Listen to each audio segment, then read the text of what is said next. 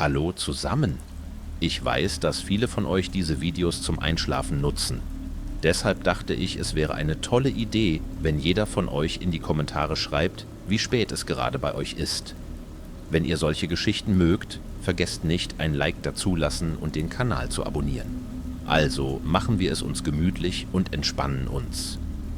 Ich weiß nicht, wer den Tempel gefunden hat. Vielleicht Bauern? Ich bezweifle, dass sie wussten, worauf sie gestoßen waren. Ich wette, sie dachten nur, sie hätten eine interessante Ruine entdeckt, und das war es. Nicht mehr als zerfallener Stein und zerbrochene Keramik. Ich war nie jemand, der selbst im Dreck gegraben hat. Ich habe nicht die Geduld für solche Dinge. Es gibt keinen Adrenalinschub dabei. Es gibt nichts, was dein Herz rasen lässt und dich am Rand hält. Bevor ich das Militär verließ, nannte mich mein alter Kommandant selbstzerstörerisch. Vielleicht hatte er in dieser Hinsicht recht. Ich mag einfach den Nervenkitzel. Ich weiß nicht, ob das daran liegt, dass ich etwas beweisen muss, oder ob es mir wirklich egal ist, ob ich lebe oder sterbe. Vielleicht bin ich einfach verdammt verrückt. Ich habe schon Fuba-Operationen durchgemacht. Menschen sterben. Du machst Dinge, die dir Albträume bereiten sollten. Aber wenn der Scheiß auf den Tisch kommt, gibt es dir die Möglichkeit zu sehen, woraus du wirklich gemacht bist. Manche Menschen brechen, manche nehmen es gelassen und einige von uns gedeihen darin. Ich werde nicht sagen, dass ich jemals eine Operation durch die Hose gehen sehen wollte. Niemand tut das. Es ist erschreckend. Aber wenn du mich bitten würdest, meine vergangenen Einsätze noch einmal zu erleben, würde ich sagen, ich würde lieber die schlimmsten zuerst noch einmal durchleben, weil diese Einsätze mich jeden Herzschlag genießen ließen. Ich bin mir bewusst, dass ich meinen Vertrag breche, indem ich diese Informationen teile. Danach kann ich meine Karriere im Kreislauf verabschieden, aber ehrlich gesagt ist es mir scheißegal. Montu Defense Services können sich zum Teufel scheren, weil sie versuchen, es zu begraben. Es gibt einige Dinge auf dieser Welt, mit denen man sich nicht anfassen sollte. Was wir dort unten gefunden haben, was wir durchgemacht haben, das war eines davon. Mein Name ist Corporal Jasmine McKay, ich war in der Hölle und das ist, was ich dort unten gesehen habe. Der Tempel befand sich in Italien, einige Kilometer von der Küste entfernt. Es war so nah an der Mitte von nirgendwo, wie wir nur kommen konnten. Ich dachte, es muss etwas Großes gewesen sein, damit jemand einen privaten Militärkonzern beauftragt hat, ihn zu bewachen. Aber ich weiß nicht mehr als das. Es war Geld. Und als Regel habe ich mich nicht mit den Auftraggebern sozialisiert. Ich blieb meistens mit meinen eigenen im Fireteam Whisky. Während du einen Auftrag mit Montu hattest, war dein Fireteam deine Familie. Ich respektierte das. Einsätze liefen normalerweise nicht in die Hose, aber wenn sie es taten, wenn du im Scheiß warst, war es schwer, sich um den Auftrag selbst zu kümmern. Wenn jemand anfängt, auf dich zu schießen, hören die Auftraggeber und ihre Interessen auf, wichtig zu sein. Alles, was zählt, bist du und dein Team. Es erdet dich, gibt dir etwas, worauf du dich konzentrieren kannst. In gewisser Weise vereinfacht es die Dinge. Whisky war eine gute Gruppe von Leuten. Ich hatte mit den meisten von ihnen schon vorher gearbeitet. Captain Fred Compton war unser bestimmter Teamleiter. Er war gepflegt, Ende 30 und hatte keinen Unsinn. Wie ich hatte er seine Zeit als Soldat abgeleistet und ich glaube nicht, dass er wirklich viel anderes in seinem Leben zu tun hatte. Ich hatte ein paar Gerüchte über schlechte Entscheidungen in Brennpunkten gehört, aber ich achtete darauf, ihnen nicht zuzuhören. Compton war für besser oder schlechter verantwortlich. Und ehrlich gesagt würde ich sagen, ich hatte schlimmere Kommandeure. Wir hatten 2 automatische Schützen, PFCs Calvin Blake und Alan Hopper. Blake war blond, jugendlich und so grün, wie man kommen konnte. Für einen Neuling hatte der Junge einen verdammt großen Mund. Hopper hingegen kannte sein Zeug. Er war fast so nah an einem Texas-Stereotyp wie nur möglich. Ein moderner Cowboy, der eine Ranch kaufen und von der Erde verschwinden wollte. Es war kein Geheimnis, dass er sich nur für das Geld interessierte. Und solange sein Geldbeutel dicker wurde, würde er fast alles tun. Unser Granatier war ein Mann, den wir einfach der Koch nannten. Ich kannte seinen eigentlichen Namen.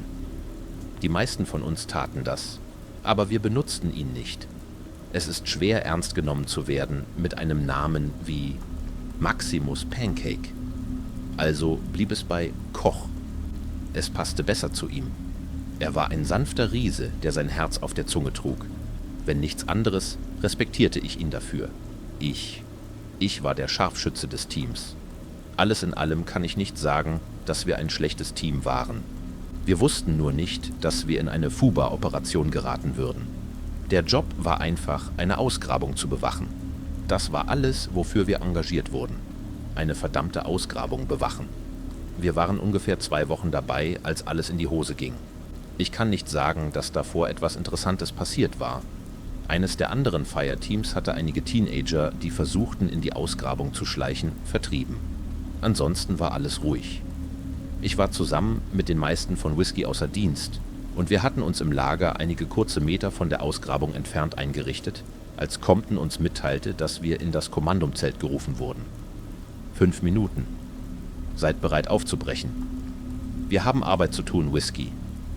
Etwas Großes, Captain? Fragte Koch. Vielleicht, antwortete Compton. Komm schon, haltet die Oberen nicht warten. Wir wussten besser, als unsere Schritte zu schleifen. Gemeinsam verließen wir unser kleines Zuhause fern von zu Hause. Das Kommandozelt war nur ein kurzer Spaziergang entfernt und ich konnte Blake die ganze Strecke dorthin fluchen hören. Was zur Hölle haben Sie, das so dringend ist?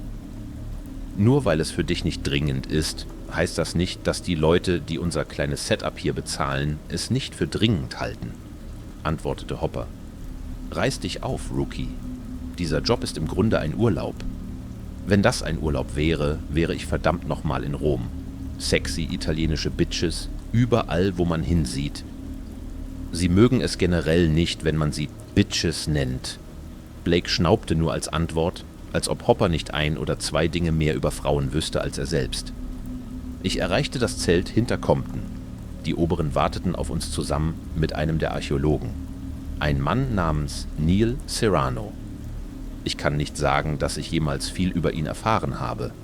Er war Mitte 30 mit akribisch gestyltem Haar und großen, plastrandigen Brillen. Sein ordentlich getrimmter Bart verlieh ihm eine Art Hipster-Aura. Die Oberen warteten, bis wir alle drinnen waren, bevor sie begannen. Entspannt euch, Whisky. Das hier ist Dr. Serrano. Ich bin sicher, ihr habt ihn schon einmal gesehen. Serrano zuckte nur mit den Schultern, lächelte schüchtern und hob die Hand zu einem höflichen Winken. Die Aufseher dieser Ausgrabung haben beschlossen, Dr. Serrano zu erlauben, tiefer in die von ihnen entdeckten Ruinen vorzudringen. Hier kommt ihr ins Spiel. Es gibt eine Blockade in einer Kammer, die zu den unteren Ebenen der Ruinen führt. Diese muss entfernt werden. Danach werdet ihr Dr. Serrano durch die unteren Ebenen begleiten. Gibt es Fragen? Ich hob die Hand. Mit allem gebotenen Respekt, Sir. Warum wird ein ganzes Fireteam als Eskorte geschickt? Dr. Serrano, Sie haben die Anfrage gestellt, sagte der Oberer und sah erwartungsvoll zu ihm. Ja, nun? Wir wissen nicht genau, was dort unten hinter der Blockade ist, sagte Serrano etwas verlegen. Während ich nichts Unerwartetes dort unten erwarte, bin ich besorgt über die Möglichkeit, dass wir einige lokale Wildtiere stören könnten. Bären, Berglöwen. Es ist möglich, dass sie einen anderen Eingang gefunden haben und dort unten sind. Bären? Fragte Blake und grinste. Ein finsterer Blick von Compton hinderte ihn daran, weitere Kommentare abzugeben. Wir sind als Sicherheitsvorkehrung dort, sagte der Captain. Koch, geh zur Waffenkammer. Hol alles, was du für eine Sprengstoffoperation brauchst. Der Rest von euch folgt den Standardverfahren. Ja, Sir, kamen die Antworten. Blake klang nur etwas weniger begeistert. Während wir uns ausrüsteten, konnte ich Blake immer noch über den Einsatz jammern hören. Sie rüsten ein ganzes verdammtes Fireteam aus, um in ein Loch zu gehen? Wozu zum Teufel brauchen Sie das ganze Team? Wir arbeiten als Einheit Rookie, sagte ich. So ist das einfach. Ja, aber für das hier. Ich bin nicht der Einzige, der denkt, dass das Zeitverschwendung ist, oder? Ich hob einfach meinen Standardkarabiner auf und drängte mich an ihm vorbei. Koch schaute zu mir, schüttelte den Kopf, während er sich fertig machte. Wir zogen weniger als 20 Minuten nach dem Briefing los und folgten Serrano zu den Ruinen. Blake hatte den guten Sinn, zumindest vor dem Doktor nicht weiter zu reden. Das Äußere des Tempels war nichts Besonderes. Es war kaum mehr als eine schmale Höhle. Ich musste meinen Kopf senken, um hineinzukommen, während ich Compton und Serrano folgte. In den Wochen, die ich dort gewesen war, war ich noch nie tatsächlich in den Tempel eingetreten. Ich war mir nicht sicher, was mich erwarten würde. Die Zeit war den Ruinen nicht gnädig gewesen. Ich hatte etwas Ornamentaleres und Beeindruckenderes erwartet. Stattdessen sah ich nur zerbrochene Überreste steinernen Bauwerks, die in zerbrochene Wände geschnitzt waren. Einige künstliche Lichter waren installiert worden, aber sie reichten kaum zum Sehen. »Koch, geh voraus«, sagte Compton, und ich musste mich gegen eine der Wände drücken, damit Koch an mir vorbeikam. »Die Blockade ist direkt diese Flur hinunter, am Ende der Kammer«, sagte Serrano. Er deutete, dass Koch ihm folgen sollte. »Du hast die Sprengladungen, oder?« »Sollen wir drinnen sein, wenn er die Dinger zündet?«, fragte Blake. »Scheint ziemlich gefährlich.« Compton öffnete den Mund, um zu antworten, hielt aber inne. Blake hatte einen Punkt. Rookies haben einen Punkt. »Koch, bist du alleine zurecht?« »Ich habe es im Griff«, rief Koch zurück. »Doc, ich werde die Sprengladungen anbringen. Aber wenn ich fertig bin, sollten wir beide wegkommen. Ich glaube nicht, dass ich genug habe, um diesen Ort zum Einsturz zu bringen, aber ich will nicht riskieren, in einem Höhleneinsturz gefangen zu werden.« »Richtig, richtig. Du bist der Chef«, versicherte ihn Serrano. Compton deutete, dass wir das Höhlensystem verlassen sollten, und wir taten es. Ich konnte Serrano leise mit Koch in der Ferne sprechen hören, aber nicht die Einzelheiten dessen, was gesagt wurde. Es vergingen ein paar Minuten, bevor sowohl Koch als auch Serrano die Höhle verließen, und ein paar Minuten später hörten wir die Explosion. Staub flog aus den Ruinen, und wir warteten still, um zu sehen, ob die Höhle einstürzen würde. Ich kann nicht sagen, dass ich besonders überrascht war, als es nicht passierte. Compton starrte in die Dunkelheit, während sich der Staub legte. Er sah zu uns hinüber, die Augen auf Blake gerichtet. »Blake, Koch, übernehmt die Führung. Lasst uns sehen, ob die Trümmer entfernt sind.« »Warte, was? Warum ich?«, protestierte Blake, während Koch wortlos hineinging. »Weil, wenn dort etwas herauskommt, ich nicht will, dass Koch es alleine handhabt. Bewegt euch.« Blake fluchte leise, bevor er Koch nach innen folgte. Für ein paar Momente konnte ich sein leises Klagen hören, bevor Cooks Stimme die Dunkelheit durchbrach. »Blockade ist frei. Sieht so aus, als wäre es sicher weiterzugehen.« Ich konnte sehen, wie Serranos Augen aufleuchteten. Er war der Erste, der zurück in die Höhle ging, und er bewegte sich mit der Begeisterung eines Kindes an Weihnachten. Compton folgte ihm mit Hopper und mir hinter ihm. Der Staub hing schwer in der Luft, während wir durch die Ruinen des Tempels gingen. Ich konnte Koch voraussehen, der vor einem frischen Loch stand, wo früher Trümmer waren. Jetzt konnte ich steinige Treppen sehen, die in die verdunkelte Erde führten.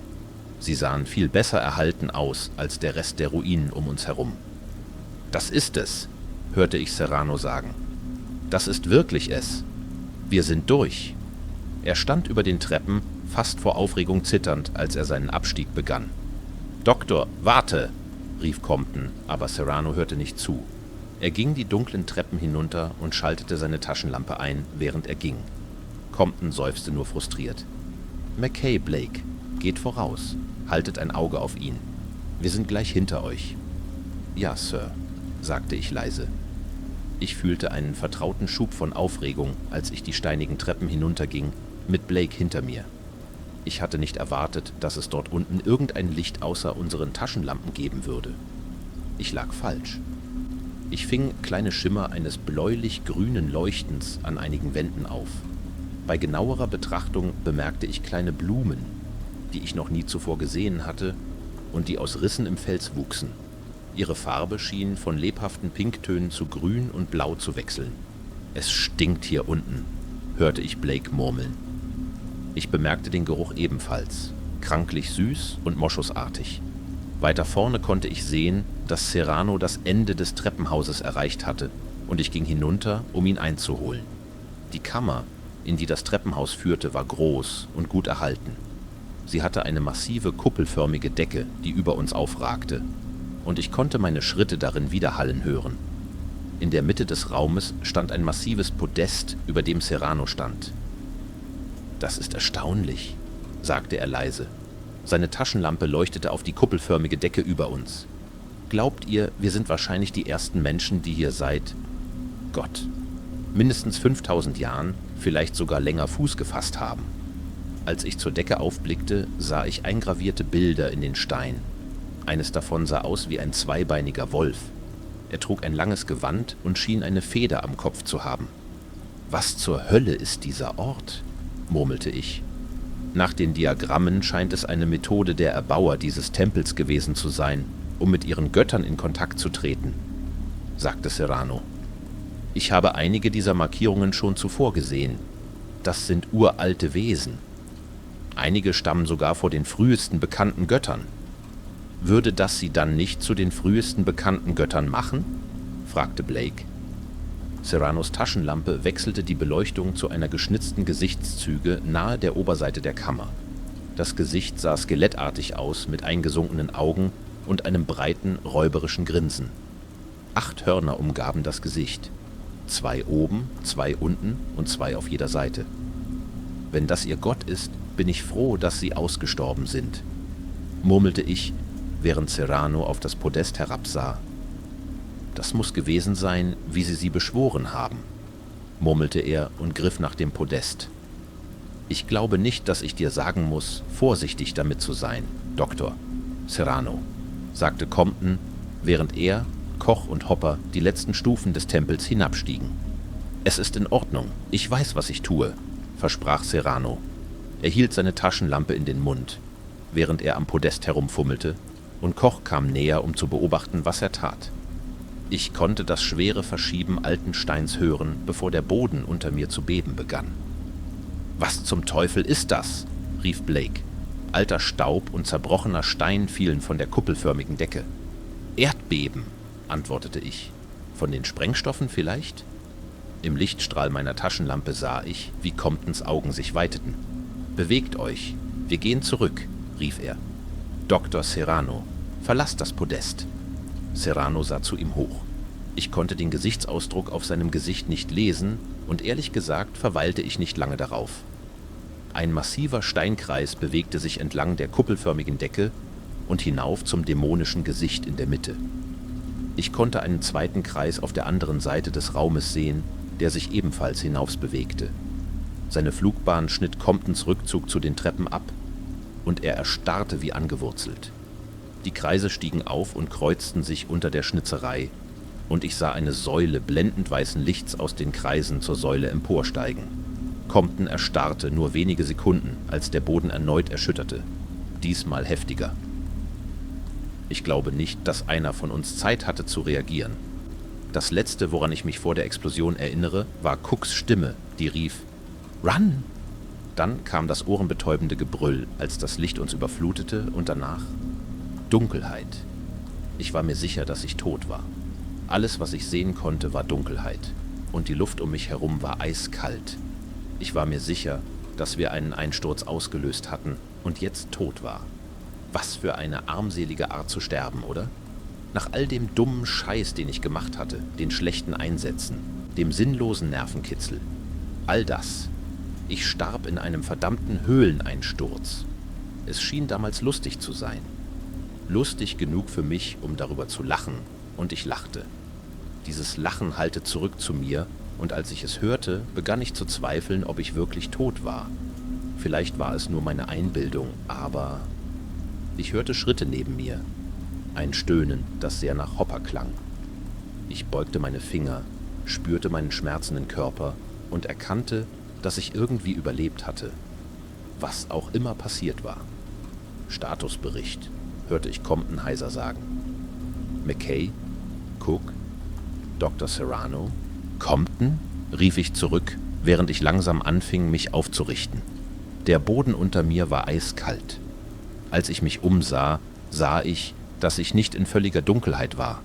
Es gab ein blasses blaues Leuchten um mich herum. Es reichte aus, um 5 weitere dunkle Gestalten zu erkennen. »Ich bin hier«, rief Hopper. »Ich auch«, sagte Cook. »Jesus Christus, was zur Hölle ist passiert?« Und da war Blake. Hopper schaltete seine Taschenlampe ein, um ein wenig mehr Licht zu bieten. Ich konnte Serrano in der Nähe auf dem Boden sehen, wie er sich langsam hochzog. Cook reichte ihm die Hand, um ihm aufzustehen. Ist die Kammer eingestürzt?« fragte Hopper. »Wo sind wir? Warum ist es so verdammt kalt?« Ich hörte das Knistern von Comptons Funkgerät, als er versuchte, es einzuschalten. »Dies ist Fireteam Whiskey. Liest mich jemand?« Keine Antwort. Es gab nur Rauschen. »Dies ist Captain Fred Compton von Fireteam Whiskey. Liest mich jemand? Bitte antwortet.« Immer noch nichts. »Hat jemand ein Handy oder so?« fragte Hopper. »Könnte sein, dass das Funkgerät kaputt ist.« »Ich habe meins«, bot ich an, während ich es aus einer Tasche zog. Ich hatte noch Strom, aber kein Signal. Ich sah Blake, wie er sein eigenes Handy überprüfte und leise fluchte. Stattdessen schaltete er die Taschenlampe seines Handys ein. »Ich hab nichts«, rief er. »Christus, sind wir hier unten lebendig begraben worden? Wie zur Hölle sollen wir hier rauskommen?« »Ich glaube nicht, dass wir begraben sind«, murmelte Cook. Er war auf die Knie gegangen und hatte eine Hand auf den Boden gelegt. »Das ist Eis. Warum sollte es Eis geben, wenn wir begraben wären?« »Eis?« fragte Compton. Er schaute auf den Boden und drückte eine Hand darauf, um es zu bestätigen. »Vielleicht sind wir in einer anderen Höhle gelandet unter der Erde?« fragte Hopper. »Ich weiß nicht.« »Serrano, du bist der Wissenschaftler.« Serrano schwieg und schaute auf den düsteren blauen Schimmer, der uns umgab. »Nun, wenn wir in einer Höhle sind, dann muss sie irgendwo hinführen«, sagte Compton. »Vielleicht finden wir einen Ausgang oder zumindest eine bessere Vorstellung davon, wo wir sind.« Ich leuchtete mit der Taschenlampe meines Handys nach oben, auf der Suche nach einem Loch in der Decke, durch das wir gefallen sein könnten. Ich sah nichts, außer ein paar zerbrochenen Steinen, die im Eis eingebettet waren. Die Form erinnerte mich an den Tempel, in dem wir gewesen waren, aber ich konnte nicht viel mehr darüber sagen. Ich sah Serrano ebenfalls nach oben schauen. »Doc?« fragte ich. Er schaute zu mir hinüber. »Was denkst du darüber?« »Ich weiß nicht«, sagte er leise. Das ergibt keinen Sinn. Dieser Bereich, in dem wir uns befinden. Das Design ist ähnlich wie die Kammer, in der wir vor der Explosion waren. Dies scheint jedoch nicht derselbe Ort zu sein.« »Also was? Wir sind teleportiert worden?« fragte Hopper. »Ich weiß nicht«, antwortete Serrano und verstummte, während er wieder zur Decke hinaufschaute. »Wir werden Zeit haben, das herauszufinden, während wir uns bewegen«, sagte Compton. »Wenn alle bereit sind, sollten wir loslegen. Der Rest der Ausgrabung hat wahrscheinlich den Einsturz gehört. Sie werden nach uns suchen. Wir sollten aufbrechen. Vielleicht finden wir einen besseren Ort, um sie zu kontaktieren. Es scheint hier nichts für uns zu sein.« Es war schwer, dem zu widersprechen. Ich schaute die anderen an und sah keinen Widerspruch in ihren Gesichtern. Compton schaute in die Dunkelheit, bevor er zu gehen begann, und langsam folgten wir 5 von uns ihm. Ich weiß nicht genau, wie lange wir gelaufen sind. Die gefrorenen Höhlen wanden und verzweigten sich in sich selbst. Das Eis war rutschig und schwer zu gehen, mit scharfen Anstiegen, die erklommen werden mussten. Ich würde sagen, wir mussten mehrere Stunden gelaufen sein, mit nur unseren Taschenlampen und dem blassen blauen Leuchten, das uns leitete. Jedes Flüstern und jeder Schritt schien in der Dunkelheit wieder zu hallen, und der Klang davon jagte mir einen Schauer über den Rücken. Noch weniger beruhigend waren die Schritte und Flüstern, die ich nicht von uns zu unterscheiden wusste. Ich war mir sicher, dass mein Verstand mir Streiche spielte, aber aus dem Augenwinkel sah ich sicher, dass sich die Schatten zu bewegen schienen. Ich hörte leise Flüstern, das von den Wänden der glazialen Höhlen widerhallte, und ich glaube nicht, dass ich der Einzige war, der sie hörte. Hopper schien an einem Punkt langsamer zu werden und ließ mich neben ihm laufen. »Du hörst es auch, oder?« flüsterte er. Ich nickte nur ernst. »Wir sind hier unten nicht allein«, sagte Hopper. »Ich glaube, sie folgen uns. Nicht sicher, ob sie nur neugierig sind oder ob sie uns etwas antun wollen.« »Siehst du sie gut genug?« »Nein. Captain sieht sie auch. Auch Cook, glaube ich. Niemand sonst gerät in Panik, also bleiben wir ruhig. Aber das fühlt sich für mich nicht richtig an. Kein Stück. Ich blickte nach hinten. In der Dunkelheit war es schwer zu erkennen, ob etwas auf uns wartete. Ein schwerer Schatten schien durch den blauen Dunst zu ziehen, was mich dazu brachte, mein Gewehr etwas fester zu halten. Aber wenn etwas da draußen war, war es noch nicht bereit, seinen Zug zu machen. Ich weiß nicht, wie viel Zeit verging, bevor wir schließlich anhielten. Compton verlangsamte sein Tempo und seufzte.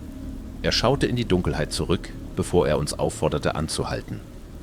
»Lasst uns eine Pause machen, Whisky«, sagte er. »Überprüft eure Geräte. Mal sehen, ob unser Glück sich verbessert hat.« Wir hatten kurze Stopps gemacht, um Anrufe zu tätigen oder jemanden über das Funkgerät zu kontaktieren, aber bisher hatten wir kein Glück gehabt. Unser letzter Stopp brachte keinerlei Verbesserung.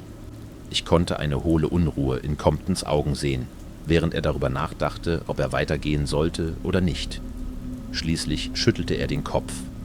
»Richtet Lager ein, versucht etwas Schlaf zu bekommen«, sagte er schließlich. »Wir schlafen in Schichten. McKay, Hopper, ihr zwei habt die erste Wache. Wechselt euch in 2 Stunden ab. Wenn ihr etwas seht, das ihr nicht mögt, schießt es.« »Sir, ja, Sir«, murmelte Hopper. Er sah zu, wie die anderen versuchten und es nicht schafften, es sich bequem zu machen. Ich weiß nicht, ob sie etwas geschlafen haben, aber es gab kein Feuer und kein Essen zu haben. Ich entfernte mich zum weit entfernten Ende einer der Höhlenstrecken, in denen wir kampierten. Die Wand war aus festem Eis und ich zog mein Messer heraus, um etwas davon abzubrechen. Es war die einzige Quelle für frisches Wasser, die wir wirklich hatten. Hopper stand näher am Rest des Lagers, starrte erwartungsvoll in die Dunkelheit und ich brach auch etwas Eis für ihn ab. Von hinter der Wand sah ich eine sich bewegende Schattenform. Eine lange, kriechende Dunkelheit auf der anderen Seite, als würde ich durch ein verschwommenes Fenster in ein Vakuum blicken. Ich wich einen Schritt zurück und beobachtete, wie die dunkle Gestalt sich kringelte und verschwand. Als ich zu Hopper hinüberschaute, wusste ich, dass er es auch gesehen hatte.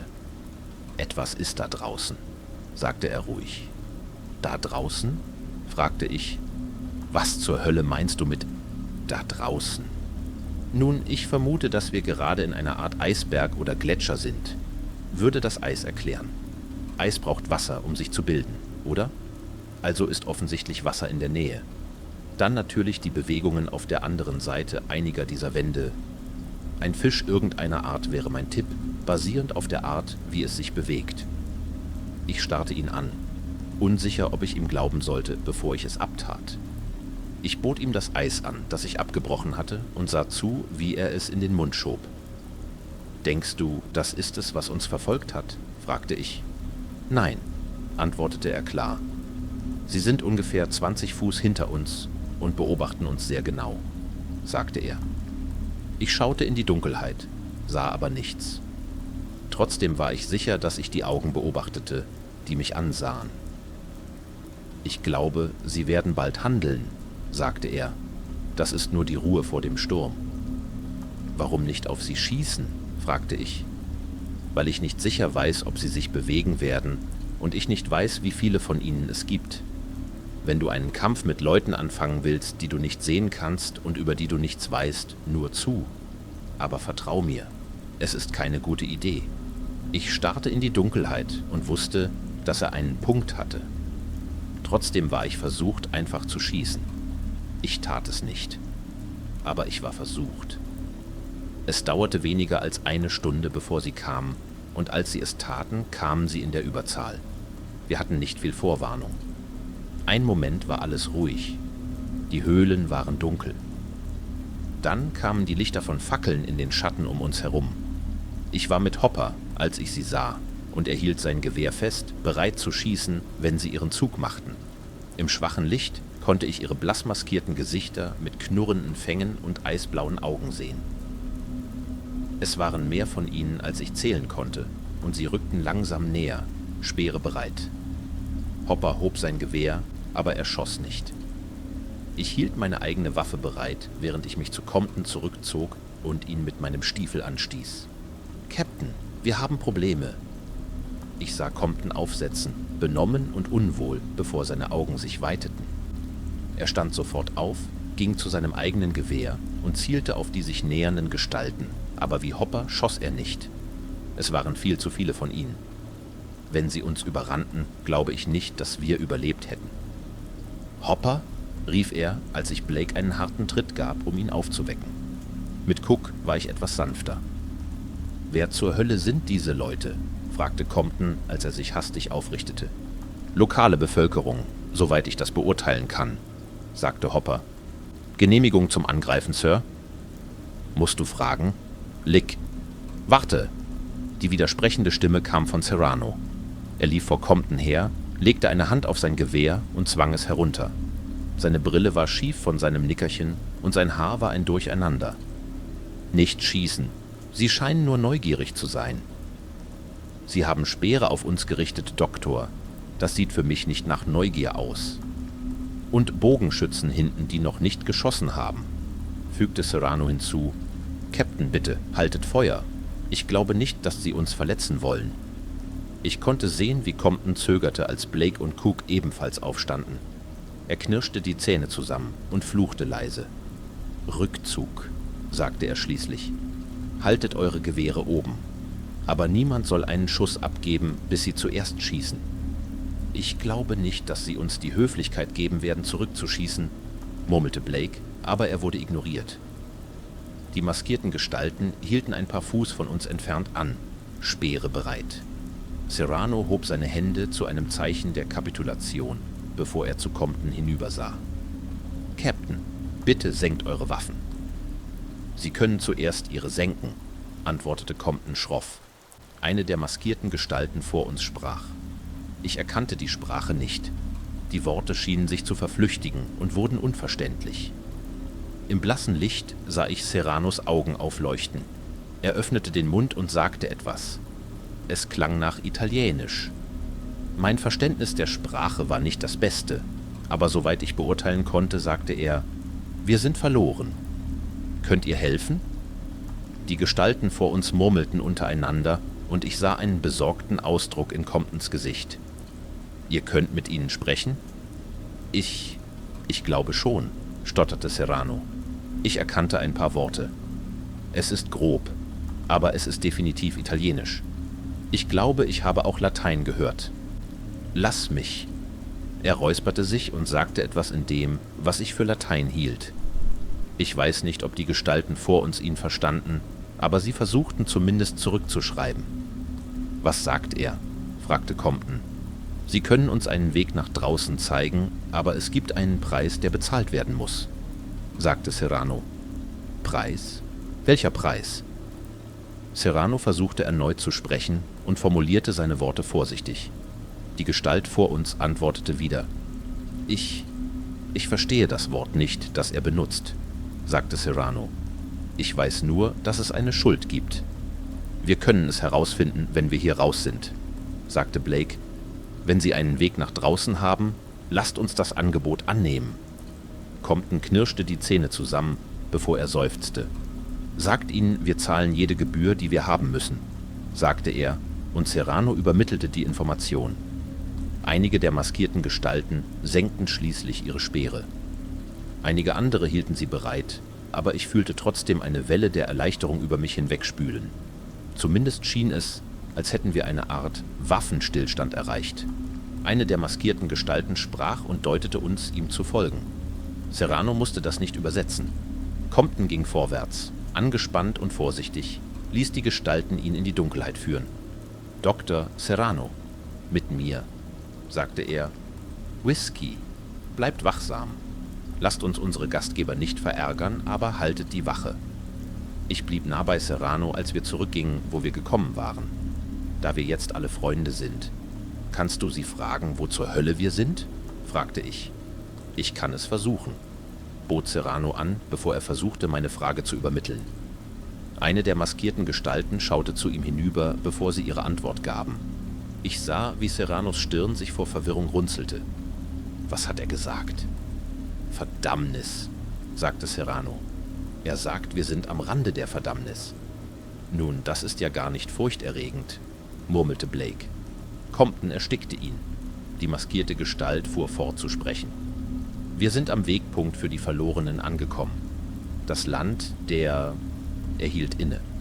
»Das Land des was?«, fragte ich. »Das Land der großen Schlange, denke ich.« »Das macht keinen Sinn.« »Wie bitte?« »Nun, in einigen frühen Kulturen war die große Schlange ein mächtiges Wesen, das von der Göttlichkeit gestürzt wurde und die Herrschaft über die Unterwelt erhielt. sagte Serrano. So etwas wie ein vorchristliches satanisches Archetyp. Erinnerst du dich an die Schnitzerei auf dem Dach der Kammer, in der wir vor der Explosion waren? Das war eine Darstellung der Schlange. Also was? Wir sind in der Hölle? Fragte ich. Nun, zumindest in irgendeiner Art Unterwelt, antwortete Serrano. Aber das macht keinen Sinn. Während wir gingen, sah ich mehr Gestalten an den Eiszäunen stehen. Sie standen wachsam da, ihre Speere an den Seiten, während wir an ihnen vorbeigingen. Und weiter vorne entdeckte ich eine hölzerne Plattform mit dicken Seilen, die in die Dunkelheit oben führten. Wir wurden auf die Plattform getrieben, während einige der maskierten Gestalten begannen, an den Seilen zu ziehen und das alte Ding hochzogen. Nun, zumindest gehen wir nach oben, murmelte ich. Vielleicht bekommen wir zumindest ein Signal und beenden diesen verlorenen Stammscheiß. Serrano nickte nur halb und schaute besorgt in die Dunkelheit. Ein Streifen hellen Lichts erschien über uns. Ich konnte seine Wärme auf meinem Gesicht spüren. Tageslicht. Es musste Tageslicht sein, oder? Wir alle blickten nach oben, als sich die Türen über uns öffneten und uns dem tiefblauen Himmel mit wispenartigen, violetten Wolken aussetzten.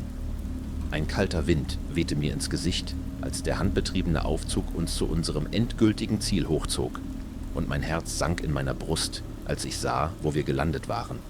Wir waren an der Oberfläche, das war mir sicher. Aber ich war mir sicher, dass wir nicht in der Nähe von Italien waren. Weißer Schnee bedeckte den glazialen Boden. Holzhütten waren in die verschneite Landschaft gebaut und große Lagerfeuer wurden errichtet, um Wärme zu spenden. Seltsame maskierte Figuren bewegten sich geschäftig. Einige warfen uns einen Blick zu, aber sie schienen uns nicht allzu sehr zu beachten. Sie sahen menschlich genug aus. Dennoch machten mich diese knurrenden Masken unruhig. Der maskierte Mann, der uns an die Oberfläche geführt hatte, deutete an, dass wir ihm weiter folgen sollten und sagte etwas zu Serrano. »Was jetzt?« fragte Compton. »Er bringt uns zum Ältesten, denke ich. Dann müssen wir wohl wählen.« »Wählen?« fragte ich. Es war Hopper, der das beantwortete. Sein Blick war auf etwas in der Ferne gerichtet. »Ist das nicht offensichtlich?« sagte er. »Wählt, wen wir opfern werden.« Ich folgte seinem Blick zum Rand des Dorfes, als ich sah, was er sah. Zuerst dachte ich, es sei ein Galgen, aber es war zu groß und sah zu sehr wie ein Kran aus, der über das Wasser gestreckt worden sein könnte. Vom Ende des Seils sah ich zwei Dinge im Wind hängen. Es dauerte einen Moment, bis mir klar wurde, dass es die frostigen Arme des vorherigen Opfers waren. Ich erinnerte mich an die massive Form, die ich auf der anderen Seite des Eises gesehen hatte, und fühlte einen unruhigen Schauer über meinen Rücken laufen. Die maskierte Gestalt, die uns ins Dorf geführt hatte, starrte uns schweigend an, aber seine Gefährten hielten ihre Speere auf uns gerichtet. Ich konnte Gestalten erkennen, die ich als Bogenschützen identifizierte, weit entfernt, bereit uns zu töten, wenn wir eine Bewegung machten, die ihnen nicht gefiel. Sicher, sie hatten uns in ihr Zuhause gebracht, aber wir waren alles andere als willkommen. Der maskierte Mann vor uns sprach und Serrano bot leise seine Übersetzung an. »Sie möchten, dass wir unsere Waffen abgeben«, sagte er. Ich sah Compton, der die fernen Bogenschützen anstarrte und die Chancen in seinem Kopf durchrechnete. Sicher, wir könnten versuchen, uns zu wehren, aber wir würden unsere Munition im Nu verbrauchen. Und es gäbe immer noch unzählige weitere maskierte Gestalten. Es gab keine Möglichkeit, unseren Rückzug zu decken. Wir waren schließlich auf einem riesigen Eisberg und hatten keine Ressourcen. »Gebt ihnen eure Gewehre«, sagte er schließlich, mit besonderer Betonung auf dem Wort »Gewehre«. Er reichte sein eigenes dem maskierten Mann vor uns, aber er berührte die Seitenwaffe in ihrem Holster an seiner Hüfte nicht.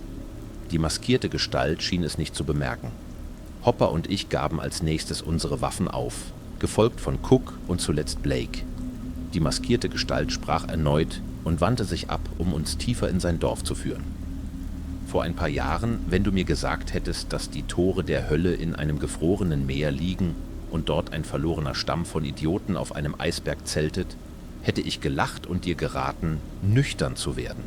Jetzt, wo ich auf dem Eisberg stand, größtenteils unbewaffnet, umgeben von diesen Idioten und auf dem Weg war, über ein Menschenopfer zu sprechen, fand ich das Ganze nicht mehr so lustig. Ohne unsere Gewehre schienen unsere Gastgeber nicht so wachsam zu sein.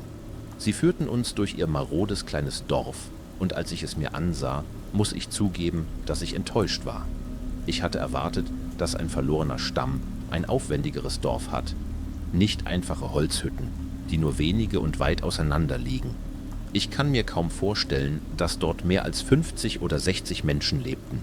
Vielleicht hätten wir sie abwehren können, wenn nicht die Tatsache gewesen wäre, dass die meisten derjenigen, die uns am nächsten standen, uns in Kebabs verwandelt hätten, sobald wir auch nur daran dachten, das Feuer zu eröffnen.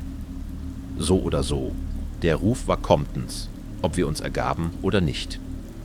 Ich vertraute ihm genug, um ihn nicht laut zu hinterfragen. Die maskierte Gestalt, die uns begleitete, ging zu einer der größeren Hütten. Sie war nur etwas größer als das Wohnzimmer meiner Wohnung zu Hause. Das Holz an der Außenseite sah so aus, als wäre es präzise geschnitzt worden.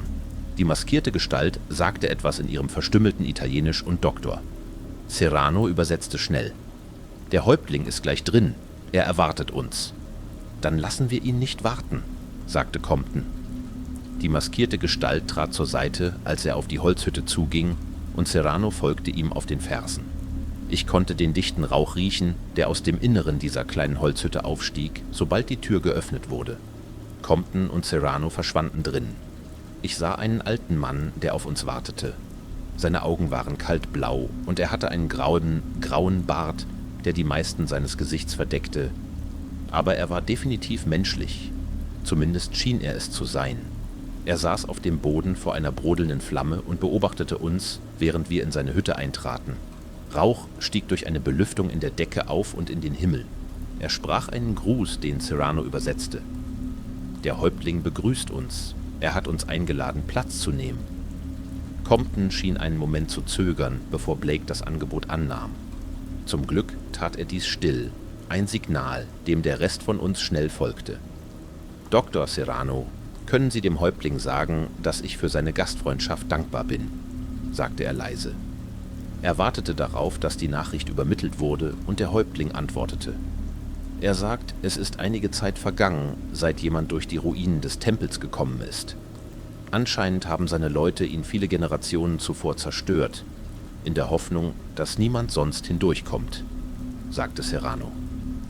Nun, es tut mir leid, dass wir in das Territorium seines Volkes eingedrungen sind. Allerdings möchten wir so schnell wie möglich den Weg nach Hause finden. Während Serrano übersetzte, sah ich einen traurigen Blick in die Augen des alten Mannes vor uns treten. Er sprach, und ich konnte sehen, wie Serrano sich bei seiner Antwort zusammenzog. Compton bemerkte es ebenfalls. »Er sagt, dass es keinen Weg zurück gibt«, sagte Serrano leise. Er bietet sein Beileid an und sagt, dass, wenn eine Abreise möglich wäre, seine Vorfahren dies schon längst getan hätten. »Was zum Teufel meinst du damit, dass es keinen Ausgang gibt?« unterbrach Blake. »Wir sind doch hier angekommen, richtig? Warum können wir nicht auf dem gleichen Weg zurückgehen, wie wir gekommen sind?« »Welchen Durchgang wir auch immer gekommen sind, er ist auf dieser Seite kaputt«, sagte Serrano. »Es ist jetzt wie eine Einwegtür. Man kann hineingehen, aber nicht wieder hinaus. Nun, es muss doch andere Türen geben, oder? Es gibt keinen Weg, dass sie nur eine gebaut haben.« »Blake, ruhig«, knurrte Compton, während Serrano wieder anfing, mit dem Häuptling zu sprechen. Der alte Mann schien von seinem kleinen Ausbruch nicht allzu beleidigt zu sein und beantwortete die Frage, die der gute Doktor ihm gestellt hatte. Er sagt, dass es vielleicht andere Tempel gibt, aber er kennt den Standort nur von einem, im Landesinneren, tief in den Bergen begraben. Der letzte Ruheplatz der großen Schlange. Der alte Mann fuhr fort zu sprechen und Serrano übersetzte weiter. Er sagt, dass sein Volk nicht ins Landesinnere geht. Jan Naga wird es ihnen nicht erlauben. Und der Rosenprinz? Nein, der Rosenprinz liegt jenseits der Ufer. Kannst du ihn fragen, was diese Dinge sind?« fragte Compton mit gerunzelter Stirn. Serrano erfüllte die Bitte und der alte Mann antwortete.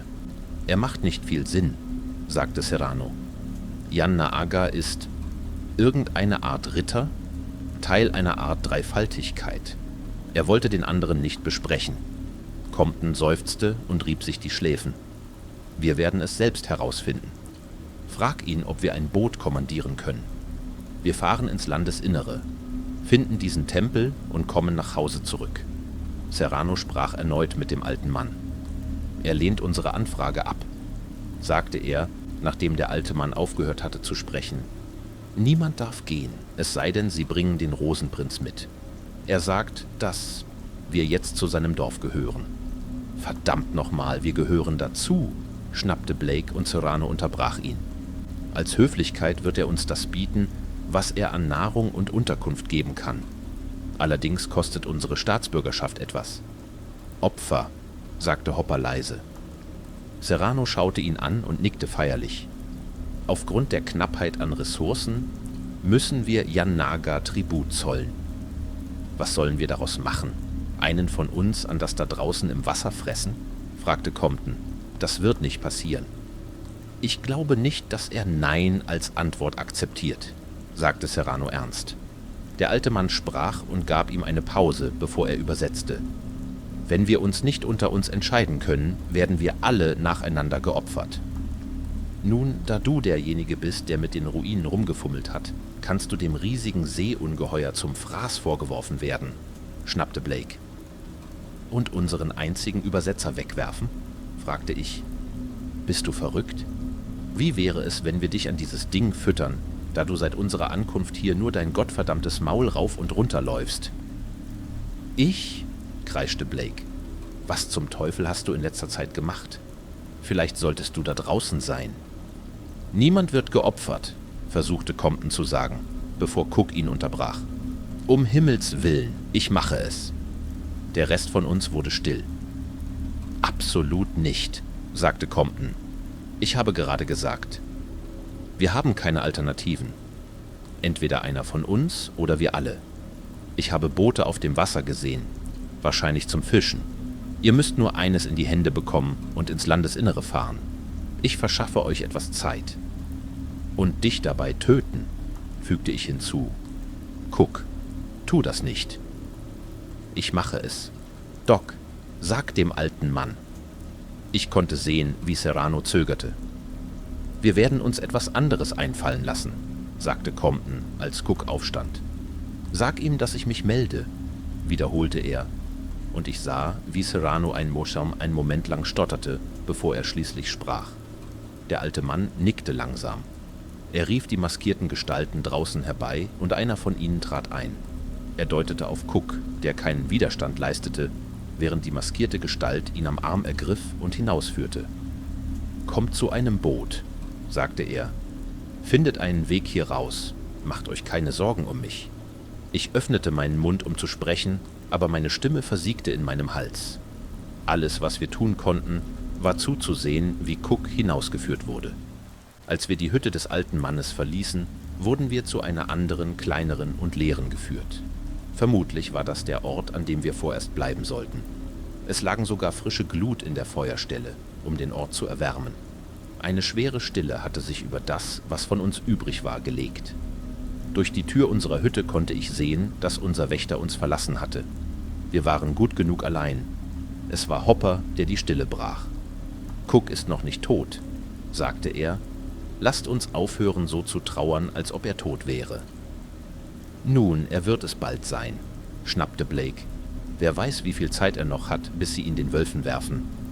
Haien, was auch immer da draußen ist.« »Genau, das bedeutet, wir müssen schnell handeln«, antwortete Hopper. »Der Plan ist doch immer noch, eines dieser Boote zu ergattern, oder?« Er schaute erwartungsvoll um sich. »Oder?« »Diese Boote sind nicht leicht zu bekommen«, warnte Serrano. »Sie werden wahrscheinlich bewacht, und das Letzte, was wir jetzt brauchen, ist, einen Kampf mit diesen Leuten anzufangen.« »Mir ist diese Leute scheißegal«, entgegnete Hopper. »Mir geht es um unsere Leute.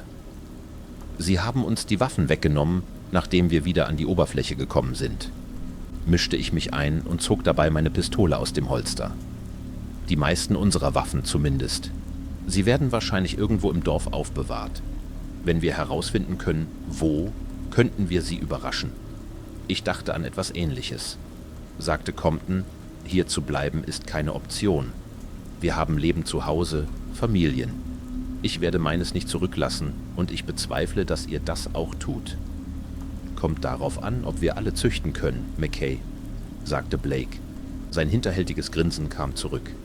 Ich hatte es in keiner Sekunde verpasst. »Willst du erschossen werden, Anfänger?« fragte ich. »Hör auf mit dem Bullshit, bis wir auf dem Wasser sind«, warnte Compton. Er starrte Blake an, bevor er fortfuhr. »Wir werden uns aufteilen. Hopper, finde Cook. Versuch nicht, ihn sofort zu überraschen. Lasst uns zuerst sicherstellen, dass wir richtig bewaffnet sind. McKay, du wirst herausfinden, wo sie die Waffen aufbewahren. Dr. Serrano, du bist bei McKay. Es ist offensichtlich, dass diese Leute mit Waffen nicht vertraut sind. Vielleicht könnt ihr sie dazu bringen, sie zurückzugeben. Blake, du und ich gehen sehen, wo sie die Boote festmachen. Wir planen eine Fluchtroute und treffen uns mit McKay und Serrano. Dann treffen wir uns mit Hopper, befreien Cook und sind auf unserem glücklichen Weg. Ich würde es vorziehen, die Verluste auf ein Minimum zu beschränken, wenn überhaupt möglich. Jeder, der zu viel Ärger verursacht. Compton zog ein Kampfmesser aus seinem Gürtel. Haltet es leise. Gott sei Dank wurden wir von dem dümmsten verdammten Stamm der Welt gefangen genommen, murmelte Blake. Wenn Sie seit Generationen keine Außenstehenden gesehen haben, wissen Sie vielleicht nicht, wie Sie am besten wieder... Ich steckte meine Waffe weg und legte eine Hand auf Serranos Schulter und zog ihn zur Tür. Hopper ging hinter mir hinaus. Ich blickte über die kalte Landschaft.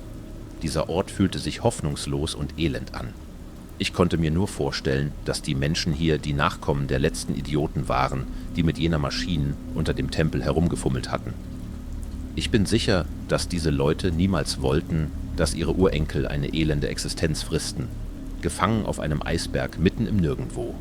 Als ich auf das glitzernde Meer am Rande des Dorfes hinaussah, sah ich nichts als ein paar weiter entfernte Eisberge. Ich schätze, ich verstand, warum diese Leute so waren, wie sie waren. Schließlich schien es, als hätten sie keinen anderen Ort zum Gehen oder etwas anderes zu tun. Wahrscheinlich gab es dort niemanden mehr, der sich überhaupt an die Welt erinnerte, aus der wir kamen. Die meisten Leute hätten sich zusammengekrümmt und wären einheimisch geworden, wenn das zum Überleben nötig gewesen wäre. Vielleicht wäre ich das auch getan, unter anderen Umständen. Aber dies waren keine anderen Umstände und ich hoffte, viel mehr als nur zu überleben. Ich wollte gewinnen. Ganz einfach. Ich durchsuchte nach etwas, das wie ein Waffenlager aussah. Nichts Besonderes fiel mir auf, außer ein paar Wachen, die uns beim Verlassen der Hütte beobachteten. Ich traf einen Blickkontakt mit einem von ihnen. »In Ordnung, Herr Übersetzer«, sagte ich. »Ihr wollt nicht, dass jemand stirbt, und ich möchte heute keinen Leichnam verstecken. Also lasst uns freundlich fragen.« »Richtig«, murmelte Serrano. »Soll ich damit beginnen, nach eurer Ausrüstung zu fragen?« »Keine Scheiße. Sag, was du sagen musst. Lasst sie uns einfach zurückgeben.« Ich stupste Serrano in Richtung der Wachen und blieb dicht hinter ihm, als wir uns näherten. Ich konnte die Nervosität in seiner Stimme hören, als er sprach. Ich konnte den Gesichtsausdruck der Wache hinter seiner knurrenden Maske nicht erkennen, aber sein Ton klang nicht allzu freundlich. »Nur Wachen dürfen Waffen im Dorf tragen«, sagte er. »Außerdem glaube ich nicht, dass sie euch schon vollständig vertrauen.« »Ja, das dachte ich auch«, antwortete ich. »Wenn die Waffen nur für Wachen sind, lasst uns herausfinden, wo die Wachstation ist.« Es gab eine Hütte am Rand des Dorfes, am Fuß eines Pfades, der ein wenig weiter hinauf auf den Eisberg führte. Ich konnte 2 Männer sehen, die sie bewachten, was bedeutete, dass dort etwas Wertvolles zu schützen war. »Da«, sagte ich und deutete auf das Gebäude. »Lasst uns einen Spaziergang machen, Doc. Wir werden mit den Wachen sprechen. Sag ihnen, wir machen uns mit der Stadt vertraut.« Serrano folgte mir zur Hütte. Aus dem Augenwinkel bemerkte ich einen der zuvor gesehenen Wachen, der mir folgte. Ich vermutete, dass sein Begleiter nach den anderen gegangen war. So oder so, ich musste mich um ihn kümmern. Als wir uns der Hütte näherten, ließ ich Serrano sein Ding machen. Er sprach mit den Männern, die die Tür bewachten, bevor er mir zurück übersetzte, was sie sagten. »Es ist ein Wachhaus«, sagte er. »Könnte das sein, was wir suchen? Ich habe nicht nach den Gewehren gefragt. Nenn es eine fundierte Vermutung, aber ich glaube nicht, dass wir das brauchen«, antwortete ich. Ich blickte zurück zu der Wache, die uns gefolgt war. »Lasst uns weitergehen, Doc«, Wir haben einen Gast und ich möchte ihm eine landschaftliche Aussicht bieten. Serrano blickte zurück zu der Wache. Er hatte einen guten Abstand gehalten und ich bezweifelte, dass er dachte, er wäre unauffällig.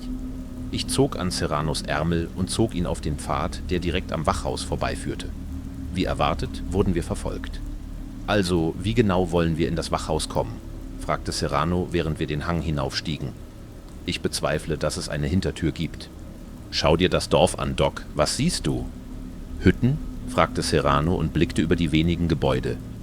»Ich nehme an, du hast nicht bemerkt, wie sie diese Hütten wärmen. Es gibt eine Feuerstelle drin und die Belüftung.« »Du kennst doch den Weihnachtsmann, oder Doc?« fragte ich, bevor ich zurück zu unserem Verfolger blickte. Wir waren weit den Hang hinauf und ich führte Serrano vom Dorf weg. Aber zuerst das Erste. Wir loswerden unseren Begleiter. Serrano ging weiter, bis wir weit genug allein und außer Sichtweite des Dorfes waren. Die kalte Luft biss und die Wache hielt Abstand zu uns.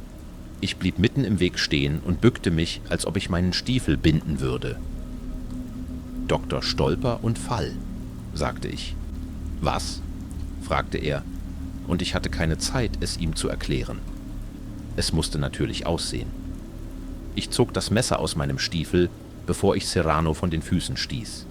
Genau wie erwartet fiel er mit einem erschrockenen Schrei und rollte den Hang hinunter.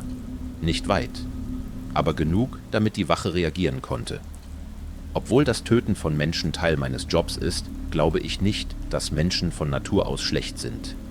Ich hatte erwartet, dass die Wache sich hinbewegt, um Serrano aufzuhelfen, und ich hatte recht. Er dachte wahrscheinlich, ich würde auf ihn zurennen, um ihm aufzuhelfen. Er dachte wahrscheinlich, dass er zuerst zu Serrano kam, weil er schneller war. Wenn nichts anderes, die Wache starb ein guter Mann. Ich machte es so schmerzlos wie möglich. Während er sich auf den Doktor konzentrierte, schnitt ich ihm die Kehle durch. Dann warf ich den Körper zur Seite und half Serrano vom gefrorenen Boden hoch.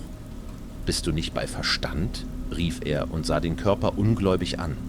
Ich kann mir nicht vorstellen, dass er jemals jemanden sterben gesehen hat. Es ist nie schön. »Er hätte das Gleiche mit uns gemacht, wenn es nötig gewesen wäre«, antwortete ich. »Atme tief durch und beruhige dich. Wir haben hier eine Aufgabe zu erledigen.« Serrano starrte mich nur an, mit weit geöffneten Augen und scheinbar ungläubig. Ich klopfte ihm auf die Schulter und steckte mein Messer zurück an seinen Versteckplatz in meinem Stiefel. »Atme. Du gehst zurück zum Wachhaus. Ich brauche dich, um mit den Jungs vorne zu sprechen, während ich auf das Dach gehe.« Serrano pausierte, kämpfte einen Moment lang, bevor er ausatmete. »In Ordnung. Und dann? Sobald ich die Gewehre habe, verbinde ich mich mit Compton und Blake. Schickt sie zu mir. Wir werden uns bewaffnen, Cook schnappen und uns zu den Booten bewegen.« Ich konnte sehen, dass er von der Idee nicht begeistert war, aber angesichts der Tatsache, dass ich gerade einen Mann vor ihm getötet hatte, schien er nicht bereit zu sein, zurückzusprechen. Er seufzte, rieb sich die Schläfen und nickte. »In Ordnung«, sagte er leise. »In Ordnung. Wie wirst du wissen, wann sie da sind? Sie werden auf die gleiche Weise reinkommen, wie ich es getan habe. Dann schlagen wir hart und schnell zu.« Wieder nickte Serrano, und als ich mich zum Gehen umdrehte, folgte er mir still. Als wir das Dorf erreichten, blieb ich zurück und beobachtete, wie er zum Vorderteil des Wachhauses ging. Von dort hatte ich eine ziemlich einfache Zeit, auf das Dach der Hütte zu klettern. Der Rauch von innen reichte aus, um mich vor dem Dorf zu verbergen, und ich wusste, dass ich dort nicht lange oben bleiben würde. In der Nähe des Wasserufers konnte ich eine Versammlung an der zuvor eingerichteten Stelle sehen. Ich erkannte den Häuptling unter den Leuten dort und fühlte einen vertrauten Stich der Panik. Sie bereiteten sich auf das Hauptevent vor. Kein Zeichen von Cook. Noch nicht. Aber uns ging die Zeit davon. Hoffentlich würden Compton und Blake mich nicht warten lassen. Die Belüftung war gerade groß genug, damit ich hindurchschlüpfen konnte. Auf der anderen Seite konnte ich sehen, dass nur ein paar glühende Glutstücke den Ort warm hielten. Es wäre keine großartige Landung, aber ich hatte Schlimmeres erlebt. Die Holzkohle und Glut knirschten unter meinen Paar Stiefeln, als ich herunterstieg. Das Wachhaus war klein, aber zum Glück leer. Ich entdeckte ein paar Speere, die an einer Wand montiert waren, und in einer Ecke lagen die beschlagnahmten Waffen. Ich ging zuerst zu meinem eigenen C7 Karabin. Glücklicherweise hatten diese Leute nicht daran gedacht, das Magazin zu entfernen. Ich stellte sicher, dass es auf Halbautomatik eingestellt war, bevor ich es mir über die Schulter legte. Aus dem Augenwinkel bemerkte ich Cooks Waffe. Wie meine war es ein C7, obwohl seine 1M203 Granatwerfer unter dem Lauf hatte. Etwas zu schwer für unsere Zwecke. Ich konnte mir nicht vorstellen, dass er es angesichts der Umstände geladen hatte. Trotzdem war es besser, es für ihn zu haben. Ich atmete aus. Das war es. Die Ruhe vor dem Sturm. Solange Compton und Blake pünktlich auftauchten, würden wir dieses kleine Dorf verlassen. Ich kann nicht sagen, dass ich irgendwelche Freude daran hatte, diesen Leuten mehr Schaden zuzufügen, als ich bereits getan hatte. Ich genieße den Adrenalinstoß des Kampfes, aber nicht die Handlung, ein Leben zu beenden. Ich bin ein Soldat, kein Mörder. Vielleicht gibt es für manche nicht viel Unterschied, aber für mich schon. Ich hörte Bewegung auf dem Dach. Ich weiß nicht, wie viel Zeit vergangen war. Genug, nehme ich an. Ich ging zur Feuerstelle, gerade als ich ein paar Beine sah, die aus der Belüftung kamen. Blake war der Erste, der herabstieg, grinste von einem Ohr zum anderen, als hätte er gerade im Lotto gewonnen. »Alles in Ordnung. Ist hier alles drin?« Ich steckte sein Gewehr in seine Hände. Ein C7, genau wie meins, Cooks und Comptons. »Halt den Mund, Anfänger«, knurrte ich, als Compton herunterstieg, um sich uns anzuschließen. Diese Leute verschwenden keine Zeit. Sie holen Cook heraus. Sah aus, als hätten sie ihn aufgezogen, als wir hier ankamen. Wir müssen ihn erledigen und jetzt schnappen, sagte er. Ich beobachtete, wie er sein Gewehr sowie Hoppers C9 LMG aufhob. Das erstere hängte er sich auf den Rücken, ähnlich wie ich Cooks Gewehr trug. Das C9 wäre gut, um Feuer zu eröffnen. Wir würden es brauchen. »Wo ist Hopper?« fragte ich. »Ich habe ihn in der Nähe der Menge erblickt. Keine Sorge, ich werde ihm sein Gewehr persönlich übergeben«, sagte Compton. Er blickte zu mir und Blake. Wir beide waren bereit. Er nickte, bevor er zur Tür ging. »Auf geht's! Waffen frei!« Das war es. Compton schlug die Tür auf. Die Wachen draußen hatten keine Chance. Er legte die erste mit einer Salve automatischen Feuers nieder und ließ die zweite fallen, bevor sie reagieren konnten.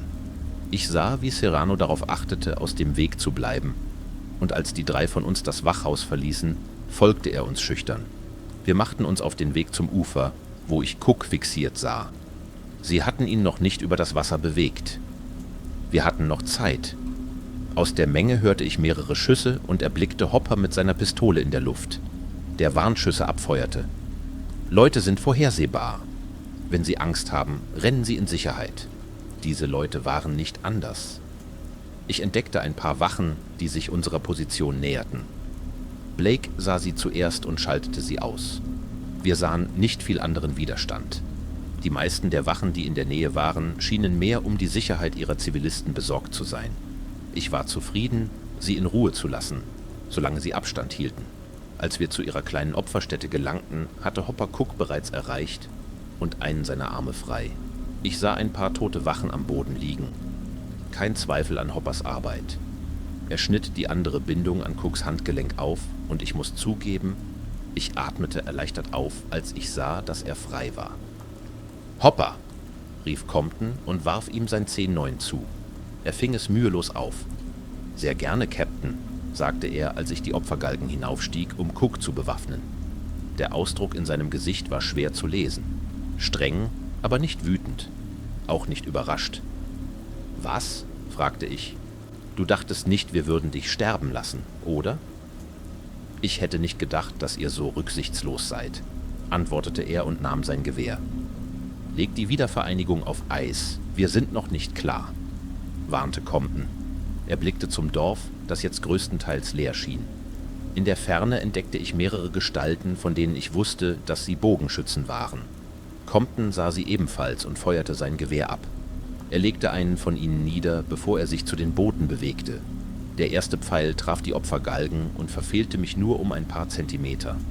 Ich sprang auf das Eis und begann schnell zu den Docks zu laufen. Wir waren fast weg. Fast. Der ganze Eisberg bebte plötzlich heftig. Ich sah Schnee von seinen höheren Gipfeln abröckeln und auf die Hütten unten fallen. Blake verlor seinen Halt und brach zusammen, als etwas aus dem eiskalten Wasser direkt vor der Küste austrat. Es regnete auf uns herab, durchnässte unsere Kleidung, als etwas aus den Tiefen aufstieg und in die düstere rosa Abenddämmerung eintauchte. Es zu beschreiben wäre schwierig.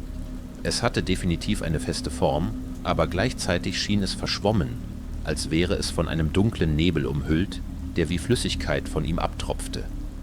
Sein Körper war schlängelnd, das war sicher, und es schien dunkle Ranken irgendeiner Art von ihm abzutrennen. Meistens um seinen Kopf herum. Es hatte keine Augen, die ich sehen konnte, aber sein atemloses, keuchendes Schreien spaltete fast meinen Schädel mit seiner ohrenbetäubenden Lautstärke.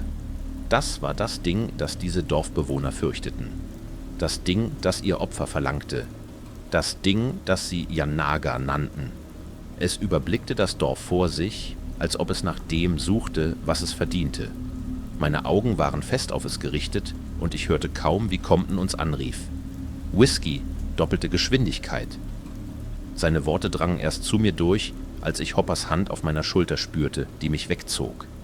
Dieses Ding starrte auf das Dorf herab, nahm die Szenerie einen Moment lang in sich auf, bevor die schwarzen Ranken auf die einfachen Holzhütten, die es sah, abgefeuert wurden. Mit der gleichen Mühe, wie ein Kind eine Sandburg umwirft, zerstörte es sie. Reduzierte sie auf kaum mehr als Splitter. Dieses Dorf hielt kaum ein paar Minuten. Ich habe den Tod schon gesehen. Ich habe Menschen aus keinem anderen Grund getötet als: das war der Job. Aber in jedem Szenario waren die Menschen, die ich tötete, einfach ich selbst in einer anderen Uniform. Ein weiteres Stück im gleichen dummen Spiel, das den gleichen Job machte wie ich. Und in dem Moment war es immer sie oder ich. Das war etwas anderes. Zu sehen, wie das Dorf mühelos verwüstet wurde. Leben verloren und zerstört. Ich weiß es nicht. Zum ersten Mal in meinem Leben fühlte sich dieser Adrenalinstoß nicht mehr so gut an. Ich denke mehr als alles andere. Es gab eine ekelerregende Erkenntnis in meinem Bauch, dass wir das verursacht hatten. In unserer egoistischen Eile, einen unserer eigenen zu retten, hatten wir diesem Ding sein Opfer verweigert und es hätten wir verärgert. Es war genug, um mich zu fragen, ob wir Cook hätten sterben lassen sollen. Die Weisen, die noch nicht drinnen waren, flohen in Sicherheit. Einige gingen die Hänge des Eisbergs hinauf in der vergeblichen Hoffnung, außerhalb der Reichweite dieser Entität zu bleiben. Einige rannten zu dem Lift, der uns aus den glazialen Höhlen unten herausgebracht hatte. Andere schienen auf die Boote zuzusteuern. Das Ding im Meer konzentrierte sich zuerst auf diejenigen, die die Hänge hinaufgingen. Es stürzte sich auf sie, befleckte das Eis schwarz, während es schien, sie in irgendeine verdrehte Klaue zu verschlingen, die es verbarg. Ich schätze, wir sollten uns glücklich schätzen, dass es sie zuerst angegriffen hat. Wir waren selbst fast bei den Booten. Das Geräusch von Schüssen holte mich zurück. Es zog mich von meinem Staunen über die Zerstörung um mich herum weg. Ich sah Blake, der in eine Menge fliehender Dorfbewohner schoss. Ich weiß nicht, wie viele er getötet hat. Compton und Cook waren bereits auf einem der Boote und ich sah einen entsetzten Blick auf Comptons Gesicht. »Kehre verdammt nochmal zurück«, hörte ich Blake sagen, bevor Hopper ihn an den Schultern packte und zu Boden schleuderte. Mit einem wütenden Brüllen schlug seine Faust in Blakes Gesicht und brach sich die Nase. »Bist du nicht bei Verstand?«, brüllte er, während er auf ihn herabblickte. Blake hustete und erstickte an seinem eigenen Blut, bevor er antwortete. »Sie versuchen, unser Boot zu stehlen.« »Es gibt mehr als eines«, knurrte Hopper, als Blake versuchte, sie abzuwehren. Compton rannte vom Boot weg, ließ Cook zurück, um es zu sichern. Er legte eine Hand auf Hoppers Schulter und drängte ihn zu gehen. Ich sah Hopper einen Moment zögern, bevor er aufstand und auf das Wesen blickte, das aus dem Meer aufstieg. Seine wabernde Masse drehte sich, und obwohl es keine Augen hatte, konnte ich sehen, dass es uns ansah. Blake kletterte wie die kleine Kakerlake, die er war, weg, Richtung Boot. Er entging nur knapp, von Serrano überrollt zu werden, und ich brauste an ihm vorbei in meinem Rennen zur Sicherheit. Als ich es zum Boot geschafft hatte, sah ich Cook, wie er seinen Granatwerfer lud. Compton und Hopper waren direkt hinter mir, obwohl ich sah, wie Hopper innehielt und zu Blake zurückschaute. Cook feuerte seine Granate ab, traf das Wesen an seinem Kopf. Ich sah, wie es sich zurückzog. Sein Körper schien sich durch den Aufprall zusammenzuziehen, während es einen ohrenbetäubenden Schrei des Schmerzes ausstieß. Aus dem Augenwinkel sah ich Hopper, wie er rannte, um Blake aufzuhelfen und ihn zum Boot zu schleppen. Ich sah den Ranken, bevor Hopper es tat, aber bis ich meinen Mund öffnete, um ihn zu warnen, war es zu spät. Es schien ihn nur leicht zu streifen, aber der Blutregen auf dem Eis zeigte mir, dass es ihn tief durchschnitten hatte. Ich sah Blakes Augen sich weiten, als Hoppers Körper zur Seite geschleudert wurde. Er richtete sich auf, zögerte einen Moment, bevor er zu seiner Seite eilte. Ohne zu zögern verließ ich das Boot und rannte ebenfalls zu Hopper. Seine Augen waren offen. Er atmete und im Grunde war er noch am Leben. Sein Gesicht war rot vom eigenen Blut und ich konnte Knochen durch den diagonalen Schnitt über seinen Oberkörper sehen. Er sprach nicht. Ich weiß nicht, ob er die Energie dazu hatte. Blake stand vor ihm, verblüfft und fast nutzlos. Er sah mich an wie ein Reh im Scheinwerferlicht. »Hilf ihm auf«, befahl ich, während ich einen von Hoppers Armen nahm und ihn über meine Schulter hob. Blake tat, was ich verlangte, und das still. Vom Boot aus sah ich, wie Cook eine weitere Granate auf das Wesen feuerte. Es zog sich vor der Explosion zurück. Seine Ranken fuchtelten, aber zum Glück waren wir außerhalb seiner Reichweite. Blake und ich hoben Hopper ins Boot und setzten ihn auf das Deck. Ich konnte sehen, wie Serrano sich abmühte, die Masten zu entrollen und das Boot zu steuern, während Compton an meiner Seite eilte, um Hopper zu inspizieren. »Wie geht es ihm?« »Schlecht«, antwortete ich. Ihn zu bewegen, hatte ihm keinen Gefallen getan. Seine Wunde schien breiter als zuvor, und ich konnte seine Eingeweide am unteren Rand der Wunde hervorblitzen sehen. »Lass mich darum kümmern. Blake, McKay, bringt uns hier raus und entfernt dieses Ding von uns.« Ich zog mich von Hopper weg, während Compton tat, was er konnte, um erste Hilfe zu leisten. Das Boot schwankte, als Serrano uns bewegte. Ich hob mein Gewehr und zielte auf die wabernde Schlange, während sie versuchte, sich für einen weiteren Angriff zu sammeln. Die Zähne zusammengebissen vor Wut, eröffnete ich das Feuer auf sie und leerte mein Magazin in ihre Richtung. Meine Kugeln schienen keine Wirkung zu haben, aber Cooks dritte Granate tat es verdammt nochmal. Das Wesen wickelte sich zusammen und spannte sich an, brüllte vor Wut und Schmerz.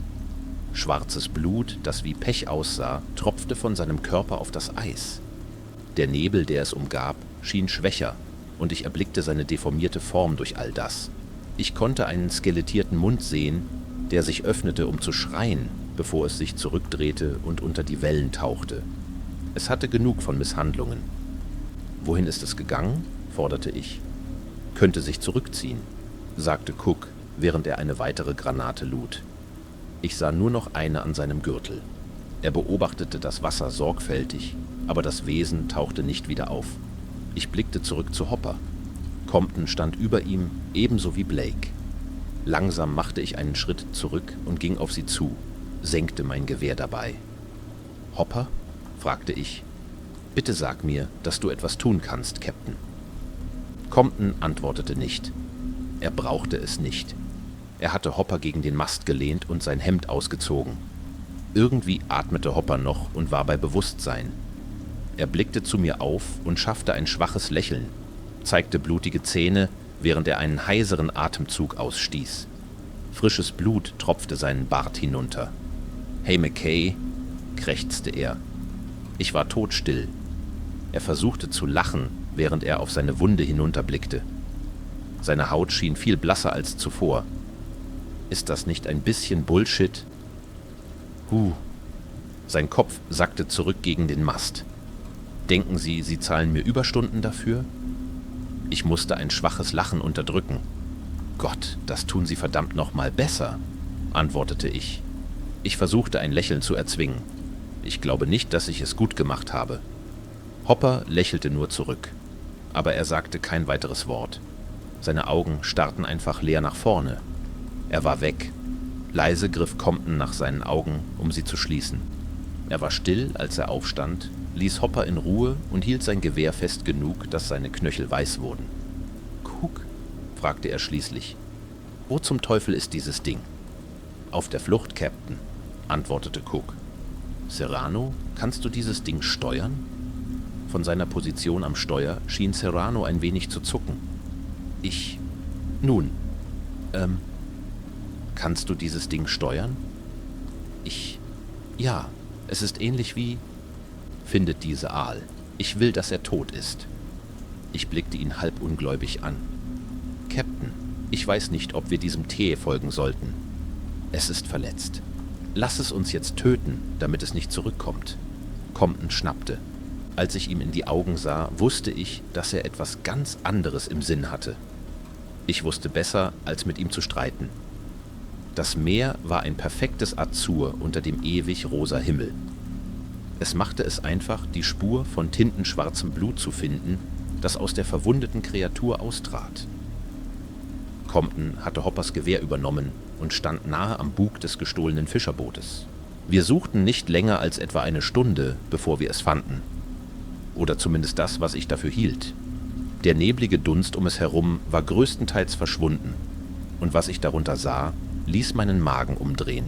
Ich konnte das verbrannte, verrottende Fleisch von mehreren Kilometern entfernt riechen, und es war genug, um mich zum Würgen zu bringen. Es gab keinen Weg, dass es so schnell verfallen war, und doch sah es so aus, als ob es zu verrotten begann. Die Kreatur hatte keine Haut. Ihre Muskeln, Knochen und Sehnen waren für alle sichtbar und sie sahen verformt aus. Ihr exponierter Schädel schien fast menschlich. Das Gesicht war verlängert und der Mund hing offen, enthüllte unzählige Reihen von gezackten Zähnen. Auf den ersten Blick hätte ich schwören können, dass sie tot war, aber die aufflammenden Kiemen an ihrem Körper sagten mir, dass sie ums Atmen kämpfte. »Was zum Teufel ist das?« murmelte Cook, während er sich dem Rand des Bootes näherte, um es anzustarren. Compton blieb still und studierte es, als wolle er sicherstellen, dass es dieselbe Kreatur war, der wir begegnet waren. Anhand der verbrannten, zerlumpten Wunden an ihrem Körper nahm ich an, dass es das war. Die Granaten hatten Knochen zerbrochen, Muskeln verbrannt und weggesprengt, und schwarzes Blut tropfte aus den Wunden. Die augenlosen Augen der Kreatur fixierten uns, und es war etwas in ihnen, das mir einen Schauer über den Rücken jagte. Compton starrte finster, als ob er es durch pure Hassabsicht töten wollte. Die Kreatur bewegte sich nicht, und als Compton sein Gewehr hob und auf sie schoss, tat er dies aus Hass, aber es könnte genauso gut Mitleid gewesen sein. Wahrscheinlich hatte er es vor der Qual, langsam an seinen Verletzungen zu sterben, gerettet, nur um Hopper zu rächen. Er verschwendete fast ein ganzes Magazin daran, dieses Ding tot zu schießen. 220 Schüsse, nur um sicherzustellen, dass dieses Ding tot war. Als er fertig war, als die Kiemen aufhörten, sich zu bewegen, starrte er nur auf sie. »Doktor, findet einen Kurs ins Landesinnere«, sagte er, als ob nichts passiert wäre. Serrano starrte ihn nur vom Steuer aus an und sagte kein Wort des Protests, als er das Schiff von der Kadaver der Janaga wegdrehte. Alan Hopper verdiente keine ruhige Beerdigung auf See in einer unbekannten anderen Welt, aber genau das ist ihm trotzdem passiert.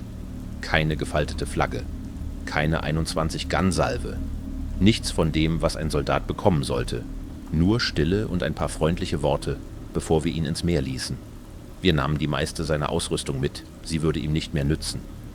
Ich weiß nicht, wie viele Stunden vergangen waren, ohne dass sich der Himmel veränderte. Wo immer wir auch waren, das Licht schien nie zu verblassen. Es blieb einfach in einem permanenten Zwielichtton. In der Ferne konnte ich andere Eisberge mit Rauchschwaden sehen, die von ihnen aufstiegen. Wahrscheinlich waren dort auch andere Dorfbewohner mit weiteren Überlebenden. Ich nehme an, es war irgendwie eine Erleichterung zu wissen, dass die Menschen, die wir getroffen hatten, nicht die einzigen da draußen waren. Vielleicht würden die Flüchtlinge aus dem Dorf Jannaaga, das zerstört wurde, dort Zuflucht finden. Es war ein tröstlicher Gedanke. Nachdem wir dieses Wesen getötet hatten, schickte Compton Blake und mich unter Deck. »Lasst uns einen Überblick über die verbleibenden Vorräte auf diesem Schiff machen. Vielleicht finden wir eine Karte«, sagte er. Er klang erschöpft. »Ich schaue, was ich zusammenkriegen kann«, versprach ich. Compton antwortete nicht und schickte mich auch nicht zurück. Ich ließ ihn in Ruhe und gab Blake einen leichten Stoß, damit er mir nach unten folgte. Der untere Deck unseres Schiffes war größtenteils ein Laderaum. Es gab einige Fischernetze und ein paar abgenutzte Kisten mit seltsamen rosa Fischen, die in Eis verpackt waren. Sie wären wahrscheinlich gut genug zum Essen. Ich ließ Blake in der Nähe des Eingangs zurück und hörte, wie er herumtrat und einige Fässer durchsuchte, während ich zum hinteren Teil des Laderaums ging. Dort gab es etwa 4 Hängematten aus Tierhäuten, in denen wir schlafen konnten. Nicht viel, aber besser als nichts. Ich durchsuchte sie, halb in der Hoffnung, eine Karte zu finden, als ich es hörte. Jemand atmete. Aus dem Augenwinkel sah ich, dass Blake immer noch am anderen Ende des Laderaums war. Er hatte ein Stück Papier gefunden, das aus der Ferne wie eine Art Karte aussah. Das Atmen war nicht seins und offensichtlich auch nicht meins. Das Atmen hörte auf, als ich zu einem kleinen Stapel Kisten links von mir schaute, und als ich mich näherte, war nur noch Stille. Von wo ich stand, konnte ich jedoch erkennen, dass hinter ihnen ein Platz zum Verstecken war. Instinktiv legte ich die Hand über meine Pistole, als ich die Kisten umrundete, um zu sehen, wer oder was auf mich wartete. Etwas bewegte sich und zog sich tiefer ins Versteck zurück. Ich zog meine Waffe und bewegte mich fast automatisch, bevor ich sah, auf wen ich zielte. Es war ein Mädchen, kaum älter als ein Teenager, mit verhedderten, wirren roten Haaren und jadegrünen Augen. Sie sagte etwas, das ich vermute, übersetzte sich in »Bitte verletze mich nicht« oder so ähnlich. Sofort senkte ich meine Waffe. Hinter mir hörte ich, wie Blake kam, um die Aufregung zu untersuchen. »Jesus, ist noch jemand an Bord?« jammerte er. Ich warf ihm einen Blick zu und warnte ihn, den Mund zu halten, während ich eine Hand zum Mädchen hob. »Es ist in Ordnung«, sagte ich zu ihr. »Wir sind nicht hier, um dir zu schaden.« Ich machte einen Schritt zurück und gab ihr etwas Raum. Ich konnte ihre ängstlichen Blicke auf mich spüren. »Hol Serrano«, sagte ich zu Blake. »Serrano? Warum?« »McKay, wir haben gerade das Dorf dieser Schlange vernichtet. Sie ist hier, um uns die Kehlen durchzuschneiden, wenn wir schlafen. Lass uns einfach einen Schuss in ihren Kopf.« Ich drehte mich um, packte Blake bei den Eier und drückte so fest ich konnte, bevor ich ihm die Mündung meiner Waffe in den Mund zwang. »Wie wäre es, wenn ich eine Kugel in deine stecke?« knurrte ich. Ich war sehr, sehr geduldig mit dir, Blake. Sehr verdammt geduldig. Aber jetzt bin ich am Ende. Wir haben gerade einen unserer eigenen beerdigt wegen dieses Schwachsinns, den du im Dorf zurückgezogen hast. Also würde ich an deiner Stelle sehr genau über die Worte nachdenken, die aus meinem Mund in den nächsten Tagen kommen.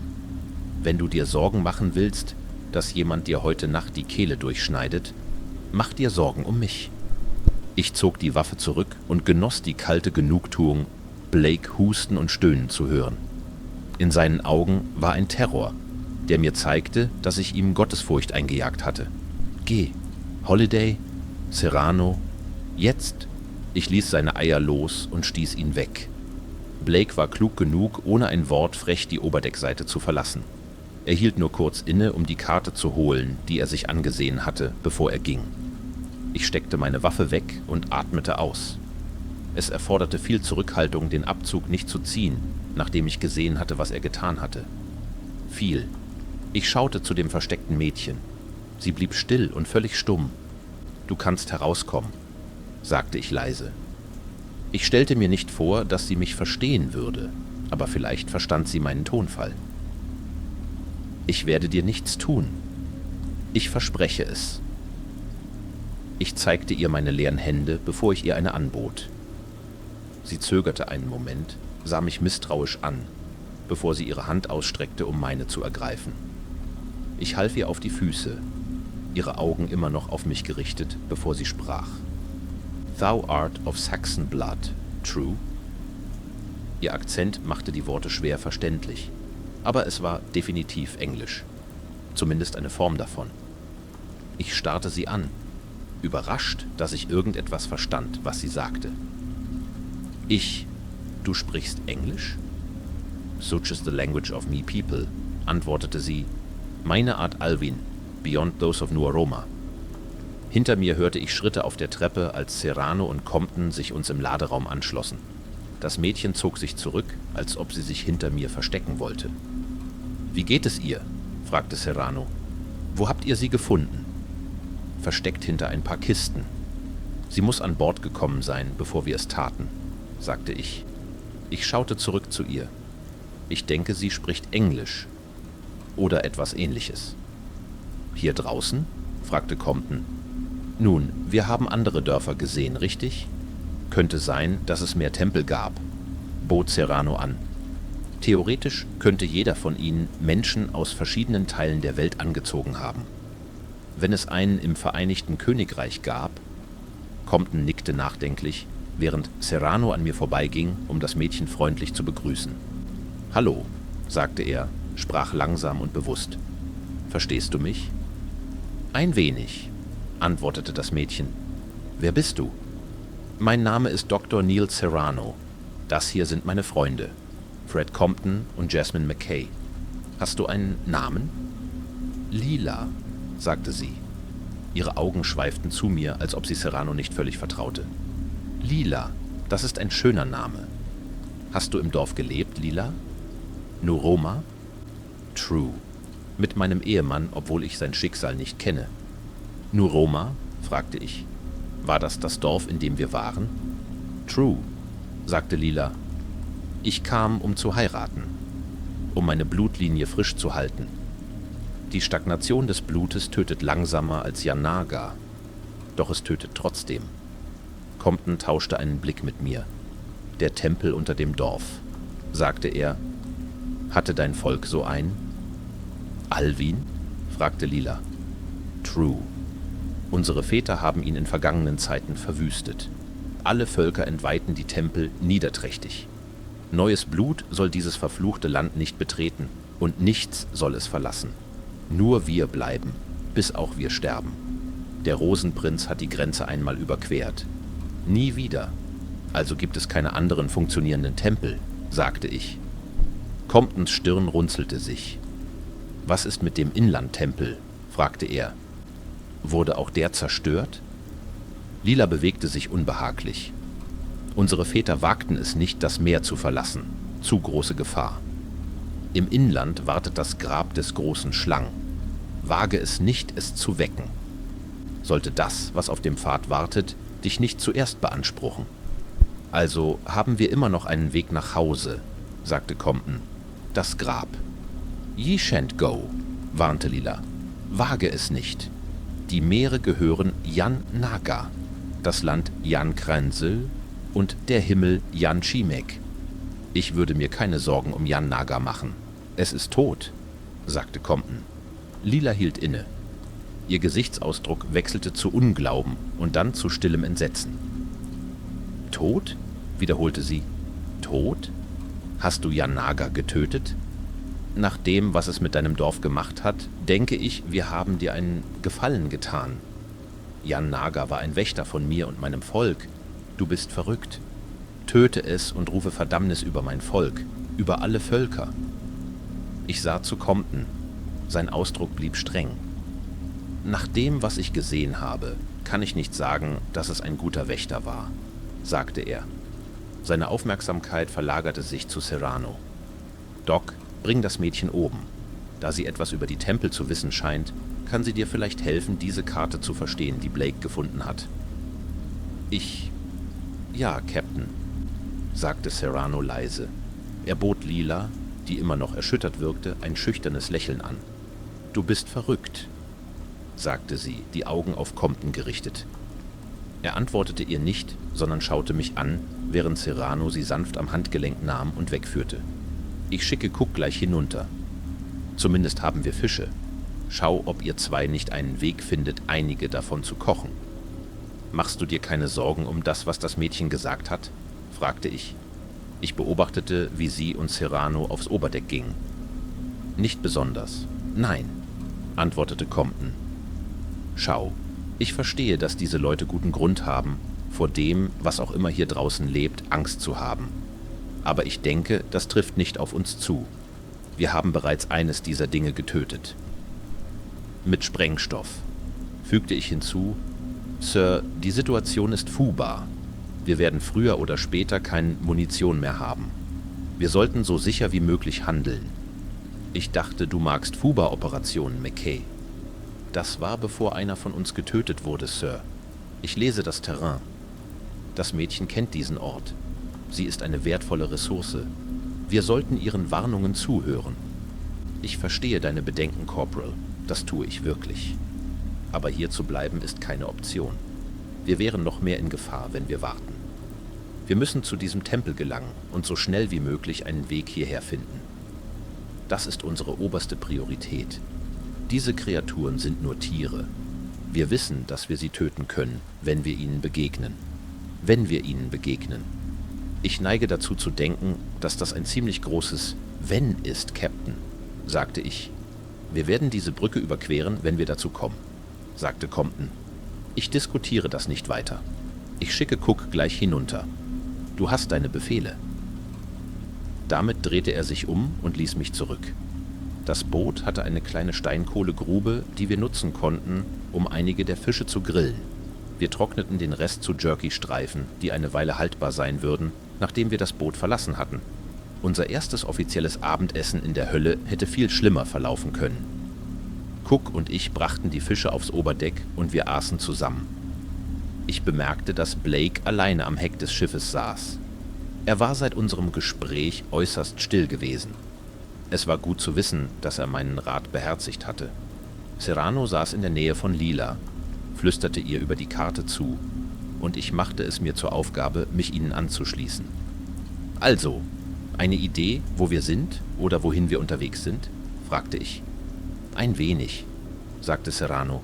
Lila hier hat mir geholfen, diesen Ort zu verstehen. Diese Welt, sie ist seltsam. Schau dir die Form der Karte an. Ich beugte mich vor, um sie zu studieren. Es war ein kreisförmiges Bild mit einer Landmasse, die von einem Ozean umgeben war. Ich konnte nicht viel daraus erkennen. Wir sind hier, in der Nähe des Randes, sagte Serrano und zeigte auf einen Punkt im Wasser. Wir bewegen uns ins Inland, also vermute ich, dass das Grab der großen Schlange hier ist.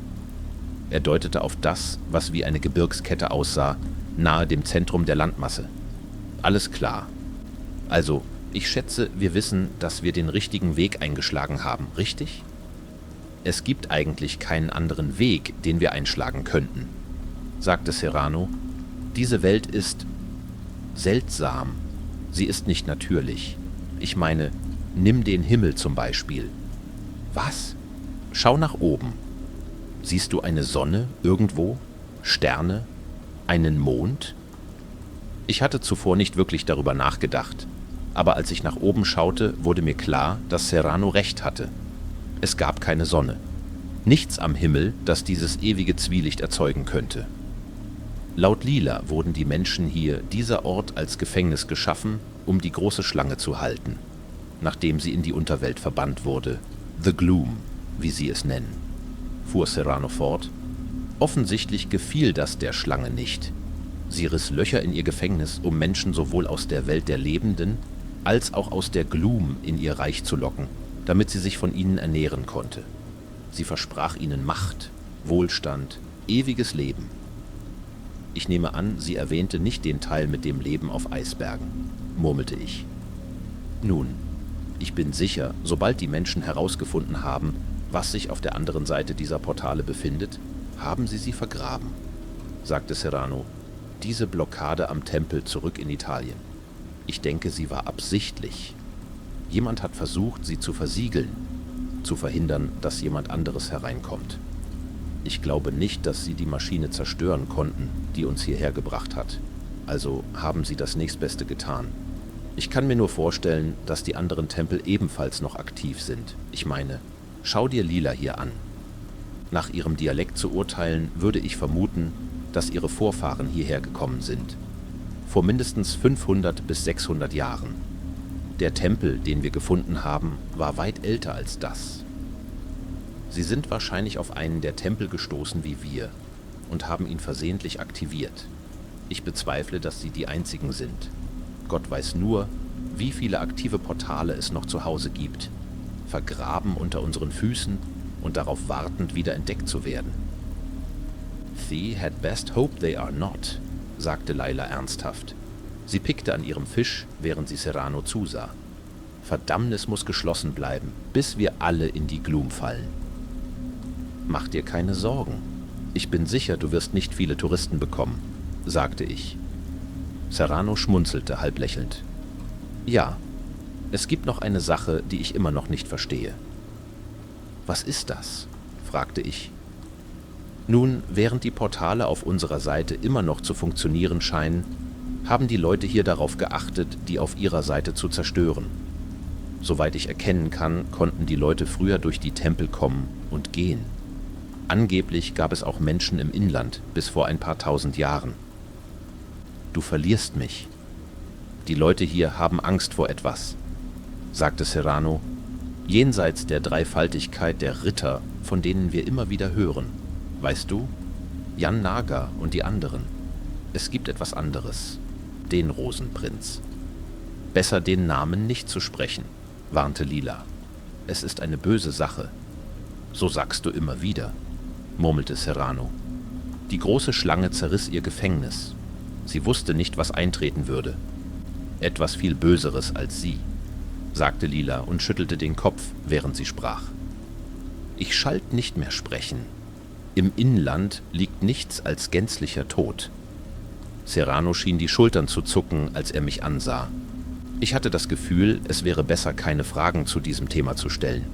Allein die Erwähnung entwich der Farbe aus Lilas Haut. Ich halte uns dafür glücklich, dass wir in den nächsten Tagen auf See keinen Ärger hatten. Die Hängematten waren nicht die bequemsten zum Schlafen, aber wir kamen zurecht. Wir schliefen im Wechsel. 2 schliefen, während 4 arbeiteten. Ich verbrachte die meiste Zeit damit sicherzustellen, dass wir Rationen hatten, wenn wir Land erreichten. Rückblickend kann ich sagen, dass die Tage auf dem Schiff die einfachsten waren. Es war, als wir endlich das Ufer erreichten, dass alles schief ging. Cook war der Erste, der es bemerkte, und Serrano nahm uns auf. Ich erinnere mich, als ich aufs Oberdeck kam, um das Land vor uns zu sehen. In der Ferne konnte ich Berge über einer Baumreihe seltsamer Flora sehen. Bäume, die ich nicht kannte, mit rosa und schwarzen Blättern. Pilze, die in seltsamen Schichten wuchsen. Und ein Strand mit Sand so schwarz wie die Nacht. Es sah aus wie etwas aus einem Fantasy-Roman oder einem Fiebertraum. Fremd und doch vertraut. Auf dem schwarzen Sand, in kurzer Entfernung, sah ich ein weiteres Schiff nahe dem Ufer gestrandet. Eines, das fast genau wie unseres aussah. Lila schien es auch zu bemerken. Sie konnte nicht aufhören, es anzustarren. Könnten einige Überlebende sein, bot ich an, als ich mich ihr näherte. Sie schaute zurück zu mir, ihr Ausdruck kalt und fast verbittert. »Nee«, sagte sie ruhig, »keine Überlebenden, Mackay, nicht hier.« Als wir das Schiff zum Strand brachten, genau wie das wir in der Ferne gesehen hatten, fühlte ich einen unbekannten Knoten in meinem Magen. Ein Gefühl von Unrecht. Eindringen. Es war kein Gefühl, das ich ignorieren wollte, obwohl ich nicht glaube, dass ich eine große Wahl hatte. Als wir das Schiff in seichtem Wasser strandeten, war Compton der Erste, der ausschied. Er hielt Hoppers Waffe in der Hand, als er auf den schwarzen Sand hinunterstieg, und Blake war der Erste, der ihm folgte. Als ich das Boot verließ, überblickte ich die seltsame Landschaft um mich herum. Der Sand verschob sich unter meinen Stiefeln, während ich Cook half, einige der mitgebrachten Vorräte auszuladen. Lila blieb im Boot und beobachtete uns. Sie schien nicht in Eile zu sein, auszusteigen. »Mackay«, rief Compton, »lass das Auspacken Blake überlassen. Ich brauche dich für die Aufklärung.« »Alleine, Sir?« fragte ich. »Du und Cook.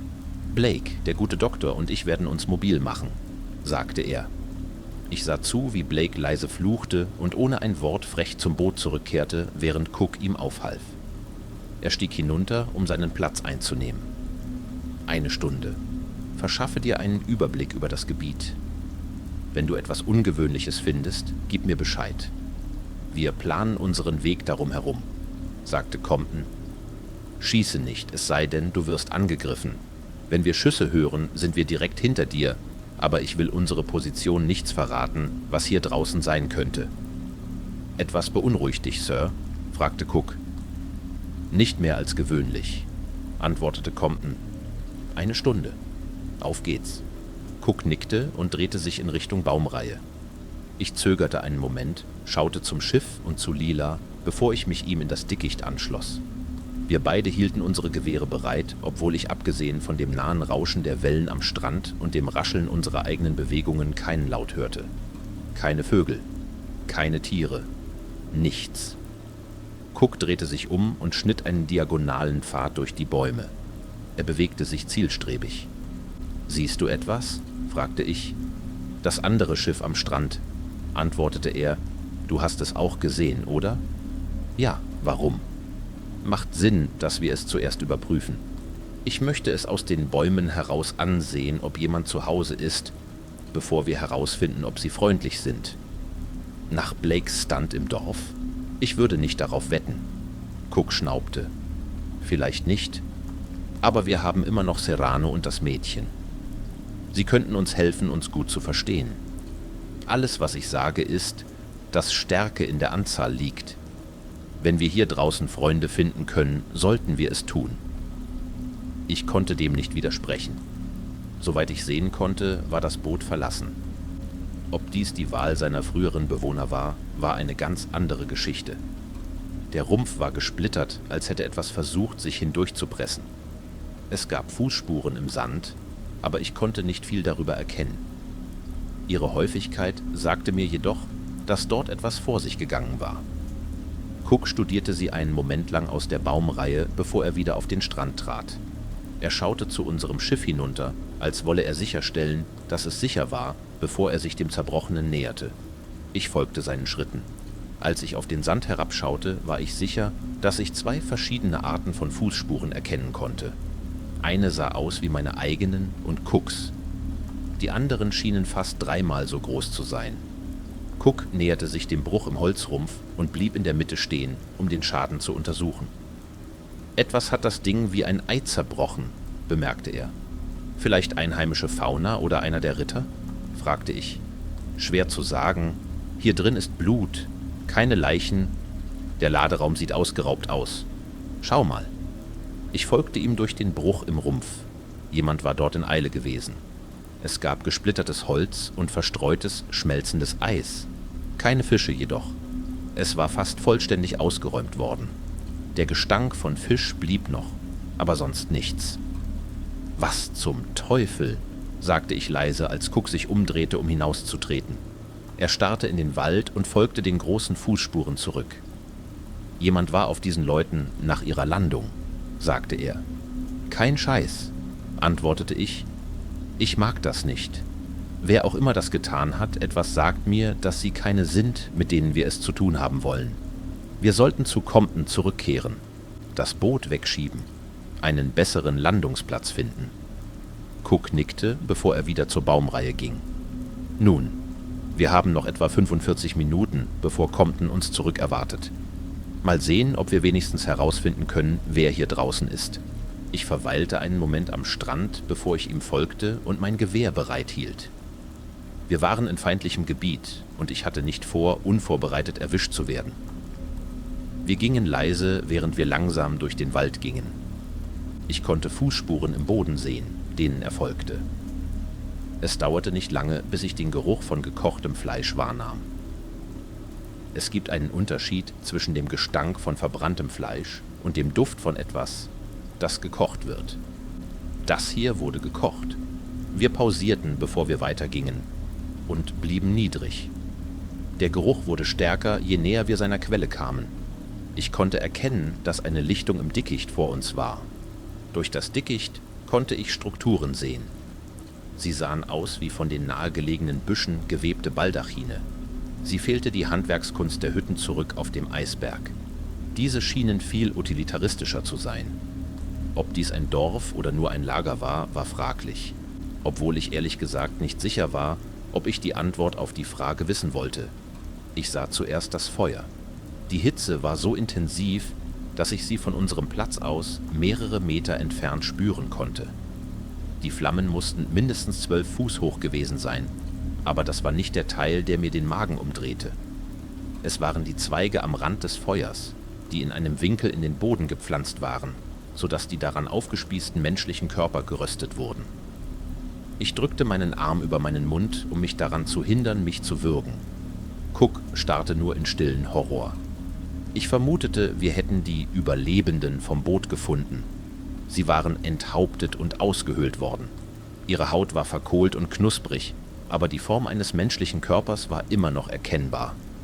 Hinter dem Lagerfeuer konnte ich Bewegung sehen und ich spannte meine Augen an, um die Gestalten unter dem Baldachin zu erkennen. Auch sie waren riesig, leicht 2-mal bis 3-mal so groß wie ich. Ihre Körper waren dick und muskulös. Sie sahen fast so menschlich aus wie die Überlebenden, die sie jetzt auf einem offenen Feuer rösteten, abgesehen von einem entscheidenden Detail: Haut. Ich konnte jedes freiliegende Muskel und Knochen sehen, das Flexen der Sehnen und ihre lidlosen, unblinzelnden Augen. Die Farbe war falsch. Es gab eine Blässe in ihren Körpern, als ob das Muskelgewebe irgendwie in etwas Härteres vernarbt wäre. Ihre Gliedmaßen schienen zu dick und ihre deformierten Körper erinnerten mich an Jan Naga, wenn auch nicht ganz so verzerrt. Cook starrte die Riesen an und ich sah, wie er einen Schritt zurückwich. Ohne ein Wort drehte er sich um zu gehen. Er musste mir nicht sagen, wohin er ging. Ich wusste es schon. Wir hatten genug gesehen. Wir blieben still, als wir das Lager dieser Riesen hinter uns ließen. Aber Cook hielt diesmal ein schnelleres Tempo. Er war etwas unsicherer, nicht, dass ich ihm das verübte. Ich blickte immer wieder zurück und fürchtete den Anblick eines dieser Wesen, die hinter uns lauerten. Wenn überhaupt etwas dort war, sah ich es nicht. Das bedeutete jedoch nicht, dass wir sicher waren. Als wir zurück zum Boot kamen, hatten Blake, Serrano und Compton das meiste Ausladen beendet. Compton schaute uns an, sobald wir den Strand betraten. »Schon zurück?« fragte er. »Was habt ihr gesehen?« »Du willst es nicht wissen«, murmelte Cook. »Wir sollten das Boot wieder beladen. Schnell. Wir müssen so schnell wie möglich weg.« Er drängte an ihm vorbei und griff nach einigen der mitgebrachten Versorgungstaschen. Vom Boot aus beobachtete Lila ihn still. »Was zum Teufel?« schnappte Blake. »Wir haben es gerade herausgeholt.« Compton starrte steinhart zurück zu Cook. »Was genau habt ihr gesehen?« forderte er, schaute von Cook zu mir. »Humanoide, Sir«, sagte ich. »Sehr verdammt große Humanoide. Nach dem Aussehen haben sie das andere Boot angegriffen, direkt am Ufer.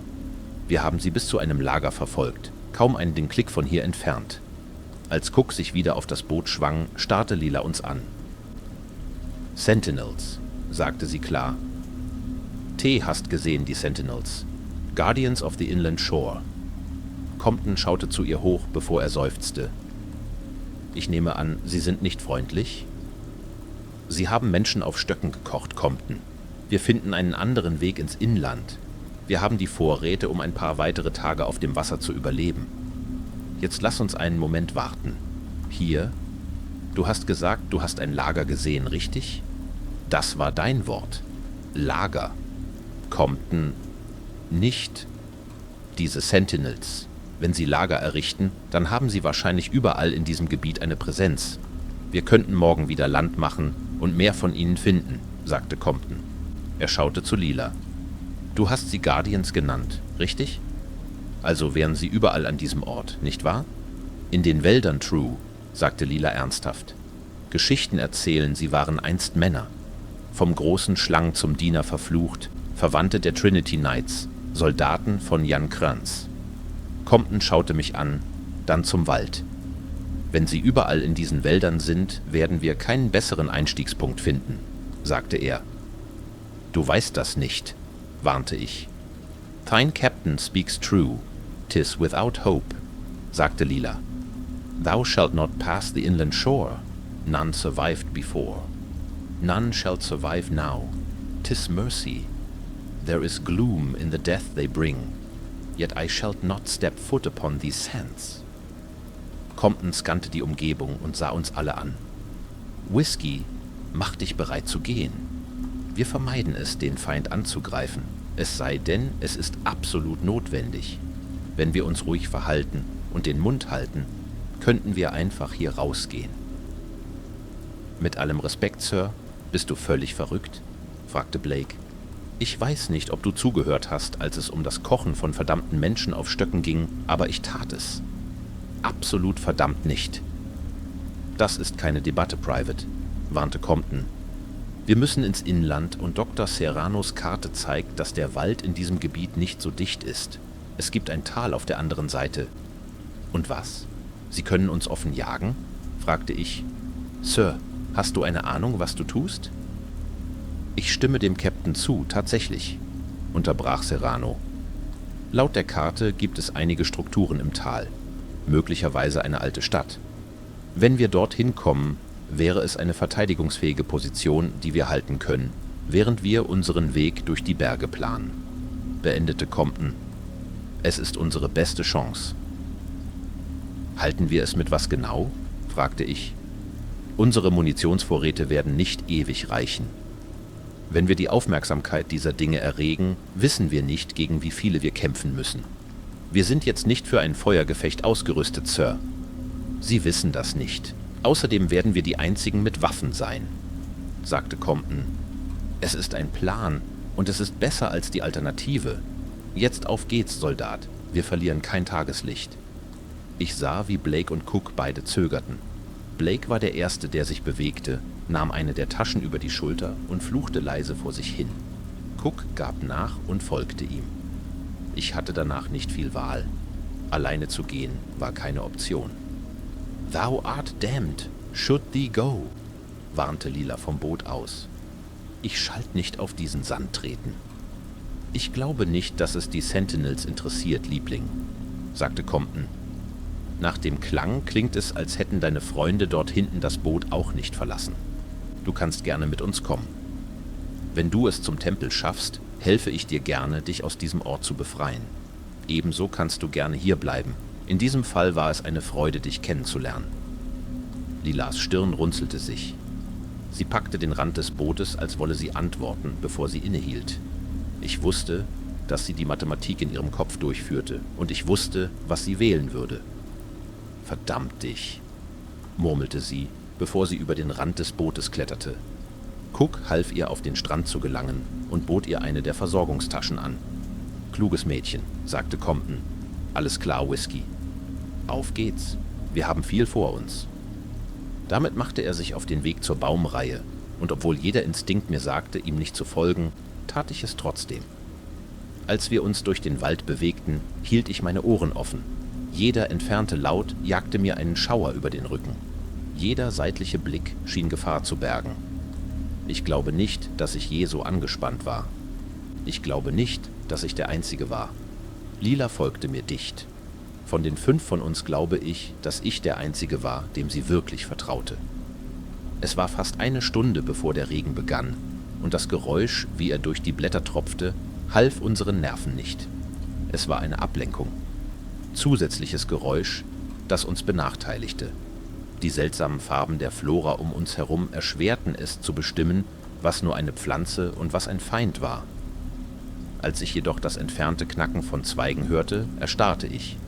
Compton blickte in die Richtung, aus der das Geräusch kam, mit weit geöffneten Augen. Ich frage mich, ob er erkannt hatte, dass er Mist gebaut hatte. »Versteck dich«, flüsterte ich. »Jetzt!« Ich sah Blake die Reihe brechen und sich zu etwas zur Seite bewegen. Ein großer Baum, der einst eine Neigung hatte.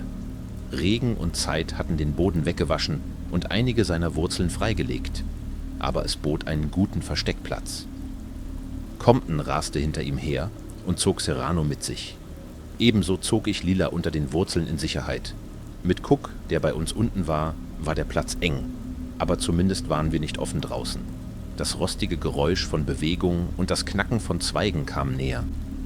Ich erhaschte einen Blick auf eine durchnässte, vergilbte Gestalt, die unbeholfen durch das Dickicht taumelte, und mein Herz blieb einen Schlag aus. Sie trug einen Speer, der wahrscheinlich einst die Größe eines kleinen Baumes hatte, in der einen Hand und eine Fackel in der anderen. Aus dem Augenwinkel sah ich 2 weitere der Sentinels, bewaffnet mit denselben Waffen, die denselben Pfad hinuntergingen, den wir gegangen waren. Wir wurden gejagt. Die beiden Sentinels hielten mehrere Meter von den Wurzeln entfernt an, unter denen wir uns versteckten. Ich konnte einen von ihnen die Luft schnüffeln hören, bevor er etwas mit einem kehligem Knurren murmelte.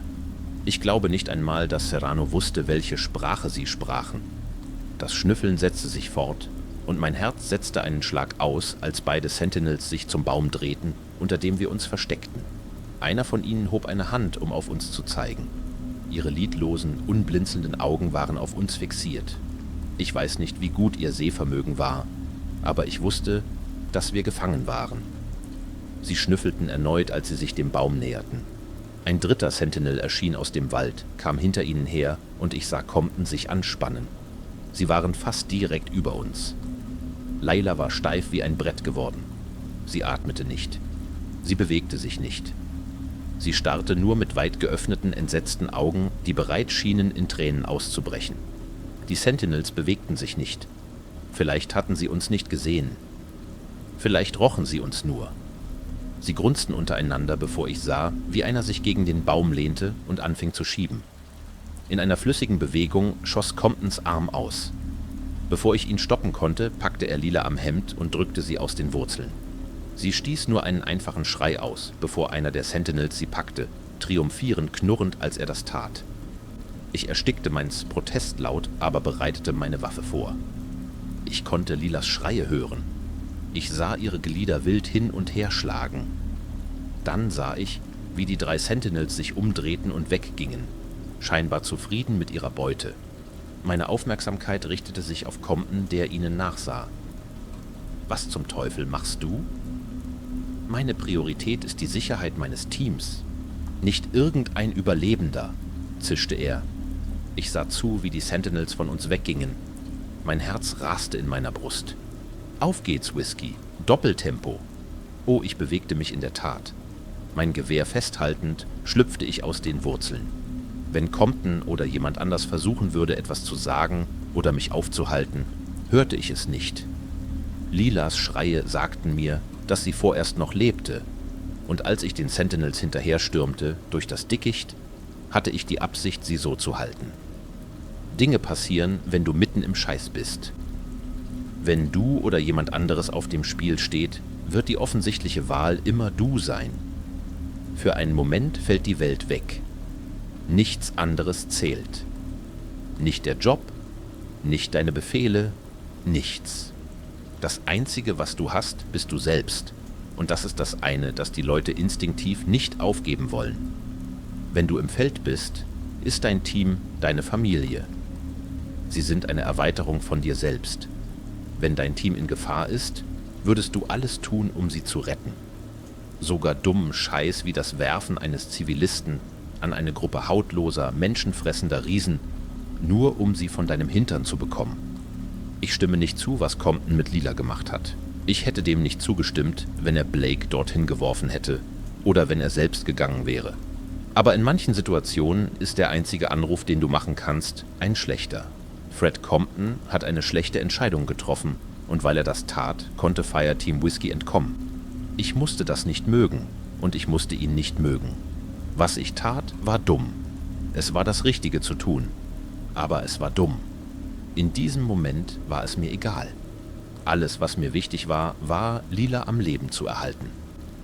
Die 3 Sentinels waren noch nicht weit gekommen, als ich ihnen Seamer nachrannte und wie ein verdammter Verrückter schrie, um ihre Aufmerksamkeit zu erregen und sie aufzuhalten. Einer von ihnen trug Lila unter seinem Arm wie ein Bierfass. Das war der, den ich zuerst erschoss. Als er sich zu mir umdrehte, zielte ich auf sein Gesicht und drückte ab. Ich weiß nicht, wie sehr meine Kugeln dieses Ding verletzt haben, aber ich weiß, dass sie verdammt nochmal nicht gekitzelt haben, besonders als ich ihm ins Auge traf. Schwarzes Blut tropfte das Gesicht des Sentinels hinunter, während er einen trockenen, unmenschlichen Schrei des Schmerzes ausstieß.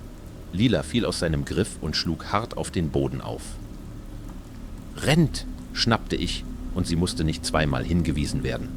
Einer der anderen Sentinels hob seine speergroße Stange auf mich und ich eröffnete das Feuer auf ihn.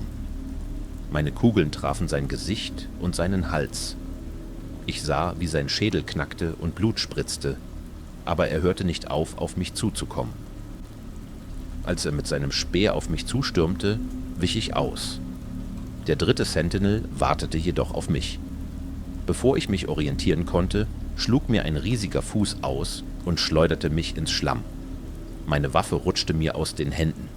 Ich sah, wie das Riese seinen Speer hob, um mich zu durchbohren, und griff verzweifelt nach meinem Gewehr, wissend, dass ich den Schuss nicht treffen würde. Dann kam die Explosion.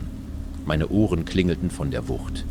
Ein Lichtblitz, Rauch und Schlamm spritzten von dem Kopf des Sentinels aus, der etwa 3 Sekunden davon war, McKay-Kebabs zu machen, was zumindest von seinem Kopf übrig blieb. Das gewaltige Wesen fiel rückwärts, sein Schädel größtenteils durch die Explosion pulverisiert. Die verbleibenden 2 Sentinels zogen sich von der Explosion zurück und durch das Klingeln in meinen Ohren hörte ich Schüsse. Der am wenigsten Verwundete der Kreaturen hob seinen Arm, um sein Gesicht zu bedecken. Er zog sich zusammen mit seinem neu erblindeten Bruder zurück. Aus dem Augenwinkel sah ich, wie Cook verzweifelt seine Granatenbefestigung mit seiner letzten Runde nachlud. Er feuerte sie ohne zu zögern ab. Die Granate traf den erblindeten Sentinel an die Schulter, aber die Explosion war genug, um sie beide auszuschalten. Der Boden bebte, als ihre massiven Körper den Boden erreichten. Ich kann mir nicht vorstellen, dass es dort draußen viel gibt, das einer Nahexplosion wie dieser standhalten kann. Mit den toten Kreaturen eilte Cook zu mir und zog mich auf die Beine. »Komm schon, wir müssen verdammt nochmal hier raus.« Aus dem Augenwinkel sah ich Lila in der Nähe. Sie hatte den gesunden Menschenverstand, sich zu verstecken, sobald Cook losgelegt hatte. Während er mich durch den Wald und zurück zu Whisky zog, folgte sie widerwillig. Ich konnte ein fernes, unmenschliches Heulen vor Wut hören. Indem er mir half, hatte Cook unsere Präsenz allen Sentinels in der Gegend angekündigt. Vor uns konnte ich Compton, Blake und Serrano durch die Bäume sehen. Compton und ich trafen uns im Blick, als ich mich wieder der Gruppe anschloss. »Bist du völlig irre?« knurrte er. »Ich? Sie ist ein Zivilist, Compton.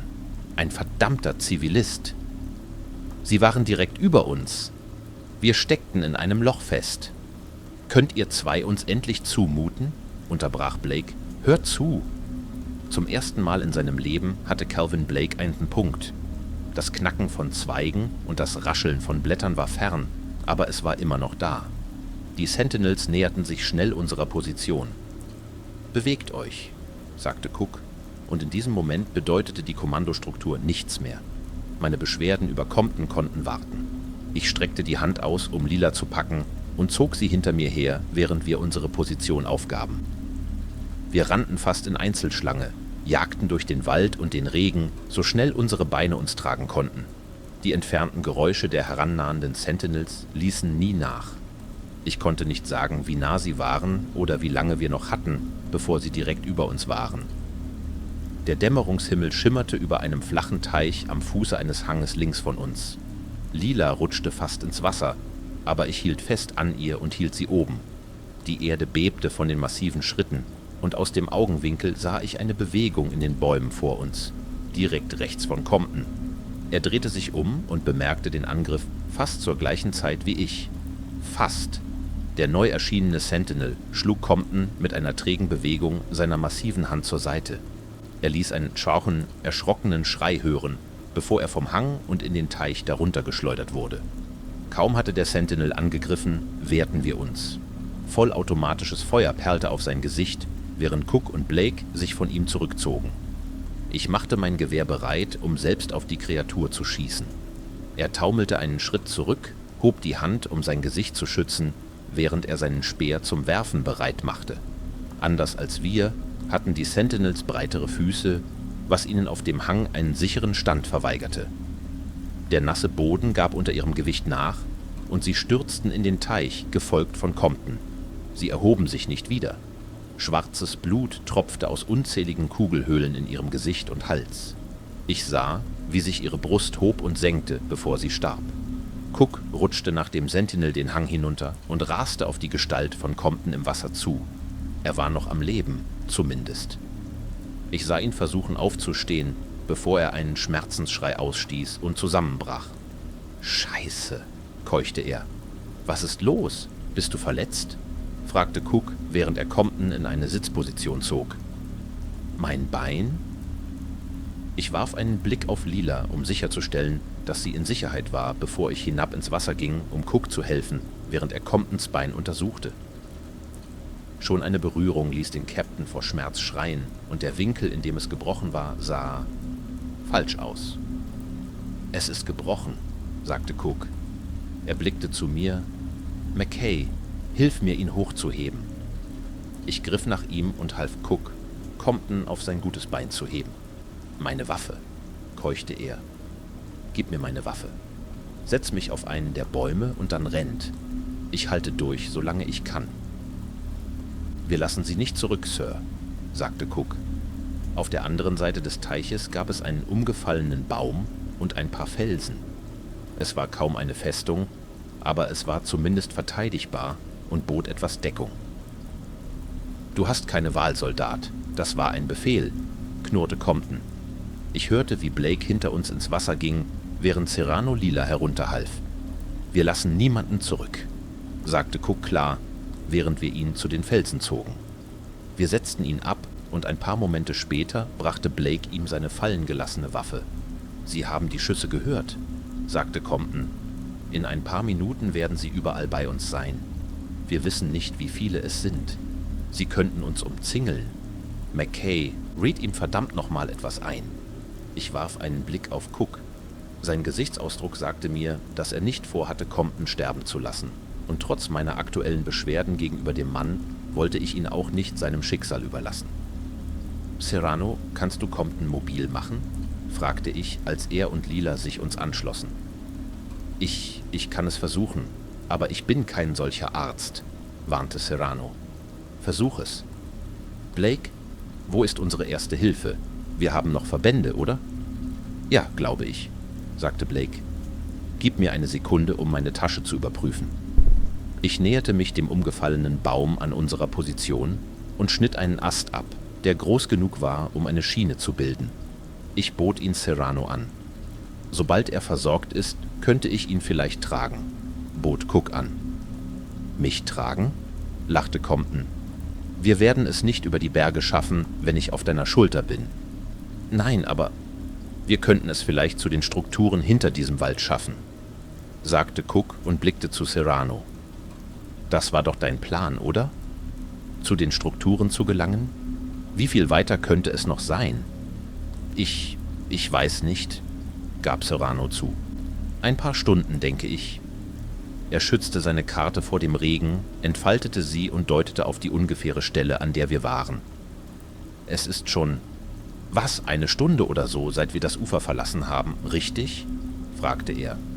»Vielleicht in einer weiteren Stunde oder 2 könnten wir die Baumgrenze erreichen.« Ich schaute über seine Schulter. Im Vergleich zum Rest des Waldes auf der Insel schien der Teil, in dem wir waren, wie ein dünner Streifen. Ich konnte verstehen, warum Compton diese Route bevorzugt hatte. »Wir schaffen das«, sagte Cook. »Diese Dinger werden nicht aufhören zu kommen«, warnte Compton. »Cook, bitte, denk darüber nach. Ich bin totes Gewicht. Lass mich deine Flucht decken. Du wirst schneller vorankommen.« Cook ignorierte ihn. »Vielleicht können wir sie verscheuchen, bevor unsere Munition ausgeht«, sagte er. »Überprüft eure Magazine, Leute. Die Pause ist fast vorbei.« Ich schaute auf Compton hinunter, der vor sich hin fluchte und sich verstellte, um eine einigermaßen bequeme Position zum Schießen einzunehmen. »Cook, was ist, wenn er recht hat?«, fragte ich. »Wir werden es schwerer haben, ihn hier rauszutragen, und wir haben genug Probleme, wie es ist.« »Und was? Jetzt ist es okay, ihn den Wölfen zu überlassen und wegzulaufen?«, fragte Cook. »Das ist nicht das, was ich lasse ihn nicht tot zurück, ohne zumindest versucht zu haben, ihn hier rauszuholen.« »Und wenn wir alle dabei getötet werden?« Cook schwieg einen Moment. Ich konnte sehen, wie Blake uns ansah, obwohl er kein Wort sagte. »Wenn es zu viel ist, kann er sich seinen Wunsch erfüllen«, sagte Cook schließlich. Serrano ging zu Compton, hielt den Stock, den ich ihm als Schiene gegeben hatte, zusammen mit einem neuen und mehreren Verbänden. Ich sah zu, wie er so gut wie möglich arbeitete. Der Regen nahm um uns herum zu. Nach dem Geräusch der Bewegung im Wald schienen die Sentinels bei uns zu sein. Ein massiver Speer flog aus dem Gebüsch und segelte über unsere Köpfe. Er landete im Teich hinter uns und machte einen großen Spritzer. Ein weiterer Speer flog nach ihm und traf einen der Felsen unter uns. Ich konnte die Sentinels durch die Bäume bewegen sehen. Einige der Mutigeren traten hervor. Einer von ihnen betrachtete den Körper seines gefallenen Kameraden, bevor er uns ansah. Ihre starren Augen zeigten keine Emotion und vermittelten keine der menschlichen Intelligenz, die ich in den Augen von Jan Naga gesehen hatte. Sie starrten uns nur leer an, als sie ihren Angriff begannen. Einige kamen mit Speeren, andere mit Keulen. Die meisten hielten Fackeln, die im Regen flackerten. »Waffen frei«, sagte Cook. Aber bis dahin hatte das Schießen bereits begonnen. Die Sentinels zogen sich zurück, als sie getroffen wurden, aber ihr Vormarsch hörte nicht auf. Im besten Fall warfen sie einen Blick auf ihre verwundeten Kameraden, bevor sie ziellos weitermarschierten.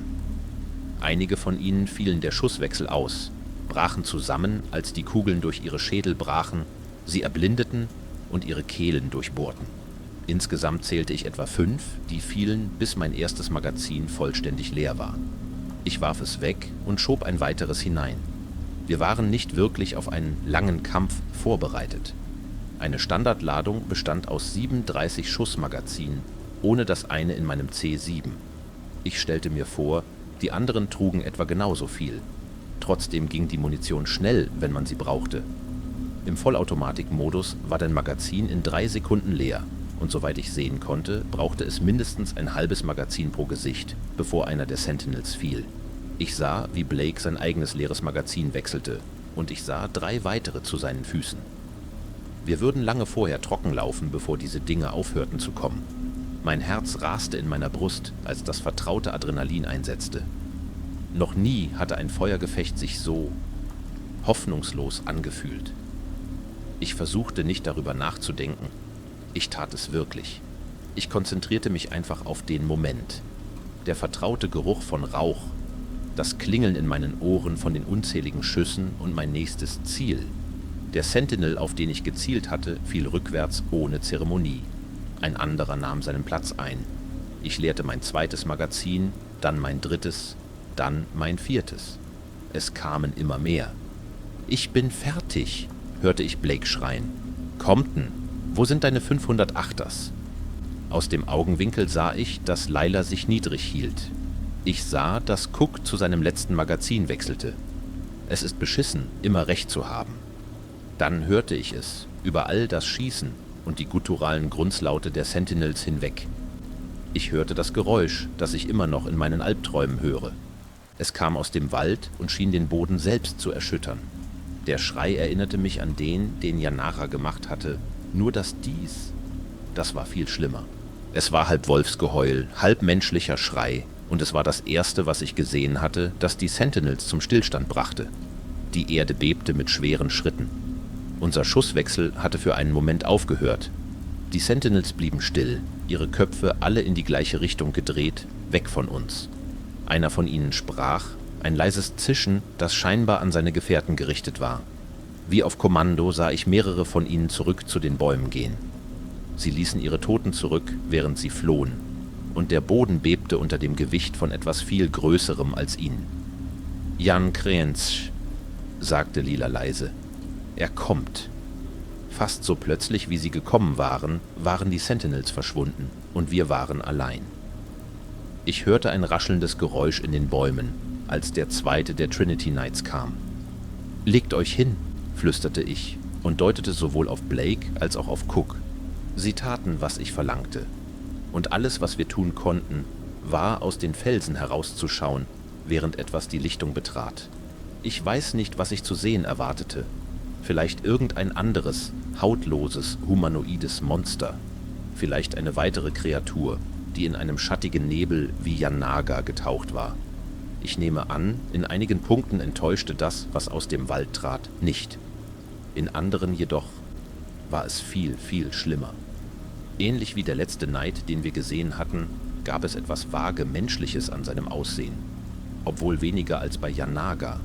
Die Form des Skeletts war wie eine seltsame Verschmelzung eines Menschen, eines Wolfs und eines Hirsches. Irgendwie so, als hätte jemand versucht, einen Wolf aus dem Gedächtnis mit menschlichen Knochen zu bauen, aber auf halbem Weg aufgegeben und stattdessen einen Hirsch gebaut. Die Gliedmaßen schienen viel zu lang und endeten in seltsamen Hufen, die wie verschmolzene Fingerglieder aussahen. Der Schädel sah aus, als hätte jemand einen menschlichen Schädel gedehnt, um wie ein Hund auszusehen, und Hörner hinzugefügt. Die Hörner sahen krebsartig aus. Es waren zu viele von ihnen, die aus dem Schädel wie tote Baumzweige nach oben ragten. Sie waren rot, als hätten sie gerade Samt abgeworfen. Im Gegensatz zu den Sentinels oder Yanaga schien das Skelett nicht Teil seines Körpers zu sein. Es schien, als ob es sich völlig außerhalb des Körpers befand. Exponiertes Muskel und Gewebe war noch sichtbar und schien mehr zu pulsieren und sich zu bewegen, als es sollte. Aber das war nicht das Schlimmste. Nein, abgesehen von der schrecklichen Falschheit dieser Kreatur gab es noch mehr. Sein freiliegendes Fleisch und Knochen schien von einer Art Moos oder Schimmel überwuchert zu sein. Es wechselte die Farbe von grün zu blau zu pink. Wurzeln und Ranken spannten sich über seinen Körper und klammerten sich daran fest. Lebendige Blumen, die jede Farbe des Regenbogens umfassten, schienen zwischen seinen Rippen zu blühen und aus seinen Hörnern hervor. Doch bei all dem Leben, das auf ihm wuchs, wirkte es krank, fast schon erkrankt. Seine Augen waren ein blasses, milchiges Weiß. Ein überwältigender, süßer Gestank schien von ihm auszugehen, und ein dunkler, rötlicher Dunst schwebte von ihm weg. Die Kreatur, Jan Krenz, senkte sich zu den Wassern. Sie schnupperte an den Sentinelkörpern im Teich, bevor sie einen heiseren Hauch ausstieß. Dann beugte sie sich herunter und öffnete ihren schrecklichen Rachen. Ich konnte bunte Ranken sehen, die aus ihrem Mund hervortraten und einen der Körper ergriffen. Trotz der Größe der Sentinels schienen sie im Maul von Jan Krenz klein zu sein, und als die Ranken die Leichen in ihren Rachen zogen, verschlang sie ganz. Ich beobachtete, wie sie sich an den Toten vergriff. Ihre Muskeln schienen sich mit jeder Leiche, die sie aufnahm, unnatürlich zu winden. Ich konnte sehen, wie Lila die Kreatur vor uns in stillem Entsetzen beobachtete, und ich erinnere mich, dass ich dachte, sie wusste, dass etwas mit ihr nicht stimmte. Ein Leuchten begann im Bauch der Kreatur aufzusteigen, zuerst blau, dann grün, dann pink. Die Blumen auf ihrem Körper schienen sich zu beleben. Ihre grotesken Blütenblätter breiteten sich weiter aus, während sie sich ernährte. Aus dem Wald hörte ich einen trotzigen Schrei eines der Sentinels, bevor ein Speer herausflog. Aber dieses Mal war er nicht auf uns gerichtet. Dieses Mal war er auf Jan Krenz gerichtet. Er durchbohrte den Hals der Kreatur und sie zuckte keinen Zentimeter. Sie blickte nach oben, in Richtung des Waldes, als ob sie leicht beleidigt worden wäre. Ein paar weitere Speere wurden auf sie geworfen, aber sie reagierte kaum. Stattdessen drehte sie sich zum Wald um, weg von uns, und stieß einen weiteren dieser schrecklichen Schreie aus. Sie bewegte sich mühelos den Hang hinauf, während sie in den Wald ging, um sich mit den Sentinels zu beschäftigen. Ich bekam keinen großen Blick auf den Kampf, aber ich sah genug, um zu wissen, dass die Sentinels jetzt größere Probleme als wir hatten. Ich spürte Serranos Hand auf meiner Schulter. »Ich weiß nicht, wie es euch geht, aber es sieht für mich so aus, als wären sie beschäftigt«, sagte er. »Wenn wir gehen wollen, sollten wir jetzt gehen.« Niemand widersprach. Cook rannte zu Compton und nahm ihm die Waffe ab. Er übergab sie an Blake, bevor er den Captain im Feuerwehrträger hob. Mit unserem abgelenkten Feind ließen wir den felsigen Vorsprung hinter uns und traten erneut in den Teich. Ich konnte die Kampfgeräusche im Hintergrund hören. »Lila«, rief ich und deutete ihr zu folgen. Sie zögerte einen Moment und schaute in Richtung des Kampfes. »Lila!« Ich packte sie am Arm. Sie sah mich großäugig und verwirrt an. »Ich verstehe nicht. Sie wurden dem Neid als Diener gegeben. Sie sollten keinen Streit mit ihm haben.« »Nun, das tun sie doch. Lass uns gehen.« »Es ist nicht richtig«, sagte sie, bevor ich sie mitriss. Wir bewegten uns nicht so schnell, da Cook Compton trug. Aber ein gewisser Fortschritt war besser als keiner. Die Geräusche des fernen Kampfes verklangen in der Ferne und wir blieben ruhig, bewegten uns so schnell wir konnten, mit Serrano an der Spitze. Ich weiß nicht, wie lange wir ohne Pause gegangen sind. Es war schwer, die Zeit mit dem unveränderlichen Himmel zu messen, und unsere Elektronik war vor Tagen auf dem Boot ausgefallen. Wir dachten nicht daran, länger als ein paar Minuten anzuhalten.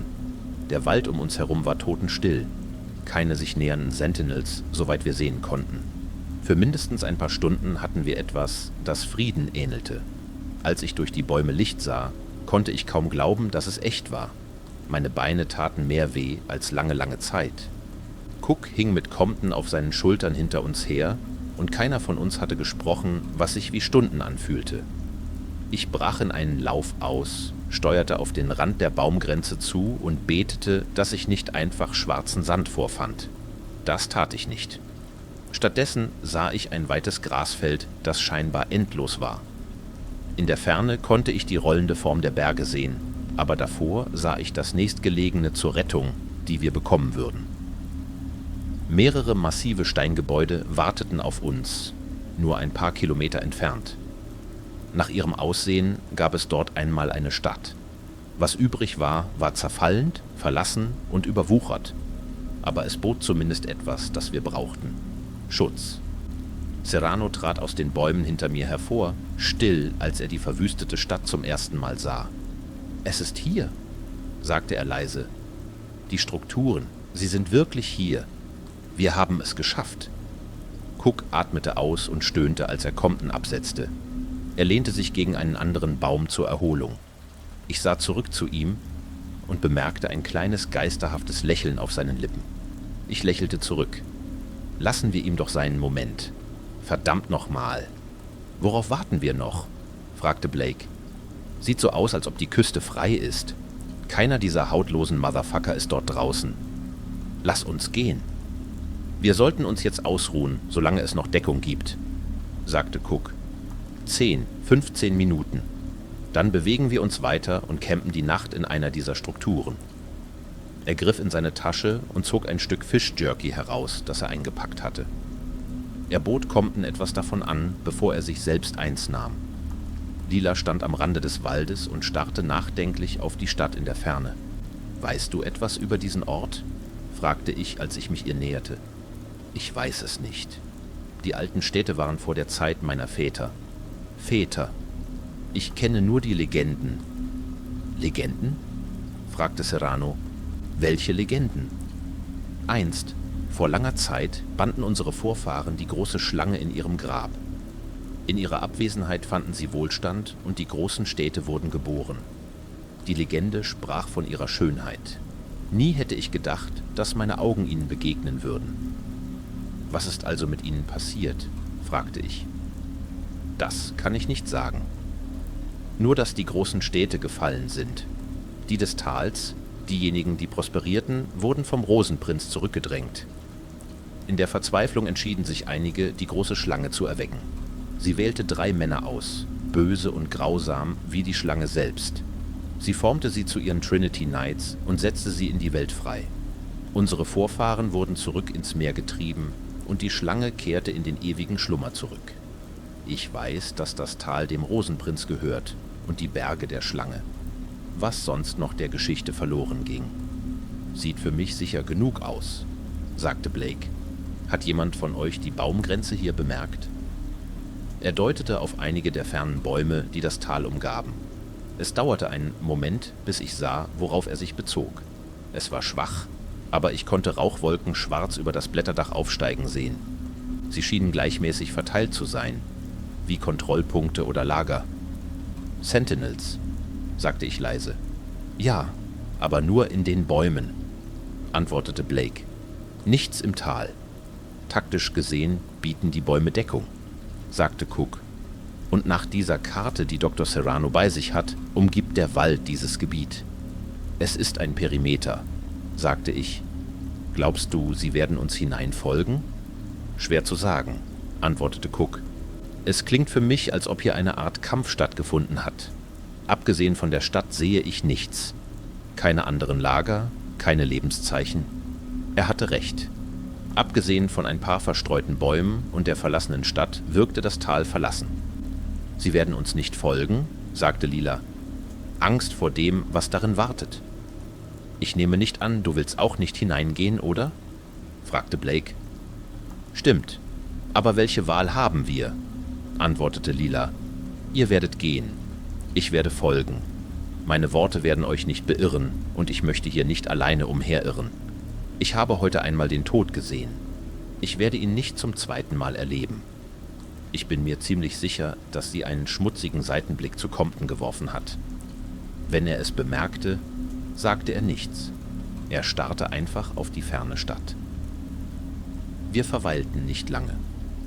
Ein paar Minuten später sammelten wir uns und verließen den Wald. Die Stadt erhob sich vor uns, mysteriös und hoffentlich sicher.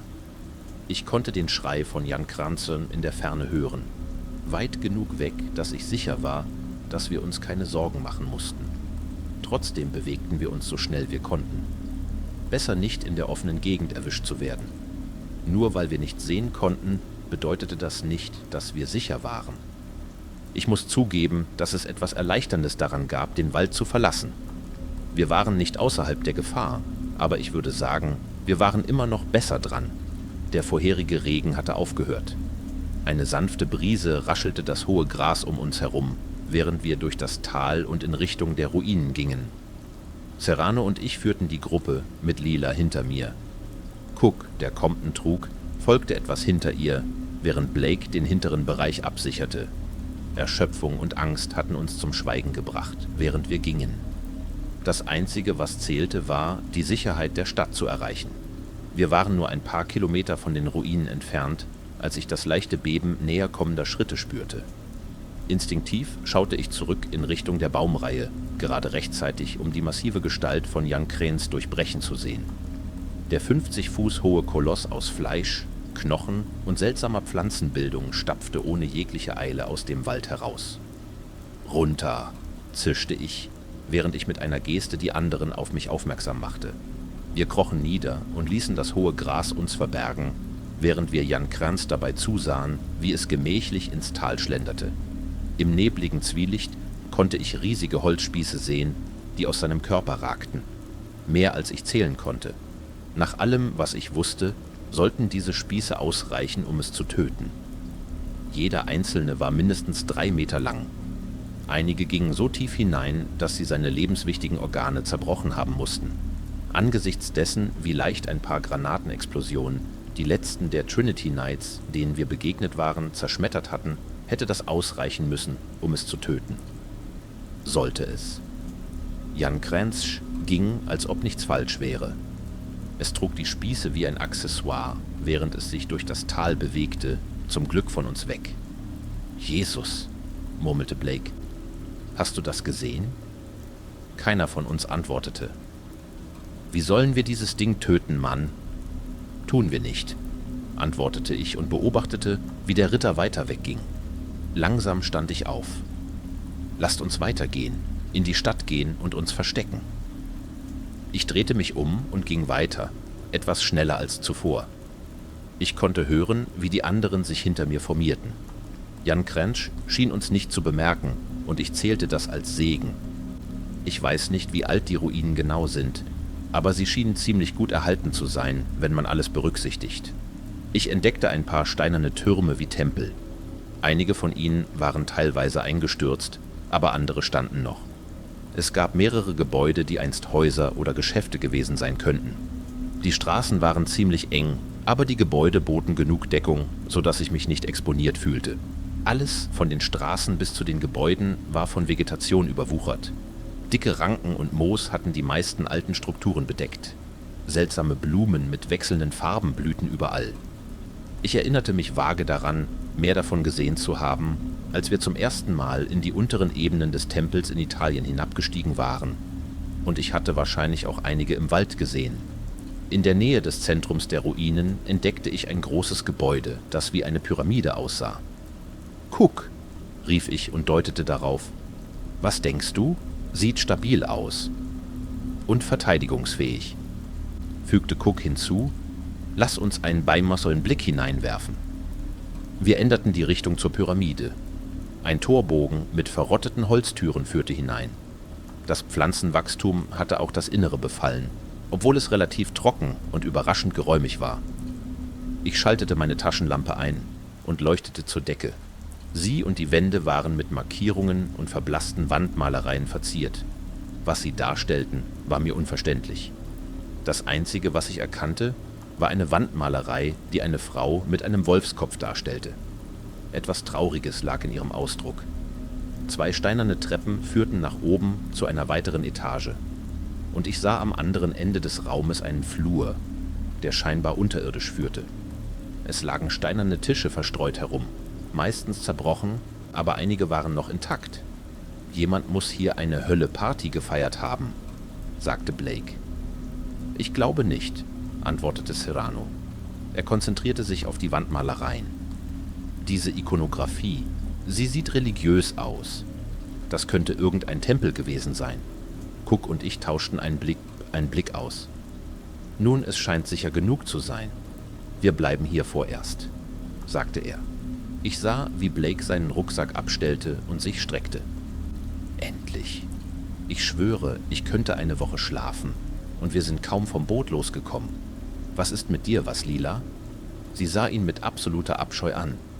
Tu nicht so, als ob unsere Gemeinschaft Kameradschaft bedeute. Ich habe gesehen, was du in meinem Dorf mit meinen 10 Leuten gemacht hast. Arschloch. Trotz der Giftigkeit in ihrer Stimme schien sie ein wenig stolz darauf zu sein, ein neues Wort benutzt zu haben. Sei nett, warnte ich. Ich behielt meinen Blick auf Blake gerichtet, um ihn daran zu hindern, die Dinge. Mein ganzes Leben lang habe ich nach dem nächsten Adrenalinschub gesucht. Bevor ich mich eingeschrieben habe, bin ich gewandert, habe Felsen erklommen und alles getan, was ich konnte, um diesen Dopaminrausch zu bekommen. Selbst nachdem ich eingetreten war, habe ich mich zu Hause immer beschäftigt gehalten. Es brauchte immer mehr, um denselben Rausch zu erzeugen. Ich habe Fallschirmspringen und Basejumping ausprobiert, bin Freeclimbing gegangen und habe Canyon-Erkentätigkeiten unternommen. Jedes Mal, wenn dieses alte, vertraute Gefühl mich überkam, fragte ich mich im Hinterkopf, ob etwas schiefgehen würde. Dieser nagende Gedanke in meinem Kopf war jedoch nie von Angst geprägt. Ich hatte Angst vor Verletzungen, versteh mich nicht falsch. Aber der Tod war eine andere Geschichte.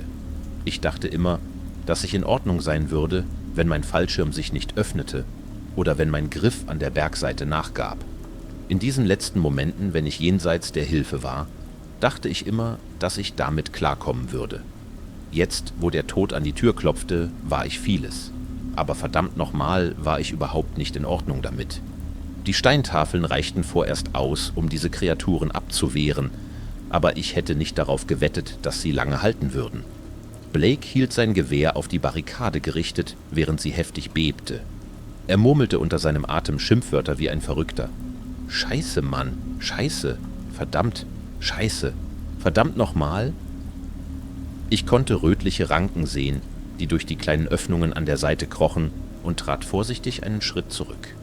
Blake feuerte auf sie, aber er tat nichts, um ihren Fortschritt zu behindern. Ich blickte zu den anderen. Compton war an seinem Platz geblieben. Er sah absolut hilflos aus. Serrano hatte zumindest den guten Sinn, die ihm gegebene Waffe herauszunehmen. Aber ich konnte erkennen, dass er keine Ahnung gehabt hätte, was zu tun ist, wenn das Schießen beginnt. Lila schien sich hinter ihm zu ducken, und Cook hatte sich von der Barrikade zurückgezogen. Ich konnte sehen, wie er kämpfte, klar zu denken. »Wir müssen hier weg«, sagte ich. »Dieser Tunnel hinten. Können wir ihn öffnen?« »Ich kann, aber ich brauche etwas Zeit, um die Ladung richtig zu setzen«, sagte Cook. »Wir müssen etwas Schießpulver nach unten bringen.« »Dann lass uns losgehen und es holen«, schnappte ich. »Diese Barrikade wird nicht halten und diese verdammten Dinger könnten einen anderen Weg hineinfinden.« »Die Rosen«, sagte Lila leise. »Avatare des Rosenprinzen, von ihm verzehrt, Körper und Seele, verweigerten die Düsternis im Untotenreich. Sie würden dasselbe bei uns anrichten.« »Oh, das klingt ja wunderbar, Lila. Also, was das Schießpulver angeht...« Cook rannte bereits die Treppe hinauf. »Blake, behalte diese Tür im Auge«, sagte er. »Ich brauche alle anderen oben.« Ich deutete Serrano und Lila, uns zu folgen. »Warum zum Teufel bin ich immer derjenige auf Wachdienst?«, jammerten Blake, aber niemand kümmerte sich darum, ihm eine Antwort zu geben. »Diese Steinfässer sahen nicht leicht aus«, sagte Cook, während wir uns bewegten. »Es wird ein paar von uns brauchen, um eins zu bewegen. Danach könnte ich etwas Deckung brauchen, um die Ladung richtig zu setzen.« »Und wenn Sie den Tempel betreten?«, fragte Lila.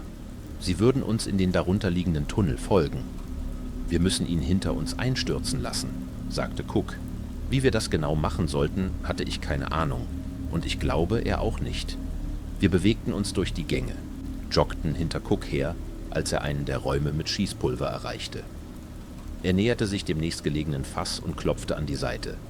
»Dieses hier«, sagte er, »lass es uns dort hinunterbringen.« Es brauchte uns 4, um das Fass zu heben, und selbst dann konnte ich erkennen, dass Cook und Serrano die meiste Arbeit geleistet hatten.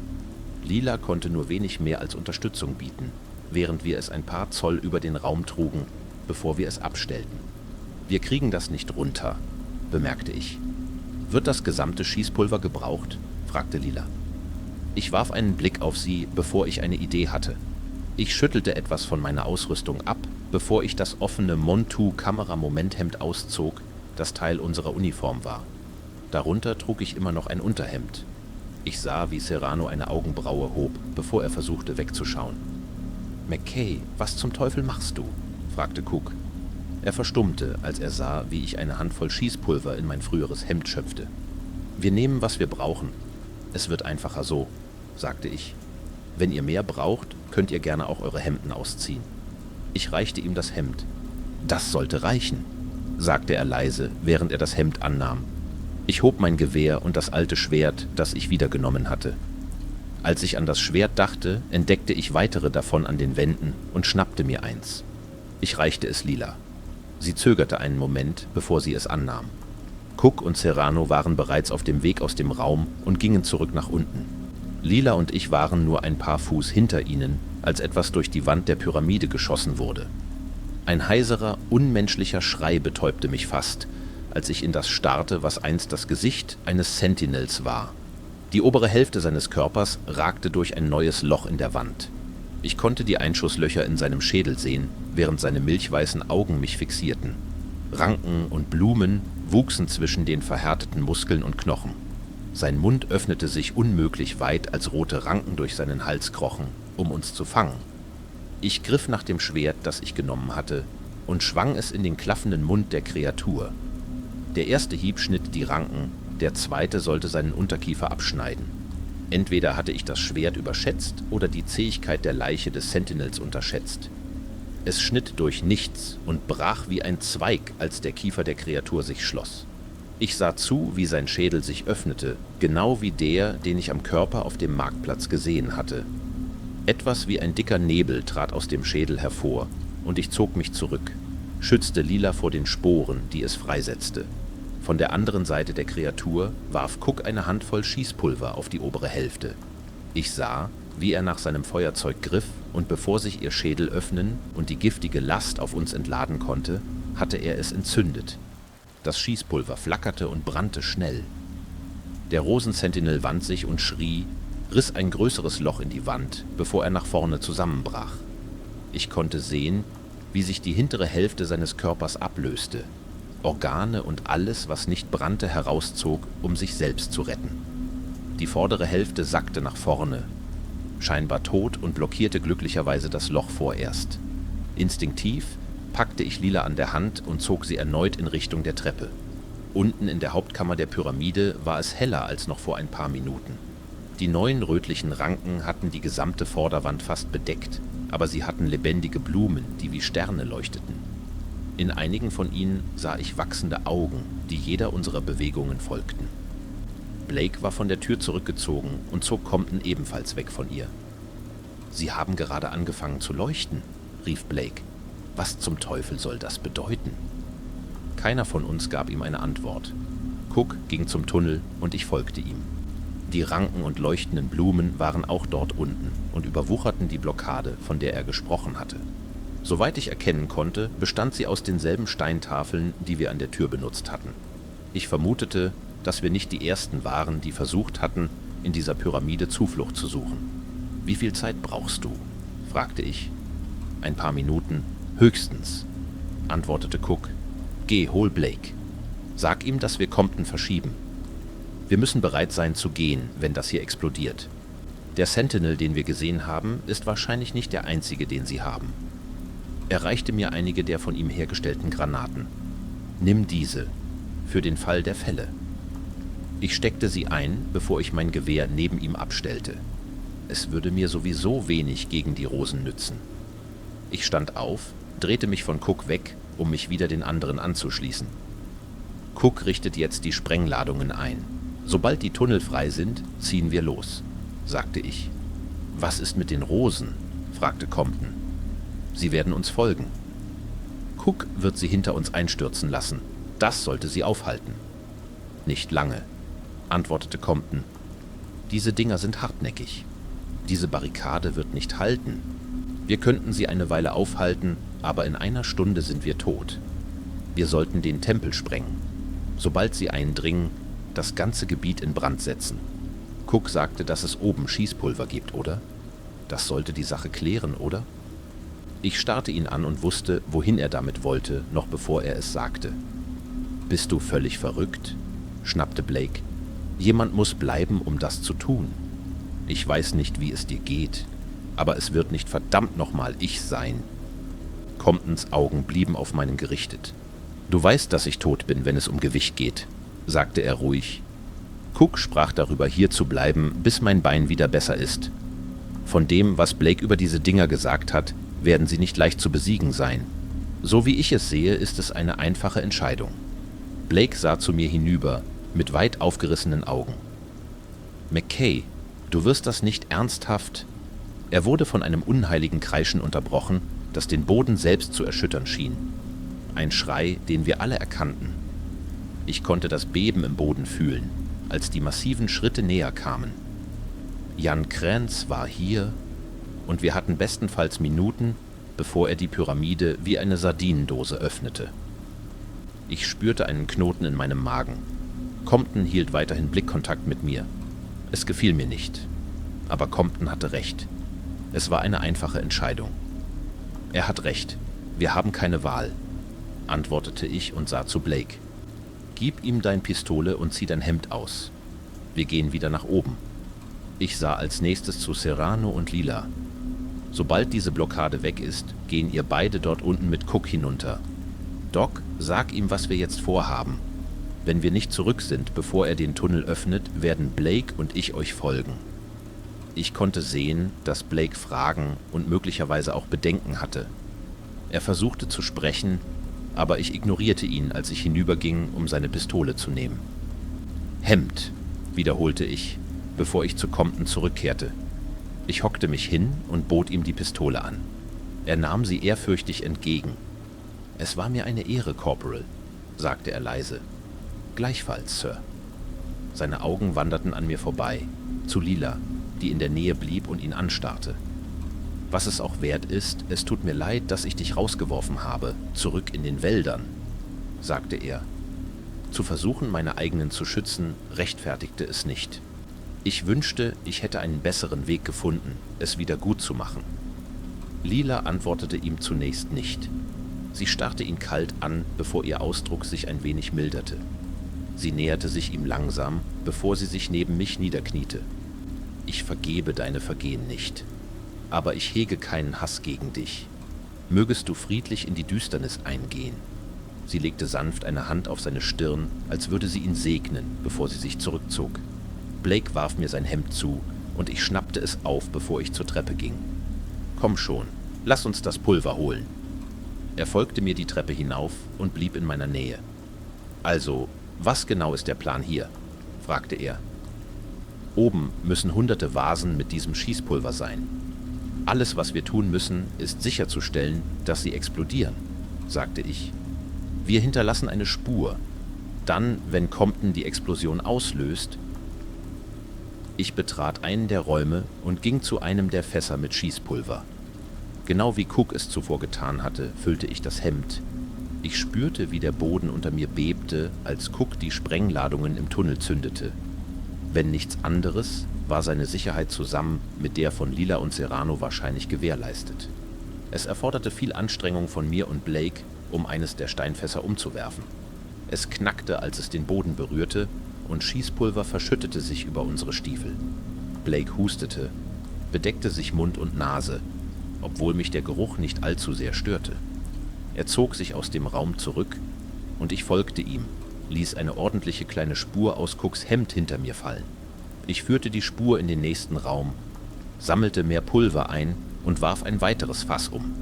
Wir bewegten uns so schnell wir konnten von Raum zu Raum, die Spur markierte unseren Weg. Dann, nachdem wir sie alle getroffen hatten, gingen wir wieder zur Treppe. Ich vermutete, dass die Explosion zumindest das obere Stockwerk einstürzen lassen würde, um den Tunnel zu blockieren. Wenn sie einige dieser verdammten Dinger im Prozess tötete, wäre das ein schöner Bonus. Blake führte den Weg, während wir die Treppe hinunter zur Hauptkammer gingen. Serrano und Lila waren verschwunden, aber Cook war da. Er stand neben Compton, während der Mann seine letzte Zigarette genoss. Er atmete den Rauch aus, während ich die Spur zu ihm brachte und den Rest des Pulvers an seiner Seite verstreute.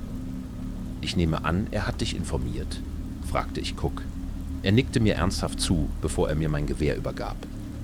»Er wird darüber hinwegkommen«, sagte Compton. »Ich war sowieso kein guter verdammter CO.« Er zog an seiner Zigarette, langsam, als würde er sie genießen. Meine Frau würde ausflippen, wenn sie mich mit so einer hier sehen würde. Tu mir einen Gefallen, wenn du zurückkommst, und sag ihr nicht, dass ich beim Rauchen gestorben bin, sagte er, bevor er lachte. Oh Mann, aufhören damit war das Schlimmste, was ich je getan habe. Ich hörte einen Knall von der oberen Ebene des Tempels, gefolgt von dem animalischen Schrei der Rosen. Sie hatten einen Weg nach innen gefunden.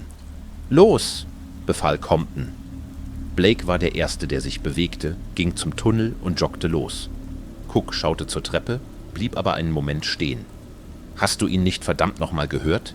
Lass uns gehen«, rief Blake. »Ich kann den Boden beben hören. Diese Jan-Ding wird auf uns losgehen.« Die Pyramide bebte plötzlich. Trümmer fielen von der Decke, als etwas durch sie brach. Ich erhaschte nur einen Blick auf die Hörner von Jan Kranz, durch den Staub und die Trümmer. Aber ich wusste, dass er die Pyramide rammt hatte. Teile der Decke stürzten ein, und Cook packte mich an der Hand, zog mich in den Tunnel. Als sich der Staub legte, sah Compton zum Gesicht von Jan Kranz hinauf. Er zog die Pistole und zielte auf das Gesicht des Monsters, das ihn anstarrte. Er grinste wie ein Narr, als er abdrückte. Ich konnte Licht durch die Tür sehen, die wir verriegelt hatten.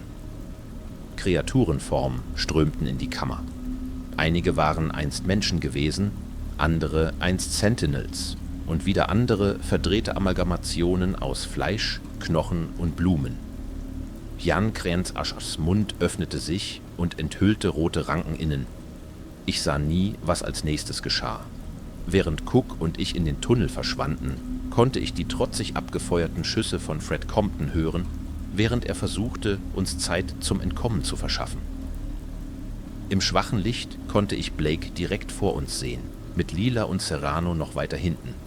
Dann spürte ich, wie die Erde ein letztes Mal bebte. Eine Schockwelle schleuderte mich zu Boden, und der ohrenbetäubende Knall der Explosion übertönte alles andere. Staub flog hinter mir auf. Ich konnte unmenschliche Schreie hören, während ich versuchte, wieder auf die Beine zu kommen. Für einen Moment hatte ich Angst, dass der gesamte Tunnel auf uns einstürzen und uns lebendig begraben würde. Aber ich schätze, wir hatten einfach Glück. Die Explosion war endgültig, und in ihrem Nachklang schien die Welt still zu werden. Der Staub legte sich um uns. Langsam begann ich mich aufzurichten. Das einzige Licht kam von den leuchtenden Blumen um uns herum. Sie beleuchteten den Tunnel vor uns, sodass es sich anfühlte, als würde ich in den Weltraum selbst starren. Cook schaute zurück in den Tunnel, und im schwachen Licht konnte ich sehen, dass ein Abschnitt ein paar Meter von uns entfernt vollständig eingestürzt war. Ich hatte das Gefühl, dass die Rosen nicht so bald durchkommen würden. Es war still, nur drückende Stille. Cook machte das Kreuzzeichen, als er auf die Trümmer starrte. Dann wandte er sich ab, um zu gehen. Er ging an mir vorbei, an Blake und dann an Lila und Serrano, als er den Tunnel hinunterging. Nach ein paar Momenten folgten wir ihm. Ich vermute, wir alle fragten uns, ob es vielleicht richtig wäre, eine Art Beerdigung abzuhalten. Aber es wäre nicht klug, zu lange anzuhalten. Wir gingen durch die Dunkelheit, wie es wohl ein paar Stunden gewesen sein musste. Es erinnerte mich fast an die Höhlen unter dem Eisberg, obwohl die Luft viel stickiger war. Es war generell schwerer zu atmen. Wir schalteten unsere Taschenlampen ziemlich früh ein, aber die Batterien begannen zu schwächeln. Wir waren nicht darauf ausgelegt, so lange im Feld zu bleiben. Ich weiß nicht, wie weit wir von den Ruinen oder wie nah wir dem Berg waren, als wir anhielten, um uns auszuruhen. Wir sollten unsere Vorräte überprüfen, sagte ich. Schauen, was wir noch haben. Cook nickte. Richtig. Es gab einige Dinge, die wir nicht mitnehmen konnten, als wir die Pyramide verließen.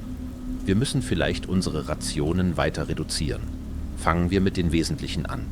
Essen und Wasser? Was haben wir? Als alles gesagt und getan war, stellten wir fest, dass wir genug Fischjerky hatten, um uns mindestens eine weitere Woche zu überleben. Oder bestenfalls etwas über eine einzelne Trinkflasche Wasser für uns 5 und weniger als 10 Magazine, für unsere 3 C7s und 6 Magazine für unsere Seitenwaffen. Hoppers C9 und Comptons C7. Zusammen mit allen verloren gegangenen Munitions, als die Pyramide einstürzte, sowie die Hängematten, die wir vom Schiff geplündert hatten. Die meisten von Cooks hergestellten Granaten waren ebenfalls verloren gegangen, obwohl er noch 4 bei sich hatte. Nicht viel, Aber es war besser als nichts. Wir schliefen in diesem Tunnel, wenn wir zu müde waren, weiterzugehen. Der steinige Boden und die feuchte, stickige Luft machten es schwer einzuschlafen. Ich schaffte es scheinbar überhaupt nicht. Serrano und Blake schienen keine solchen Probleme zu haben, und ich bin mir nicht sicher, ob Lila wach war oder es vortäuschte. Cook schien sich nicht einmal darum zu kümmern. Er hatte sich damit abgefunden, unser Wächter zu sein, und wartete mit bereitem Gewehr. Ich setzte mich von meinem Platz auf dem Boden hoch und ging leise zu ihm hinüber, um mich zu setzen. »Du solltest dich ausruhen«, sagte er. »Du auch«, antwortete ich. Ich starrte den Tunnel hinunter auf das pulsierende Licht der leuchtenden Blumen. Ehrlich gesagt, ich weiß nicht, ob Schlaf für einen von uns beiden drin ist. Cook antwortete nicht. Er setzte sich gegen die Wand gegenüber von mir. Er sah müde aus. »Ich bin eingeschlafen«, gab er zu. »Ich weiß nicht. Ich denke, dieser Ort hat eine Art Wirkung auf mich. Seltsame Träume. Erzähl mir davon«, seufzte ich. Mein Vater war dort, stand im Ozean und versuchte, mich dazu zu bringen, mit ihm hineinzugehen. »Der Ozean, auf dem wir vorher waren?«, fragte Cook. Ich zuckte mit den Schultern. Ich schätze, ich weiß nicht. Es war nur ein Traum. Cook schwieg. »Du warst in meinem Traum da?«, sagte er nach einer Weile. »Standest im Wasser. Hast mir gesagt, ich solle reingehen.« Ich rührte mich unbehaglich und schaute zu den Blumen an den Wänden. »Komm in den Ozean, Jasmine.« »McKay?«, fragte Cook. Ich hatte nicht bemerkt, dass ich ins Leere starrte. »Mir geht's gut«, bestand ich darauf. »Nur, es ist seltsam.« »In deinem Traum warst du doch am Strand, oder? Aber überall waren Blumen. Sogar unter Wasser, soweit ich sehen konnte. Blumen wie die an den Wänden.« Er stockte. »Ich glaube nicht, dass das Zufall ist.« »Es ist es nicht«, sagte Lila hinter uns. Sie hatte sich aufgesetzt und beobachtete uns im schwachen Licht. Ihre Stimme war leise, um Blake und Serrano nicht zu wecken. Sie kam näher zu uns. »Ich habe dasselbe geträumt«, sagte sie. »Nur, es war meine Mutter. Sie rief mich, um mich ins Wasser zu holen. Es ist kein Zufall, dass wir eine Vision geteilt haben. Ich sollte erwarten, dass die anderen sie auch geteilt haben.« »Warum denn?«, fragte ich. »Was zum Teufel geht hier vor sich?« »Weißt du nicht, wo ich wusste?«, sagte Lila. »Aber ich vertraue diesen Visionen nicht. Meine Mutter, es ist so lange her, seit wir zusammen waren. Mein Herz sehnte sich danach, sie wiederzusehen, aber das Schicksal war nicht so gnädig. Das Schicksal sah es als richtig an, mich nach Nuroma zu schicken, zu meinem Ehemann. Jetzt hat das Schicksal sich verschworen, mich noch weiter von ihr wegzubringen. Ich weiß, dass ich sie nicht wiedersehen werde, und dafür trauere ich. Ich vermute, diese Visionen zeigen dir die Menschen, nach denen wir uns sehnen, um dich zu ködern. Für welchen Zweck, kann ich nicht sagen, aber es kann nicht wohlwollend sein.« Ich erinnerte mich an das Bild meines Vaters zuvor, wie er in dem Traum zu mir lächelte. »Komm in den Ozean, Jasmine.« Es war nicht nur er, oder? Ich sah zu Cook. Er sah mich an. Ich hörte, wie Lila leise, wissend lachte. Keiner von uns kommentierte es. Wenn es etwas gab, worüber man hätte kommentieren können, das konnte man erledigen, wenn wir nach Hause kamen. »Hoffentlich erreichen wir bald die Berge und sind aus diesem Tunnel raus«, sagte Cook. Ich war ein wenig erleichtert, dass er das Thema wechselte. »Mit etwas Glück werden die Rosen nicht in den Bergen sein und wir sind in ein paar Tagen zu Hause.« »Dein Zuhause«, korrigierte Lila. »Meins ist entweder gefallen oder dem Untergang geweiht ohne Jan Naga.« »Es tut mir leid«, sagte ich. »Aber wenn wir gehen, wirst du mit uns kommen können. Ich weiß, es wird nicht einfach sein, aber du wirst neu anfangen können.« »Welche andere Wahl habe ich?«, fragte Lila, bevor sie seufzte. »Mein Volk lebte auf geliehener Zeit. Das wussten sie. Ich trauere um sie, aber ich hasse dich nicht dafür, dass du Jan Naga getötet hast. Die Trinity Knights sind Wächter, wahr, aber sie sind der Schlange verpflichtet und teilen ihre Bosheit. Der Tod von Jan Naga beschleunigt nur das Unvermeidliche. Der Rosenprinz wird für sie kommen. Vielleicht wird er es mit Gewalt tun. sobald er sieht, dass Jan Naga tot ist. Wenn wir an den Sentinels vorbeigegangen wären, könnte er das auch tun. Aber würdest du es als Beleidigung empfinden, zu wissen, dass das Betreten des Portals nichts ist, was ich mit Leichtigkeit tun könnte? Mein Volk könnte dem Untergang geweiht sein. Meine Welt könnte vergiftet sein, aber sie ist immer noch meine. Ich verstehe, sagte ich. Alles, was du kanntest, zurückzulassen und in eine Welt zu gehen, die nicht deine ist. Es ist einschüchternd. Vertrau mir. Wir haben hier alle Angst. Aber du hast uns bei dir. Mach dir keine Sorgen. Wir helfen dir, dich anzupassen. Lila nickte feierlich. Wenn es nicht für euch wäre, würde ich den Tod dem Weggang vorziehen. Dafür danke ich euch. Wir sprachen noch ein wenig während der Pause, bevor wir versuchten, wieder zu schlafen. Bis zu diesem Zeitpunkt war es einfacher geworden, auf dem steinigen Boden einzuschlafen. Der Traum war derselbe wie zuvor. Der Himmel, die Blumen, der Ozean und die 2 Männer vor mir. Der erste, mein Vater, lächelte mich an. Es war dasselbe Lächeln, das ich in den Fotos gesehen hatte, die Mama aufbewahrte. »Komm in den Ozean«, sagte er. Seine Stimme schien wie Donner zu knacken. Neben ihm trug Cook dasselbe Lächeln. Es passte ihm nicht so gut. »Komm mit uns. Lass mich deinen Kummer wegwaschen. Lass mich deinen Schmerz lindern. Lass mich dir einen Zweck geben.« Ich stand am Strand, still, und beobachtete die 2 Männer vor mir. Ich wollte mich entfernen, aber mein Körper wollte sich nicht bewegen. Ich schaute nach unten und sah rote Ranken, die meine Stiefel und Beine hochkriechen. Sie hielten mich fest, konsumierten mich langsam, aber irgendwie wusste ich, dass sie sich zurückziehen würden, wenn ich weiterging. Ich sah zu Cook hoch. Ich konnte die Form seines Körpers sehen, wie er sich bewegte. Veränderte sich, je mehr ich mich darauf konzentrierte.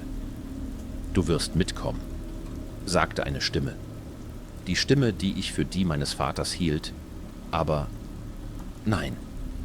Ich konnte einen Unterschied darin hören. Sie war tiefer, geschlechtslos und unmöglich zu beschreiben. Ich blinzelte. Cook war verschwunden. Es war nur ich und das Ding, das wie mein Vater aussah. »Was bist du?« fragte ich. Die Gestalt lachte. Die Wellen rollten über den Strand. Das Wasser sah so erfrischend aus. Aber ich blieb standhaft.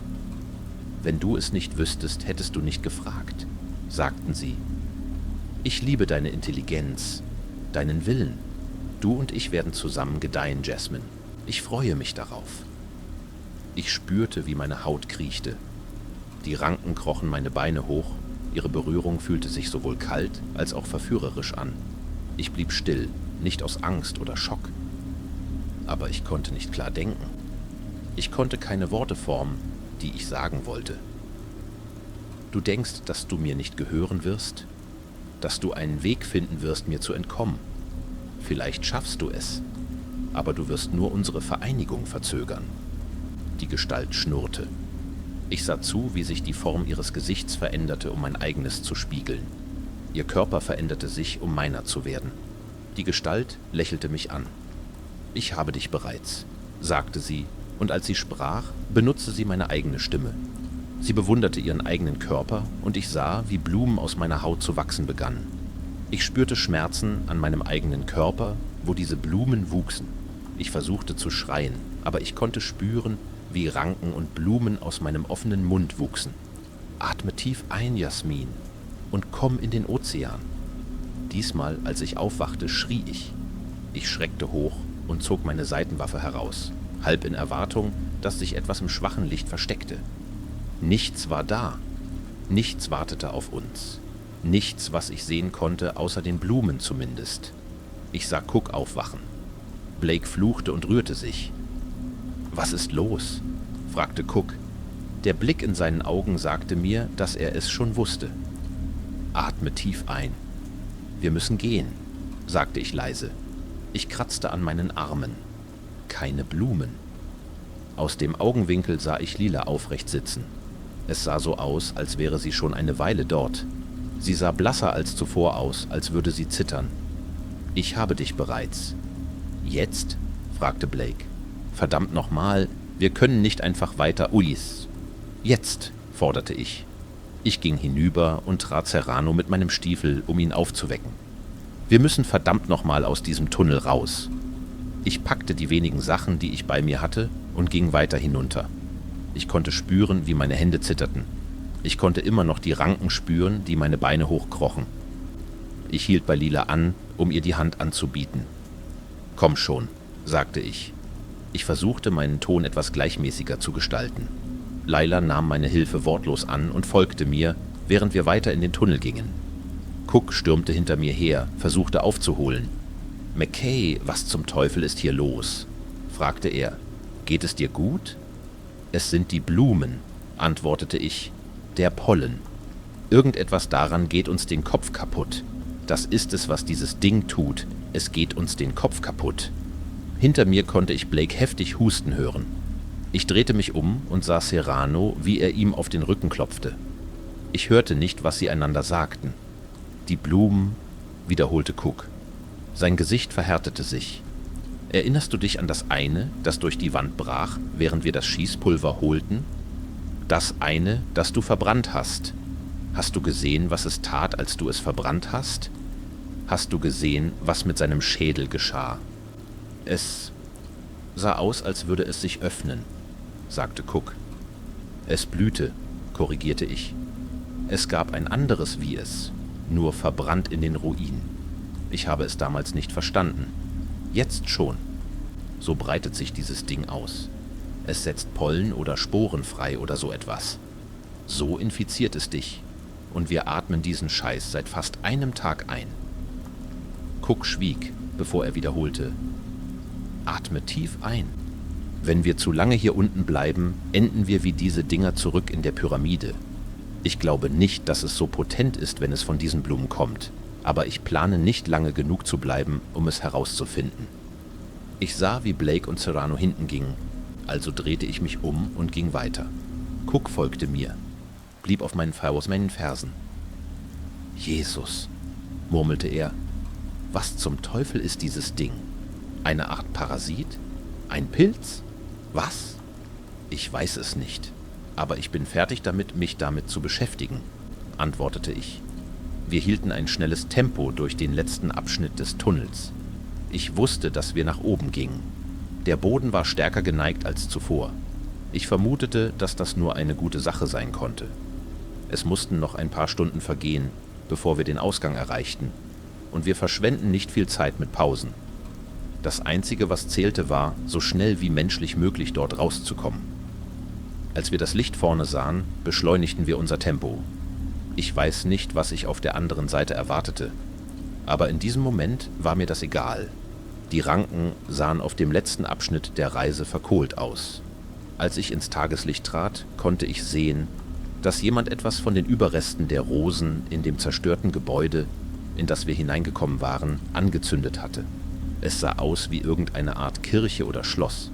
Genaues war unmöglich zu sagen. Die Decke und die meisten Wände waren vor Ewigkeiten eingestürzt. Der Tunnelausgang war nur gerade noch frei, aber es war gut genug, um hindurchzukommen. Ich stürzte ins Licht, atmete frische Luft ein, die sich so gut in meinen Lungen anfühlte. Lila war direkt hinter mir und sie ging an mir vorbei, um auf eine der zerbrochenen Wände zu klettern und sich die Umgebung anzusehen. Cook war direkt hinter ihr, obwohl er langsamer ging. Ich beobachtete sie einen Moment lang. Sie starrten auf etwas, obwohl ich nicht sicher war, was.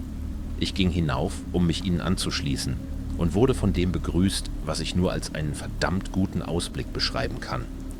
Die Tunnelauffahrt war allmählich geneigt, wir waren höher angekommen, als ich erwartet hatte. Aber allein schon aus der Aussicht wusste ich, dass wir die Gebirgskette erreicht hatten.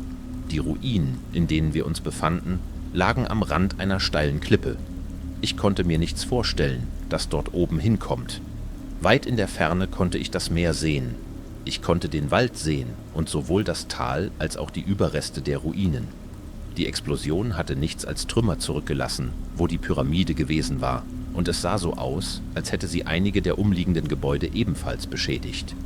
Es muss eine verdammt gute Explosion gewesen sein. »Da«, sagte Lila. Sie zeigte auf etwas in der Ferne.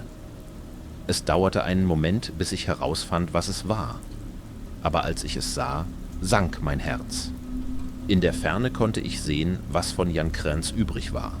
Wenn nichts anderes, hatte die Explosion ihm einiges angetan. Sein Kopf und der größte Teil seines Oberkörpers waren verschwunden. Aber irgendwie ging er noch. Zumindest ging er von den Bergen weg. Aber wohin er ging, war schwer zu sagen. »Es geht uns jetzt nichts mehr an«, sagte ich, als ich von den Trümmern der Wand abstieg. Als ich das tat, bemerkte ich weitere Bewegungen in der Ferne. Leuchtende, hüpfende Gestalten, die zu weit entfernt waren, um sie klar zu sehen, versuchten, einen weniger herausfordernden Hang des Berges hinaufzusteigen. Sie konnten nicht mehr als ein paar Kilometer entfernt gewesen sein, und ich wusste, dass sie sich schnell nähern würden. Lila sah sie auch. »Sie kommen für uns«, sagte sie. »Dann lass uns nicht hier sein, wenn sie kommen.« Ich drehte mich von der Klippe weg und blickte zu den Bergen vor uns auf. Wir waren so nah an zu Hause, nur ein kleines Stück weiter. Oh. Die Berge zogen sich vor uns auf, uralt und geheimnisvoll. Nebel zog entlang der höheren Gipfel und verbarg, was auch immer sich in der Nähe ihrer Spitzen verbarg. Wenn ich sie betrachtete, wusste ich, dass ich wahrscheinlich Angst hätte haben sollen, aber ehrlich gesagt fühlte ich mich erleichtert. Die Dinge, die hinter uns lagen, die haben mir Angst gemacht. Der Berg vor uns hingegen war nichts, womit ich zuvor nicht umgegangen wäre. Ich war Schlimmeres geklettert. Während ich die Gipfel und Hänge studierte, konnte ich unseren Aufstieg planen. Klettern war nie völlig sicher, selbst zu den besten Zeiten, und das Gelände hier war nicht ideal. Es schien tiefe Schluchten und Canyons im Felsen zu geben, sowie unzählige Höhlen. Aber wenn wir vorsichtig wären, wenn wir uns Zeit ließen, wusste ich, dass wir es schaffen könnten. Als letzte Hürde schien dies nicht so schlimm im Vergleich zu dem, was wir bereits durchgemacht hatten. Die Bergluft war kühl und erfrischend nach der trockenen Hitze und Feuchtigkeit des Tunnels. Ich ließ die frische Luft in meine Lungen strömen, als ich aus den verlassenen Ruinen trat, aus denen wir hervorgekommen waren. Cook und Lila folgten mir dicht auf den Fersen, während Blake und Serrano den hinteren Part führten. Serrano bewegte sich am langsamsten von uns allen, seine Augen auf die Karte gerichtet. »Das Grab der Schlange sollte direkt unter dem höchsten Gipfel liegen«, sagte er. »Sieht so aus, als gäbe es dort oben eine Art Schlucht.« Ich blickte zu den Zwillingsgipfeln des Berges hinauf und entdeckte die Schlucht, auf die Serrano sich bezog. Es war eine beschwerliche Wanderung entfernt, aber ich wusste, dass wir es schaffen könnten. »Dann haben wir unser Ziel«, sagte ich. »Das sieht für mich nach etwa einem Tagesmarsch aus. Diese Dinge können nicht mehr als ein paar Stunden hinter uns sein. Also müssen wir schnell handeln. Wir sind auf der Zielgeraden. Leute, lasst uns losgehen.« Ich drängte nach vorne, während die anderen hinter mir hergingen, meine Augen auf den Weg vor mir konzentriert. Wenn es bedeutete, nach Hause zu gehen, hätte ich den ganzen Tag ohne Pause laufen können. Nichts anderes zählte außer dem Erreichen des Grabes. Nichts überhaupt. Das gesagt, bewegten wir uns immer noch mit 2 Zivilisten. Serrano und Lila waren nützlich, verstehe mich nicht falsch. Sie hatten sich als wertvolle Mitglieder unseres Teams erwiesen, aber sie hatten nicht dieselbe Ausbildung wie ich, Cook oder Blake und sicherlich nicht meine Erfahrung mit Bergen. Sie mussten sich ausruhen. Als ich das Geräusch von fließendem Wasser hörte, hielt ich an. Bis zu diesem Punkt waren wir schon ein paar Stunden unterwegs gewesen. Die Ruinen lagen eine beachtliche Strecke hinter uns, obwohl unser Weg nicht direkt gewesen war. Wir hatten uns in einer windenden, zickzackförmigen Bewegung einen der weniger herausfordernden Hänge hinauf bewegt. Ein Blick zurück zu den Ruinen bestätigte, dass die Rosen sie noch nicht erreicht hatten. Wir waren so sicher wie möglich für den Moment. Lilas Gesicht war von Schweiß bedeckt. Ihre Haare klebten an ihrer Haut. Cook sah auch nicht besonders gut aus. Serrano und Blake schienen am wenigsten erschöpft zu sein. Ich fragte mich, ob einer von ihnen schon einmal Erfahrung mit so etwas hatte. Verdammt, Serrano hatte nicht einmal ins Schwitzen geraten, und trotz des Hustens, den er zuvor hatte, war ich überrascht, dass Blake das Gelände so gut meisterte. »Lassen wir eine Pause machen«, sagte ich. »Cook, hörst du das?« »Wasser«, antwortete Cook. Er drängte sich an mir vorbei und Lila kletterte hinter ihm her. Cook schwieg einen Moment, lauschte dem gleichmäßigen Bergplätschern, bevor er die Quelle ausmachte. Diese Höhle dort drüben. Er stapfte darauf zu und ich gab den anderen ein Zeichen, dicht zu folgen. Wir mussten nicht tief hineingehen, um die Wasserquelle zu finden. Ein kleiner Bach floss an einer der Wände hinunter und ging tiefer in die Höhle hinein. Cook stellte seine Wasserflasche unter den Bach, ließ sie eine Weile füllen, bevor er daran kostete. Ich schätze, sie erhielt seine Zustimmung. Er füllte den Rest seiner Flasche, bevor er nach meiner griff. Ich teilte sie mit Lila und sie trank gierig Mund für Mund das frische, kalte Wasser. Zumindest war genug für alle da. Ich sah, wie Cook etwas Wasser ins Gesicht spritzte, bevor er zur Seite trat, damit Blake trinken konnte. Verdammt, das brauchte ich. Cook seufzte. Sobald ich zurückkomme, nehme ich eine lange Dusche. Freut euch noch nicht, warnte Lila. Sie reichte mir meine Wasserflasche zurück. Wir haben noch Meilen vor uns, bevor wir den Gipfel erreichen. Die Rosen sind dicht hinter uns und wir bewegen uns auf tückischem Terrain. Um fair zu sein, gibt es hier draußen überhaupt ungehindertes Terrain? Fragte Cook. Stimmt, doch die Gefahr wächst weiter im Landesinneren. Die Berge bieten keine Ruhe. Mein Volk glaubte, dass hier die Schlange die Welt zerbrochen hat. Legenden besagen, dass der Dunst durch die Risse eindringt. Ein einziger Fehltritt und man könnte Körper und Seele hineinfallen. Was zum Teufel soll das heißen? Fragte Blake. Dies ist ein Ort, an dem Leben und das Jenseits sich überschneiden, sagte Lila. Muss ich dir alles so erklären, wie ich es einem Baby erklären würde? Du würdest genauso viel meiner Zeit verschwenden. Lady, hast du mich gerade ein verdammtes Baby genannt? In Bezug auf den Intellekt wäre das ein Kompliment. Ein Baby kann wachsen. In Ordnung, beruhige dich, sagte ich. Blake öffnete den Mund, um zu protestieren, bevor er die Hände in die Luft warf und losstürmte, um in einer Ecke zu schmollen. Weißt du, wie ein Baby. Also, wir achten auf unsere Schritte, sagte Cook. Lila nickte. Das. Ich dachte immer, ich würde entweder im Feuergefecht oder bei einem Unfall sterben. Eine herumfliegende Kugel, ein defektes Ausrüstungsstück und das war's. Ich würde einfach enden. Es war die Vorstellung dieses plötzlichen Endes, die mein Herz schneller schlagen ließ. Diese Mischung aus existenzieller Angst und Adrenalin. Das Wissen, dass egal welches Spiel du spieltest, du um alles spieltest. Das war alles, was ich hatte. Es mag seltsam klingen, aber wenn das, was auf dem Spiel stand, nichts weiter als ein schneller und chaotischer Tod war, war es leicht, furchtlos zu sein. Wenn etwas schief ging, wäre es das Problem eines anderen, nicht meins. Ich würde sofort sterben, entweder durch eine Kugel, die durch meinen Schädel ging, oder durch den plötzlichen Aufprall, als ich den Boden berührte. Kein Schmerz mehr, kein Leiden, einfach das Ende. Jetzt, im Gegensatz dazu, zu erfrieren. Das klang nach einer schrecklichen Art zu sterben. Zuerst kommt das Zittern, dann beginnt dein Körper sich abzuschalten. Deine Sprache wird verwaschen, dein Atem verlangsamt sich, deine Koordination geht den Bach runter, während du schwächer und schwächer wirst. Du wirst verwirrt und desorientiert, bevor du schließlich ohnmächtig wirst. Und bis dahin bist du erledigt. Das Schlimmste daran ist, dass du nicht einmal merkst, dass es dir passiert. Es kommt so langsam, dass du, sobald die Verwirrung einsetzt, nicht mehr selbstbewusst genug bist, um zu begreifen, dass du sterben wirst. Als der Schnee zunahm und den Berg zu bedecken begann, hatte ich zumindest das Vergnügen zu wissen, dass Cook und ich es nicht schaffen würden, bevor die Unterkühlung einsetzte. Während der eisige Wind durch meine bloßen Arme schnitt, vermisste ich das Hemd, das ich bei der Pyramide geopfert hatte. Es hätte nicht viel Schutz geboten, aber es wäre besser gewesen als ein Tanktop. Als die Schneeverwehungen sich an unseren Füßen zu stapeln begannen, blieb Cook abrupt stehen. Anfangs bemerkte ich es kaum und ich konnte seine Stimme kaum über den Wind hinweg hören. »Jasmine«, sagte er. Ich hielt inne und drehte mich um ihn anzusehen. Seine Augen zeigten einen ernsten, traurigen Ausdruck. »Komm schon, wir müssen den verlorenen Boden aufholen. Wir können es uns nicht leisten, einfach hier zu sitzen und zu warten.« »Ich glaube nicht, dass wir eine Wahl haben«, antwortete er. »Wir werden es nicht schaffen, uns hier weiter zu bewegen. Wir müssen Schutz finden.« »Wohin?«, fragte ich. »Wo zum Teufel in diesen verdammten Bergen glaubst du, dass wir Schutz finden? Eine Höhle? Denkst du, das wird uns schützen?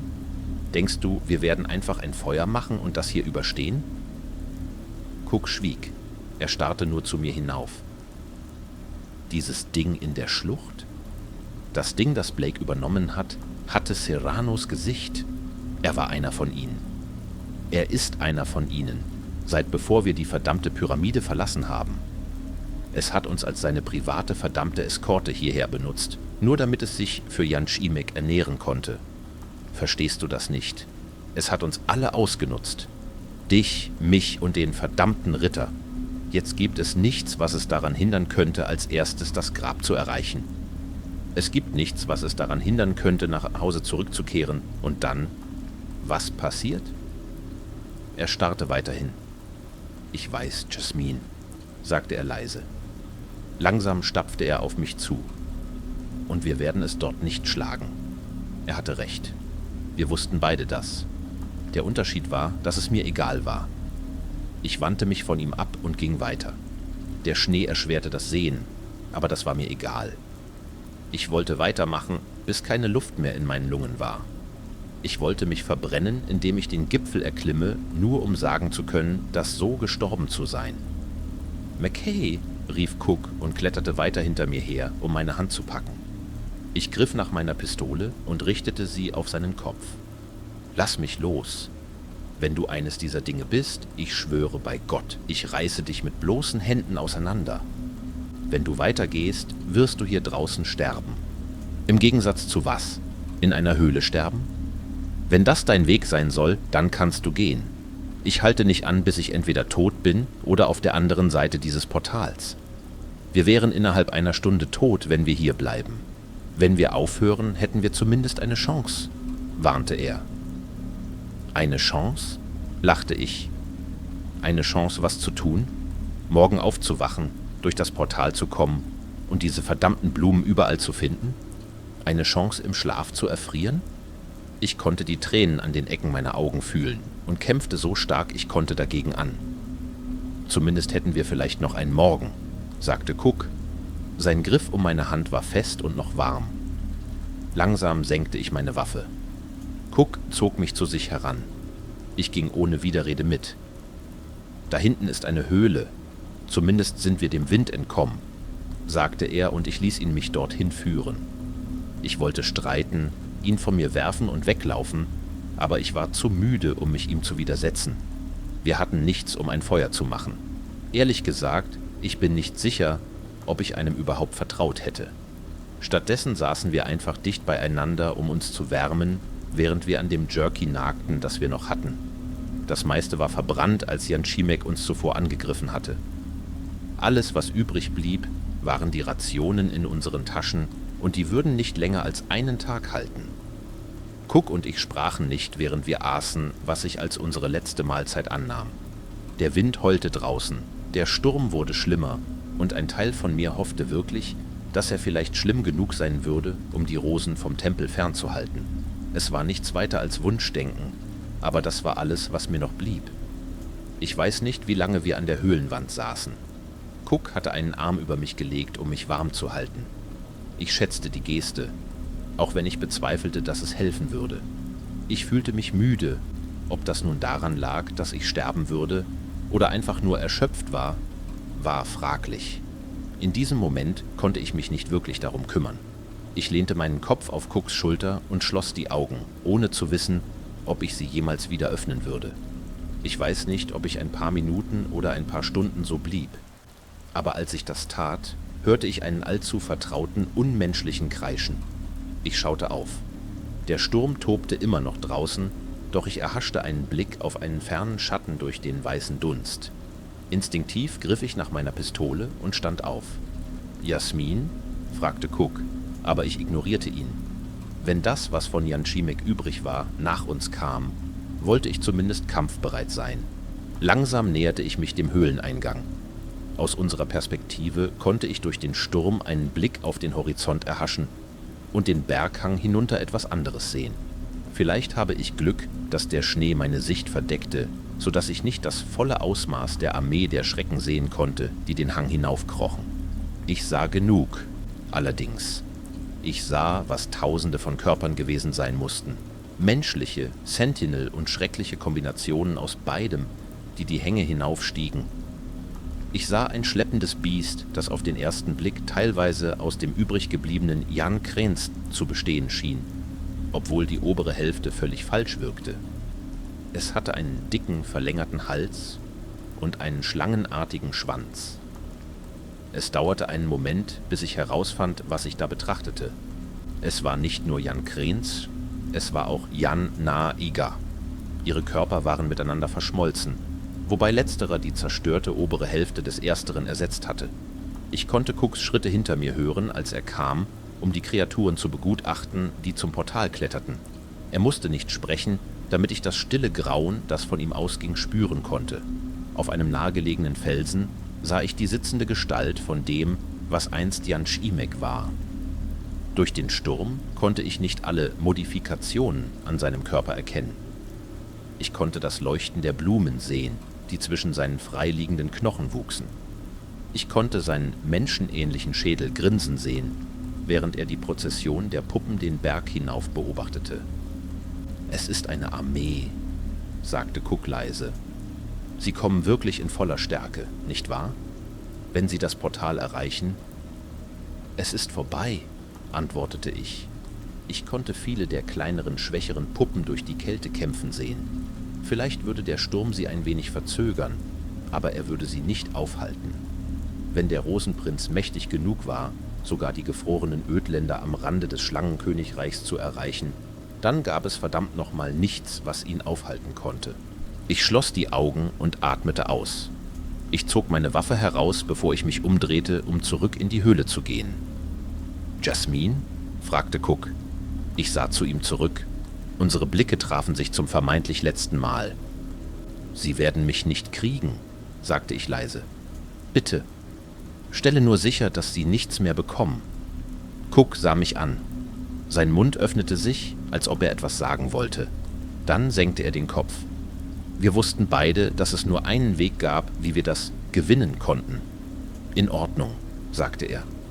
Er seufzte und nahm eine der Granaten aus seinem Gürtel. »Ich werde eine davon knacken und sicherstellen, dass ich den Zünder halte. Es sollte genug Pulver hier drin sein, um uns beide zu erledigen, nachdem wir...« Er seufzte, während ich eine Ecke fand, um mich hinzusetzen. Ich klopfte auf die Stelle neben mir und er kam, um sich mir anzuschließen. Er hielt die Keramikgranate ehrfürchtig in seiner Hand. »Ich habe den Zünder. Du solltest zuerst gehen«, sagte er leise. Er konnte es nicht aussprechen. Ich drückte die Waffe fest an. Mein Puls raste. Ein Moment, dann das Ende. »Schenk es jetzt aus«, sagte ich, während ich auf die Knie ging, um ihn anzusehen. »Dann hol den Zünder. Eine Kugel. Wir tun es zusammen.« Cook sah mich einen Moment lang an, bevor er nickte. Er kniete sich gegenüber von mir hinunter und schüttete das Schießpulver auf unsere Schenkel. Ich beobachtete, wie die Flamme seines Zünders aufleuchtete. Dann lehnte ich mich zu ihm hinüber und umarmte ihn ein letztes Mal. »Ich wünschte, wir hätten mehr Zeit miteinander verbracht«, flüsterte ich ihm zu. Mein Kopf ruhte auf seiner Schulter. Seine ruhte auf meiner. Ich konnte fühlen, wie er sich anspannte, als er mich festdrückte. »Ich auch«, antwortete er. Ich hob die Waffe und drückte sie an meine eigene Schläfe. Ein Schuss durch meinen Schädel und in seinen. Ein Moment, dann das Ende für uns beide.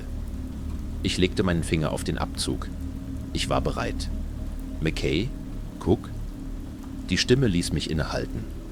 Cook löschte den Zünder, als wir beide zur Rückseite der Höhle blickten. Eine Gestalt stand in der Dunkelheit, aber ich konnte genug von ihr sehen, um sie zu erkennen. »Lila?« Ich ließ die Waffe fallen, bevor ich aufstand. Cook tat dasselbe. »Lila, heilige Scheiße, die du lebst!« Bevor ich überhaupt wusste, was ich tat, rannte ich zu ihr und zog sie in eine Umarmung. Sie erwiderte sie sanft. »Habe ich etwas unterbrochen?« fragte sie etwas unbeholfen. »Wie?« fragte Cook. »Ich dachte, Jan Schimek hätte dich verbrannt.« »Vielleicht leicht verbrannt. Der Aufprall seines brennenden Atems warf mich in eine Höhle. Ich dachte, ich wäre tot, als ich aufwachte. Aber nein, die Welt ist hier fragmentiert. Diese Höhlen führen tief in die Finsternis. Ich habe dich gesucht, seit ich aufwachte.« Sie schaute über uns hinweg. Was ist mit den anderen, Serrano? Wo ist er? Lange tot, antwortete ich verbittert. Die Rosen müssen ihn und Blake erreicht haben, während wir noch in der Pyramide waren. Blake hat Yanchimek absichtlich gelockt, damit Serrano ihn infizieren konnte.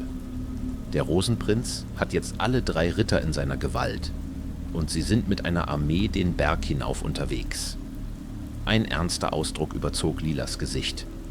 Verdammt sie, wenn sie das Portal erreichen. Wir wissen es, antwortete Cook, aber der Angriff hat uns fast wieder an den Fuß des Berges zurückgeschickt. Selbst ohne diesen Sturm haben wir keine Chance, das Grab vor ihnen zu erreichen. Lila schaute über Cook hinweg hinaus in den Sturm. Sie ging an uns vorbei und betrachtete einen Moment lang die Kreaturen, die durch den Schnee zogen, bevor sie sich wieder uns zuwandte. Dann finden wir uns in schwierigen Lagen wieder. Die große Schlange ist das letzte Hindernis vor dem Portal, und ich glaube nicht, dass sie selbst den Rosenprinz besiegen könnte. Aber es könnte noch einen anderen Weg zum Gipfel des Berges geben. Diese Höhle führt in die Finsternis, ebenso wie viele andere. Während ich nach euch suchte, sah ich andere. Vielleicht wird uns einer vor dem Rosenprinz einen Vorsprung verschaffen. Warte. Du sagst, wir durchschneiden das Jenseits? Fragte ich. Gibt es ein Problem? Du schienst bereit zu sein, selbst in die Finsternis zu gehen, als ich ankam.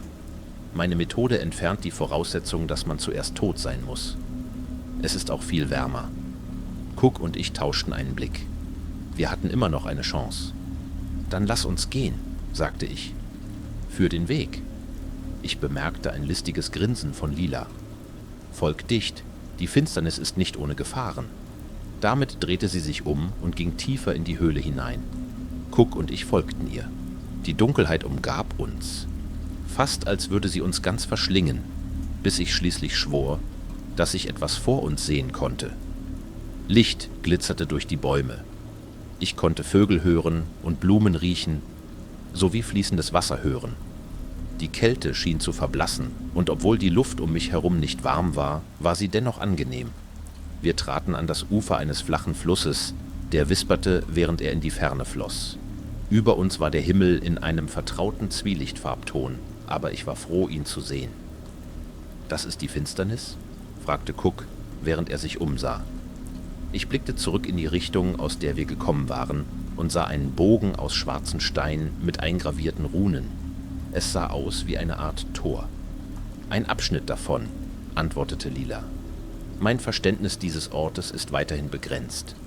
Diese Tore scheinen Teile des Schlangenkönigreichs zu sein, aber ich kann nicht sagen, wie sie funktionieren.« »Zumindest funktionieren sie«, erwiderte ich. Ich schaute zum Himmel hinauf, und als ich das tat, sah ich etwas Massives, das über uns schwebte.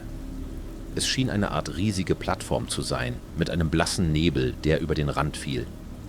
»Was ist das?« Lila schaute hinauf. »Das ist das Schlangenkönigreich«, antwortete sie. In der Luft gehalten vom gewundenen Körper der gefangenen Schlange selbst. Ich starrte zum Himmel hinauf. Ich konnte fast die Windungen der großen Schlange sehen, selbst aus der Ferne. Es gab mehr, als ich zählen konnte. »Jesus Christus«, sagte ich leise. »Die Runen hier sind uralt, doch ich habe viel von ihnen gelernt«, sagte Lila, während sie zu gehen begann. Ich warf einen letzten Blick auf die ferne Schlange, bevor ich ihr folgte. Unser Volk hatte es falsch verstanden. Die große Schlange war nicht im Schlangenkönigreich gefangen. Es war das Königreich selbst. Ihr geketteter Körper wurde zu unserem Land und in ihrem Zentrum. Eine göttliche Macht, die sie zwischen den Welten von Leben und Tod eingeschlossen hielt. Eine Macht, die als Kanal zurück zur Welt der Lebenden genutzt werden konnte, wenn sie richtig genutzt wurde. »Das Portal?« sagte ich. Lila nickte. »Das Portal«, wiederholte sie. Die Runen, die ich gefunden habe, warnten davor, dass das Manipulieren davon die große Schlange erwecken könnte. Aber solange das Portal unbeschädigt bleibt, würde es zwischen Leben und Tod gebunden bleiben. »Was würde passieren, wenn es beschädigt würde?« fragte Cook. Er warf einen Blick zu Taster, einen Blick zu mir. »Wenn wir den Rosenprinz dort nicht besiegen können, sollte unsere nächste Priorität die Verweigerung von Ressourcen sein. Wenn wir es nicht benutzen können, kann er es auch nicht. Zerstöre das Portal und die Schlange würde freigesetzt werden«, sagte Lila. Es würde zweifellos das darauf errichtete Land zerstören und alles in die Finsternis werfen und alles töten. Dann müsste sie einmal mehr von den Göttern unterworfen werden. Obwohl ich bezweifle, dass die Rosen den Zusammenbruch dieser Welt überleben würden, noch weniger würden sie in der Finsternis zurechtkommen. Vielleicht kann sie Leichen infizieren, aber ich glaube nicht, dass sie die Geister der Toten infizieren könnte. Also ist das Ziel, sagte ich. Wir erreichen das Grab und wenn wir nicht herauskommen können, zerstören wir das Portal, befreien die Schlange und zerstören die Welt. Lila runzelte die Stirn und schaute zurück zu mir, während wir entlang des Flussufers gingen. Nun, es klingt nach einer törichten und schrecklichen Idee, wenn man es so ausdrückt. Aber du hast recht. Es dauerte nur noch ein paar Minuten, bis wir ein weiteres dieses Tores fanden. Es führte uns in eine andere Höhle. Nach dem Aussehen zu urteilen, befand sich diese etwa auf halber Höhe des Berges, nicht weit von der Schlucht entfernt, in die wir gefallen waren.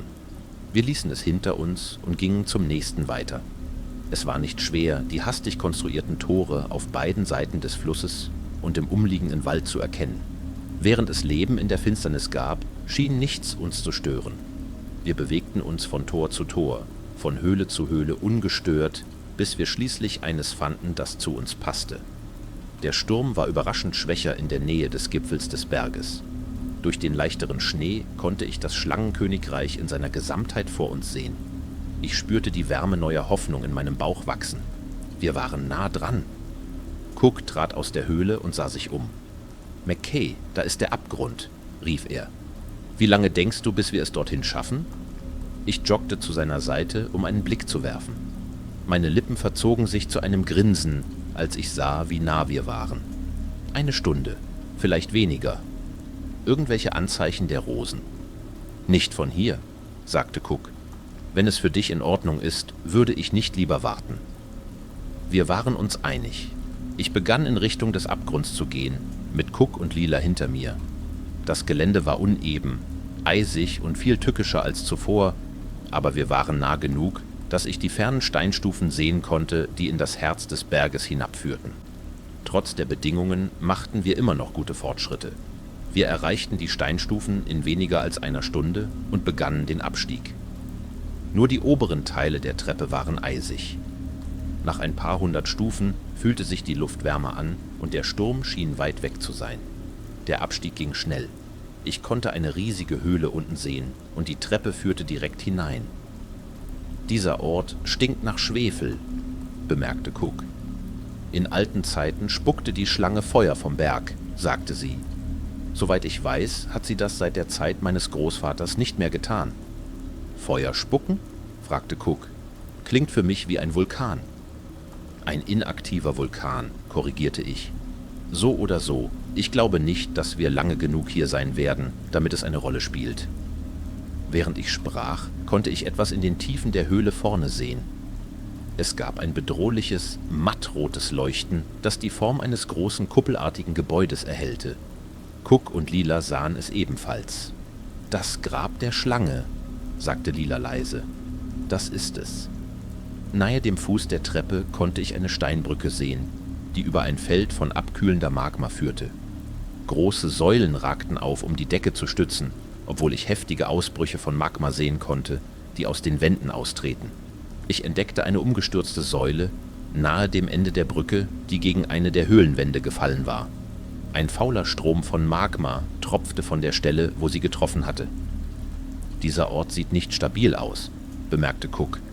»Das könnte eine gute Sache sein«, antwortete ich. »Ich glaube nicht, dass die Rosen Feuer so sehr mögen.« Ich erreichte zuerst den Boden der Treppe und blickte auf das Grab der Schlange. Die Hitze, die vom Magma aufstieg, ließ die Luft schimmern. Der Schwefelgeruch war überwältigend. Im Vergleich zu dem, was wir bisher gesehen hatten, sah dies aus wie die Hölle. Ich blickte zu Cook und Lila zurück, bevor ich meinen ersten Schritt zur Steinbrücke machte. »Geh nicht weiter!« Die Stimme schien aus allen Richtungen um uns herum zu hallen. Ich fühlte, wie die Kammer bebte und griff nach meiner Pistole, als ich 2 Ausbuchtungen im Magma auf beiden Seiten der Brücke sah. 2 massive Gestalten brachen an die Oberfläche. Jede war etwa 20 Fuß hoch. Während das Magma von ihnen abtauchte, dick und schwer, erkannte ich ihre Merkmale darunter.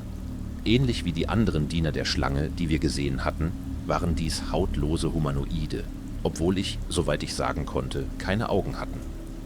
Ähnlich wie die Sentinels schien ihr freiliegendes Muskelgewebe in eine verdickte Haut gehärtet zu sein, obwohl es wie verkohlte Glut leuchtete. Einen Moment lang dachte ich, sie seien Statuen, aber ihre augenlosen Gesichter drehten sich, um unsere kleine Gruppe anzusehen. Ihr seid kühn, so weit gekommen zu sein, doch das Grab ist für euch verschlossen. Kehrt um oder ihr werdet verbrennen. Die verbrannten Seraphim, sagte Lila leise. Hohe Priester der großen Schlange. Meine Hand schwebte über meiner Pistole, bevor ich spürte, wie Lila ihre Hand über meine legte und mich stoppte. Sie wusste, dass diese Wesen nicht gut darauf reagieren würden, angeschossen zu werden. Sie waren hinlänglich, um mit uns zu sprechen. Das Mindeste, was ich tun konnte, war zurückzusprechen. Wir suchen einen Weg zurück nach Hause, sagte ich. Das Portal im Grab ist unser einziger Weg zurück. Wir gehören nicht hierhin. Kein Sterblicher tut das, brüllten die Zwillingswesen im Einklang. Niemand soll den Schlummer der großen Schlange stören. Das Grab ist für euch verschlossen. Kehrt um oder sterbt. Mein Blick wanderte zwischen den beiden Entitäten, die über uns aufragten. Ich wusste, dass wir sie nicht bekämpfen konnten. Und als ich die unmenschlichen Schreie hinter mir hörte, wurde mir klar, dass wir es auch nicht müssten. »Sie sind hier«, rief Cook, und ich sah nur einen flüchtigen Blick zurück, um die Gestalten der Rosen zu sehen, die die Treppe hinunterstürmten. Nahe dem Gipfel konnte ich die unheilige Verschmelzung von Jan Naga und Jan Krenz sehen. Die begannen, die Treppen hinunter zu kriechen und sich zu winden. Die verbrannten Seraphim schauten nach oben, scheinbar überrascht von dem plötzlichen Angriff. Wir waren nicht mehr ihr größtes Problem, und sie wussten das. »Rennt!« rief ich, bevor ich zur Brücke stürmte. Die Seraphim bewegten sich, um aus dem Magma aufzusteigen und den Weg der Rosen zu blockieren. Sie warfen uns keinen Blick zurück. Ich konnte andere Ausbuchtungen im Magma aufsteigen sehen, als mehr Seraphim auftauchten, um die Rosen aufzuhalten. Hinter mir hörte ich die Schreie ihres Kampfes, aber ich wagte es nicht, zurückzublicken. Das Grab war direkt vor uns. Wir mussten nur noch ein bisschen weiter gehen. Ein brennender Wind wehte über uns, als etwas über unsere Köpfe flog. Der Gegenwind, den es aufwirbelte, warf uns zu Boden, aber im Glanz des Magmas sah ich, was für uns gekommen war. Jan Chiimek, oder zumindest seine Hülle, die vom Rosenprinz gesteuert wurde, flog auf das Grab zu, bevor er auf der gegenüberliegenden Seite der Brücke landete. Er öffnete seinen skelettartigen Mund, um uns zuzischen, und für einen Moment erwartete ich, dass er einen Feuerstrahl entfesseln würde. Es kam keiner. Stattdessen hörte ich nur ein tiefes, kehliges Kichern, das aus seinem Hals entwich. Die Stimme klang fast wie Serrano. »Also, ihr seid nach dem Grab aufgestiegen schließlich?« schnurrte der Rosenprinz. »Wie glücklich ihr seid, meine triumphale Ankunft in eurer toten kleinen Welt zu sehen. Bald werdet ihr die Ersten sein, die das neue Leben sehen, das ich dort bringe. Ihr werdet meinen ewigen Frühling sehen, der sich in die gesamte Existenz ausbreitet.« Ich sah, wie Cook begann aufzustehen. Er hatte den guten Sinn, die beiden Granaten, die er zurückgelassen hatte, zu schützen. »Ah, Maximus«, sagte der Rosenprinz, »würdet ihr euch mir freiwillig hingeben? Würdet ihr euch endlich unterwerfen und in meine Umarmung kommen?« Cook nahm eine der Granaten heraus.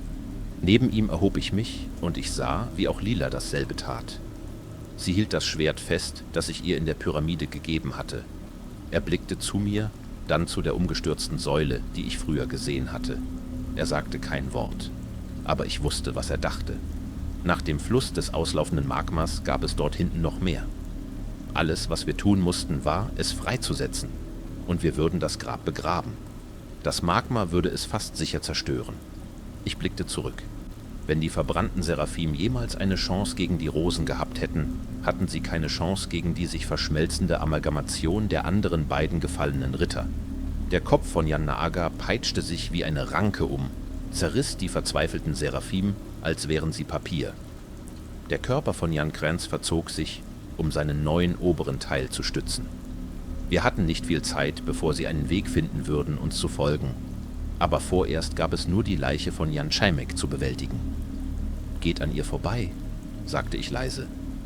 Nehmt Lila und zielt auf die Augen. Geht zum Tor. Was? Fragte Cook, und ich riss ihm die Granate aus der Hand.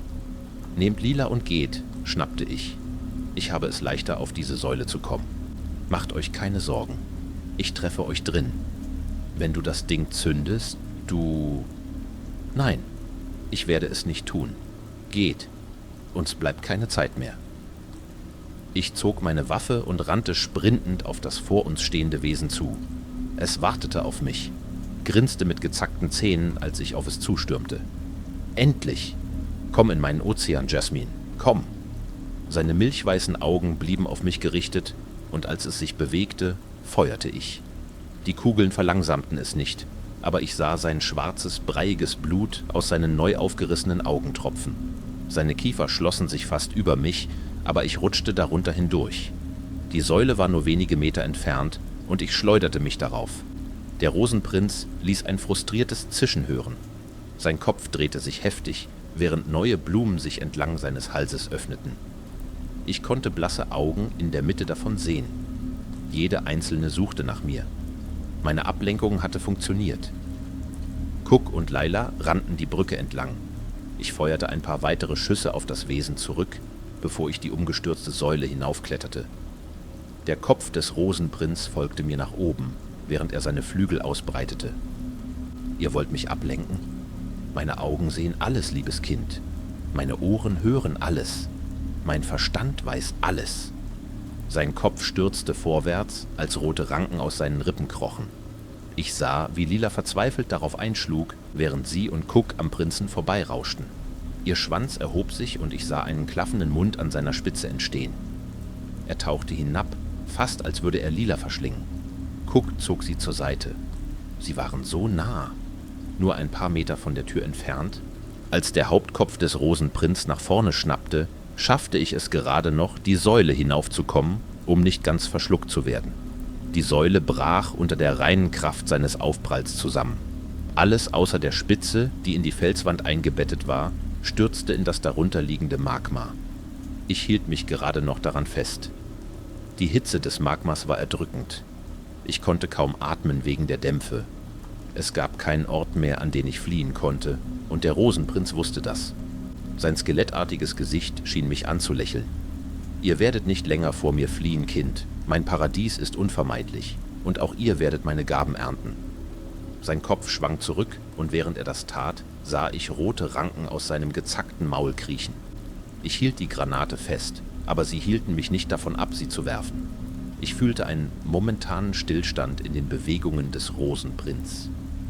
Dann spürte ich die Explosion. Die Explosion war nicht groß, aber sie brach den Felsen. Das Magma fiel wie ein zähflüssiger, breiiger Haufen. Ein Teil davon ergoss sich auf den Hals des Rosenprinz. Und ich hörte einen schmerzhaften, unmenschlichen Schrei, der die gesamte Kammer erschütterte. Der Rosenprinz ruckte zurück, ließ mich los und schleuderte mich gegen den steinigen Boden auf der anderen Seite der Brücke, nur wenige Meter von der Tempeltür entfernt. Ich blickte nach oben, gerade rechtzeitig, um zu sehen, wie Cook und Lila die große Steintür aufstießen. Cook sah mich an, die Augen weit vor Panik. »Jasmine, bewege dich, jetzt!« Ich blickte zurück, gerade rechtzeitig, um zu sehen, wie mehr von der Höhlenwand zusammenbrach. Die Leiche von Jan Schimek brannte, während mehr Magma die Brücke überflutete und die wenigen Rosen verschlang, die auf uns zurasten. Ich richtete mich auf und schlich zur offenen Tempeltür, während die Kammer vor mir zu fluten begann. Ich half Cook, die Tür zu schließen, und während ich das tat, hörte ich einen letzten wütenden Schrei des Rosenprinz, bevor wir uns selbst im Grab einschlossen. »Das sollte ihn für ein paar Momente beschäftigen«, sagte ich hoffnungsvoll. Cook starrte mich nur an, sein Ausdruck eine Mischung aus Frustration und Erleichterung. »Du verdammter Wahnsinniger! Du hättest dich selbst töten können.« »Wir sind an ihm vorbeigekommen, oder?« fragte ich. »Verzweifelte Zeiten, verzweifelte Maßnahmen. Jetzt lasst uns dieses Portal aktivieren und hier rauskommen.« Ich bot ihm ein schwaches Lächeln an und legte eine Hand auf seine Schulter. Nach einem Moment wurde sein Ausdruck weicher. Er erwiderte mein Lächeln. »Ja«, sagte er schließlich, »lass uns hier verschwinden.« Selbst in der Serpentinentombe konnte ich noch die Hitze des Magmas draußen spüren. Die Tasche, die wir aufgerissen hatten, um die Rosen zu besiegen, hatte die Kammer wahrscheinlich fast vollständig überflutet. Ich wusste nicht, ob dort noch etwas lebte. Ich wusste nicht, ob überhaupt etwas überlebt haben konnte, aber zum Guten oder Schlechten gab es kein Zurück mehr. Der Boden unter uns bebte heftig. Ich wollte nicht wissen, was das bedeutete, aber ich konnte Rauch auf der anderen Seite der Grabentombe riechen. Cook und ich tauschten einen Blick aus. »Dieser Tempel wird nicht standhalten«, sagte er. »Wo ist das Portal?« Lila war bereits vor uns, ging den gekrümmten Flur hinunter. Ich konnte mehrere Arkaden sehen, die in eine tiefere Kammer führten. Sie blieb vor dem Türrahmen einer von ihnen stehen. »Wir müssen nicht weit suchen«, sagte sie.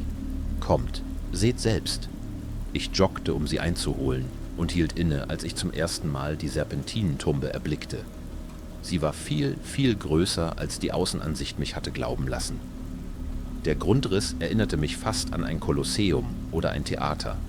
Ein runder Flur umgab die Grabentombe und mehrere Treppenreihen, jede so lang wie ein Wolkenkratzer, führten hinab zu einer Plattform, die ich als Portal erkannte, genau wie das, durch das wir gekommen waren. Massive Stacheln aus tiefviolettem Kristall ragten aus Rissen im Treppenhaus. Aber keine von ihnen schien mit dem beeindruckenden Kristallzahn zu vergleichen, der von der Decke herabhängte. Sie tauchten die gesamte Grabentombe in ein matt violettes Licht. Der Boden des Portals selbst sah aus, als wäre er aus demselben Kristall gemeißelt. Gegenüber dem Eingang, durch den wir gekommen waren, entdeckte ich eine Art Gesichtsgravur. Das Gesicht allein muss so groß wie ein Wolkenkratzer gewesen sein. Wie groß genau, konnte ich nicht sagen, aber es überragte den aus der Decke hängenden Zahn bei weitem.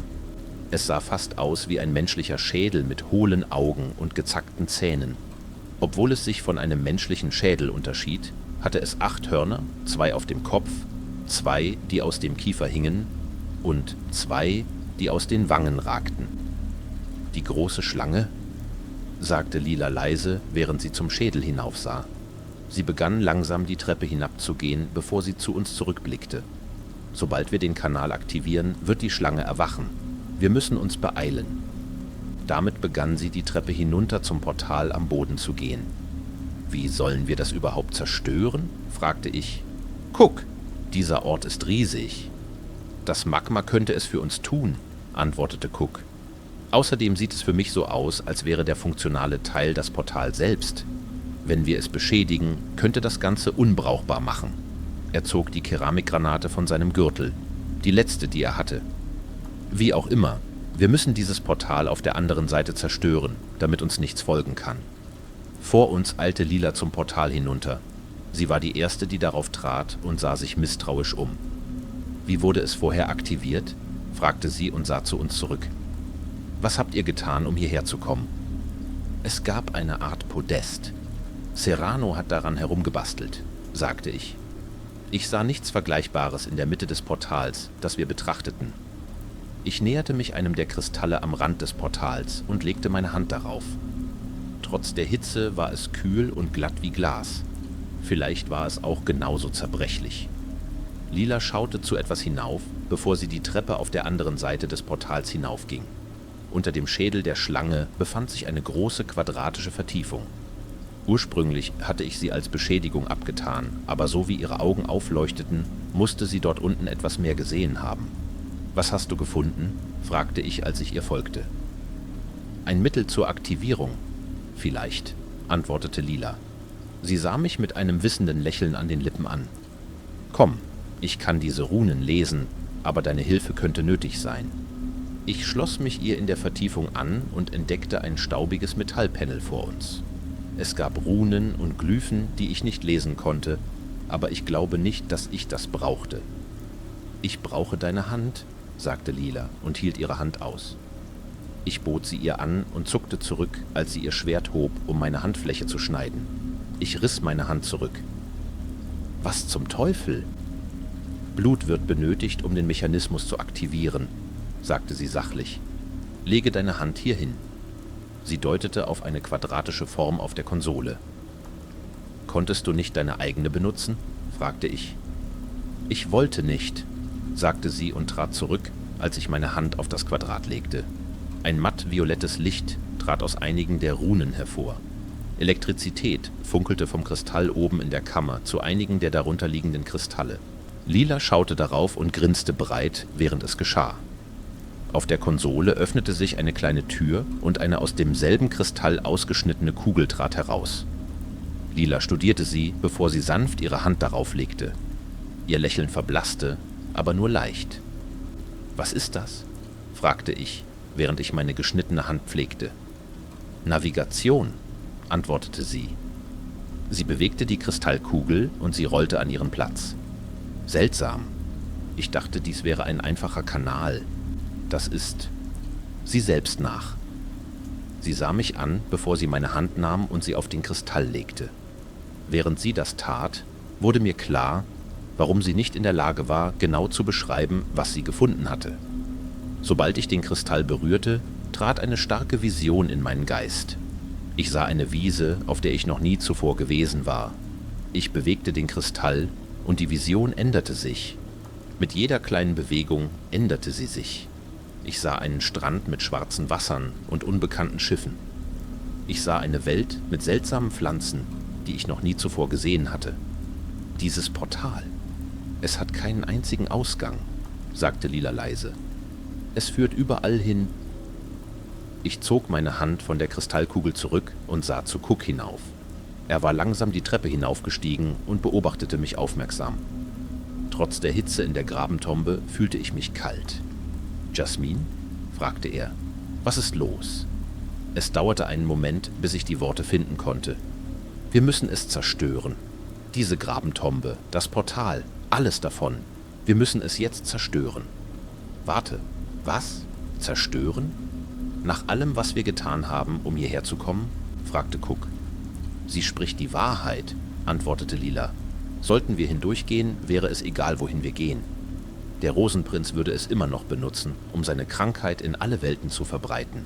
Es würde die gesamte Existenz verdammen.« Ich schloss die Augen und legte erneut meine Hand auf die Kristallkugel. Ich verschob sie, bewegte sie, bis ich etwas Vertrautes sah. Eine Stadt. Toronto. Zu Hause.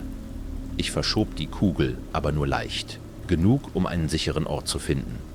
Ich konzentrierte mich darauf, bevor ich meine Hand von der Kugel nahm. Cook sah ernst aus.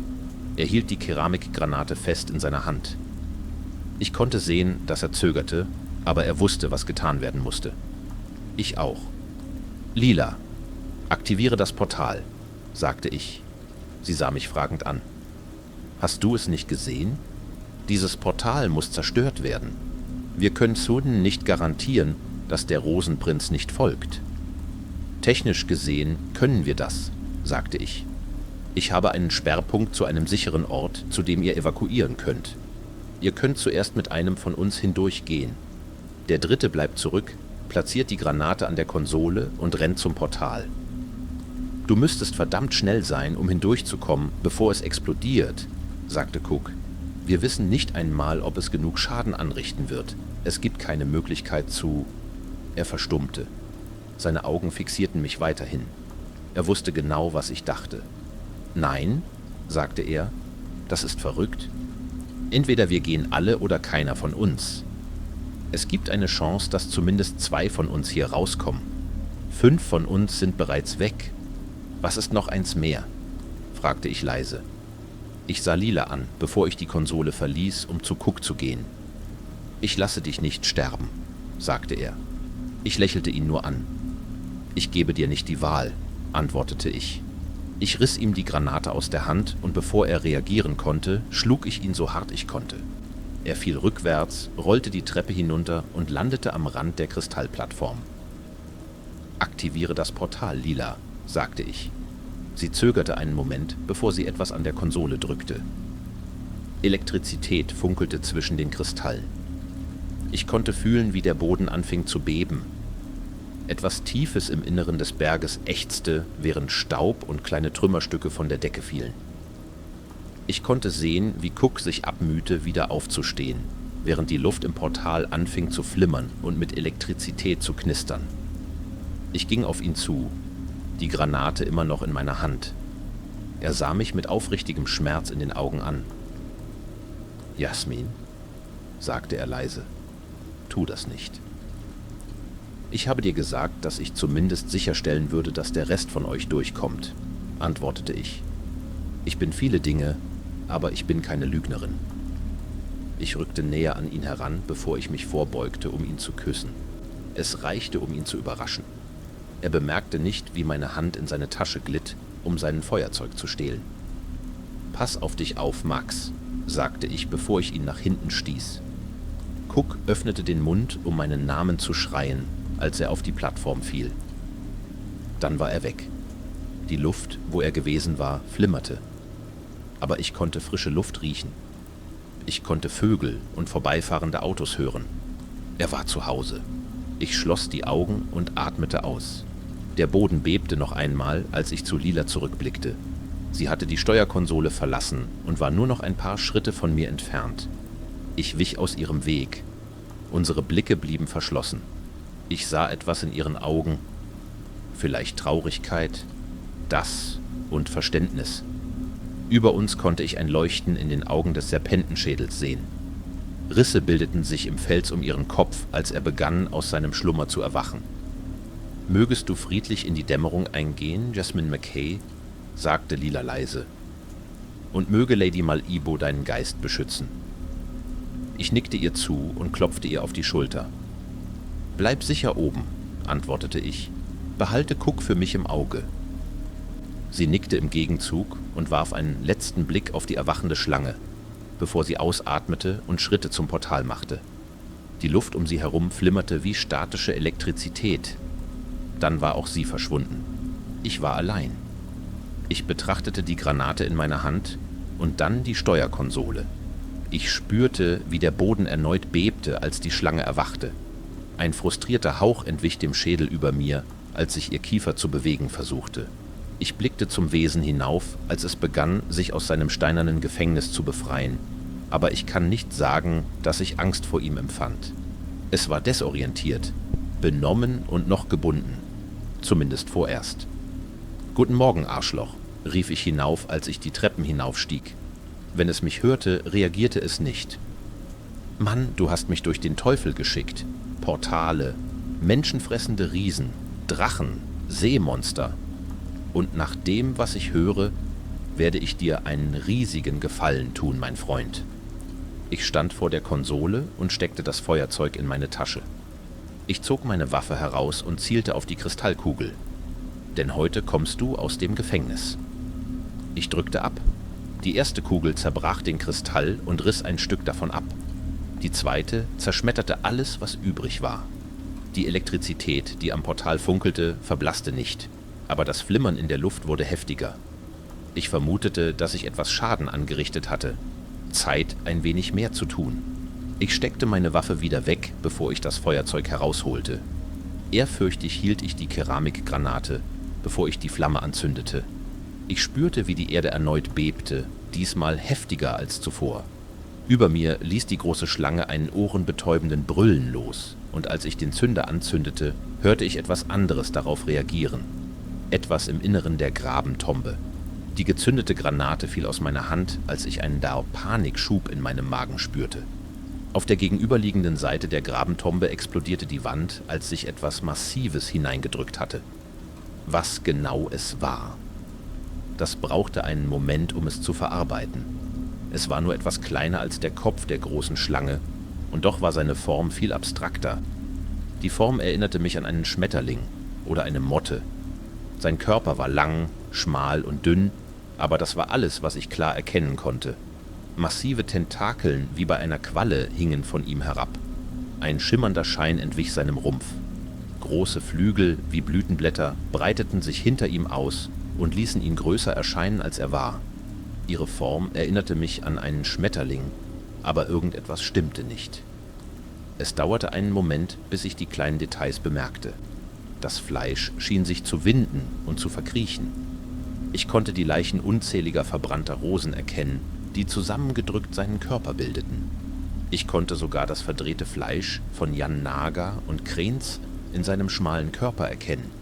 Verschiebende Augen bedeckten seine floralen Schmetterlingsflügel und ich konnte den Gestank seiner Sporen riechen, die den Raum erfüllten.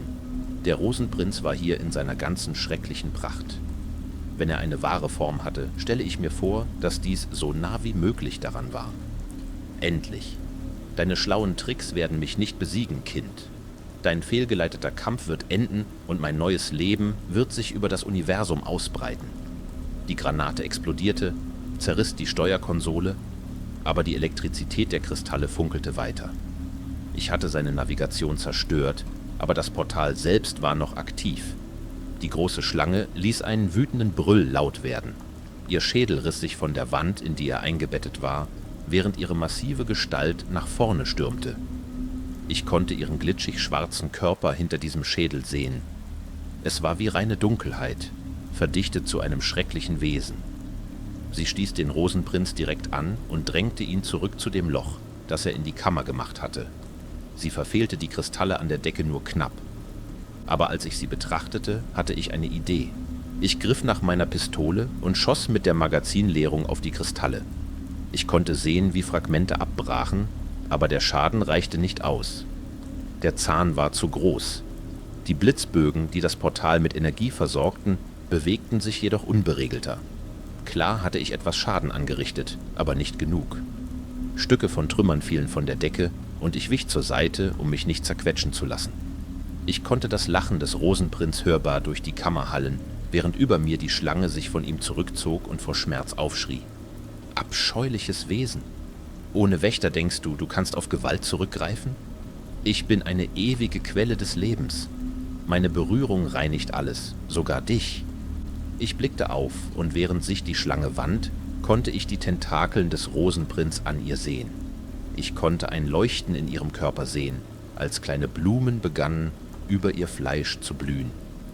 Trotz ihrer Macht konnte die große Schlange sich nicht gegen den Rosenprinz behaupten, und ich hatte keine Zeit mehr. Komm in meinen Ozean, Schlange, ich werde sogar deine Sünden reinigen. Die ewige Quelle ist nahe, und du wirst mein Herold sein.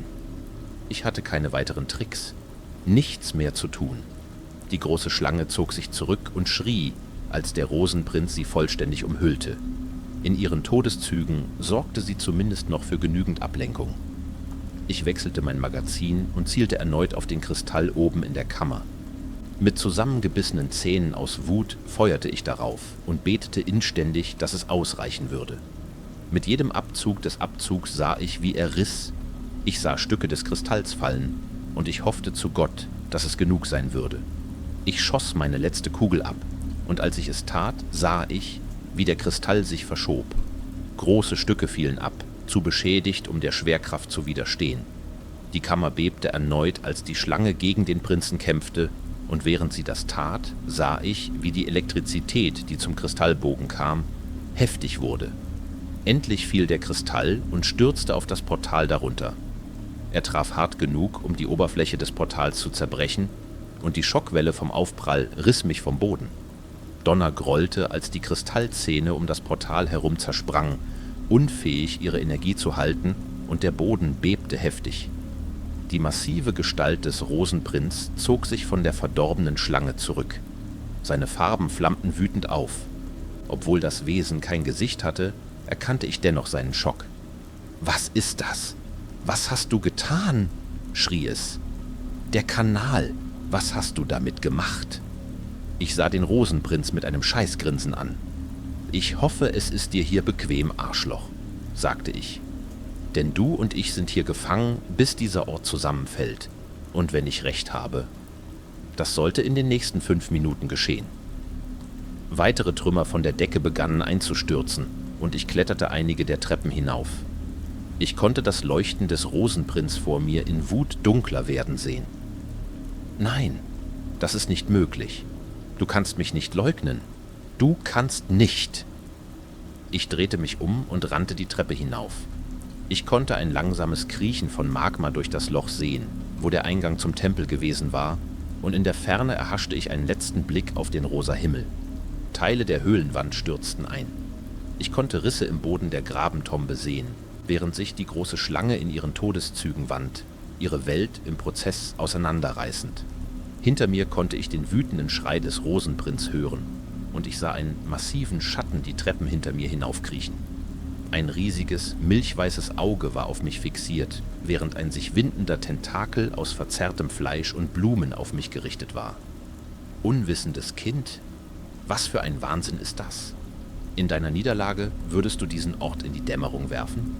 Du würdest alles zerstören, um mein neues Leben zur Saat aller Existenz zu verweigern? Warum? Um mich zu töten? Das Lachen des Rosenprinz hallte durch die einstürzende Höhle. Ein großer Teil von ihm stürzte ein und platschte ins Magma, als einige der Pfeiler, die einst die Brücke markiert hatten, fielen. Aus dem Augenwinkel konnte ich nicht umhin zu bemerken, dass einer von ihnen in Sprungweite war.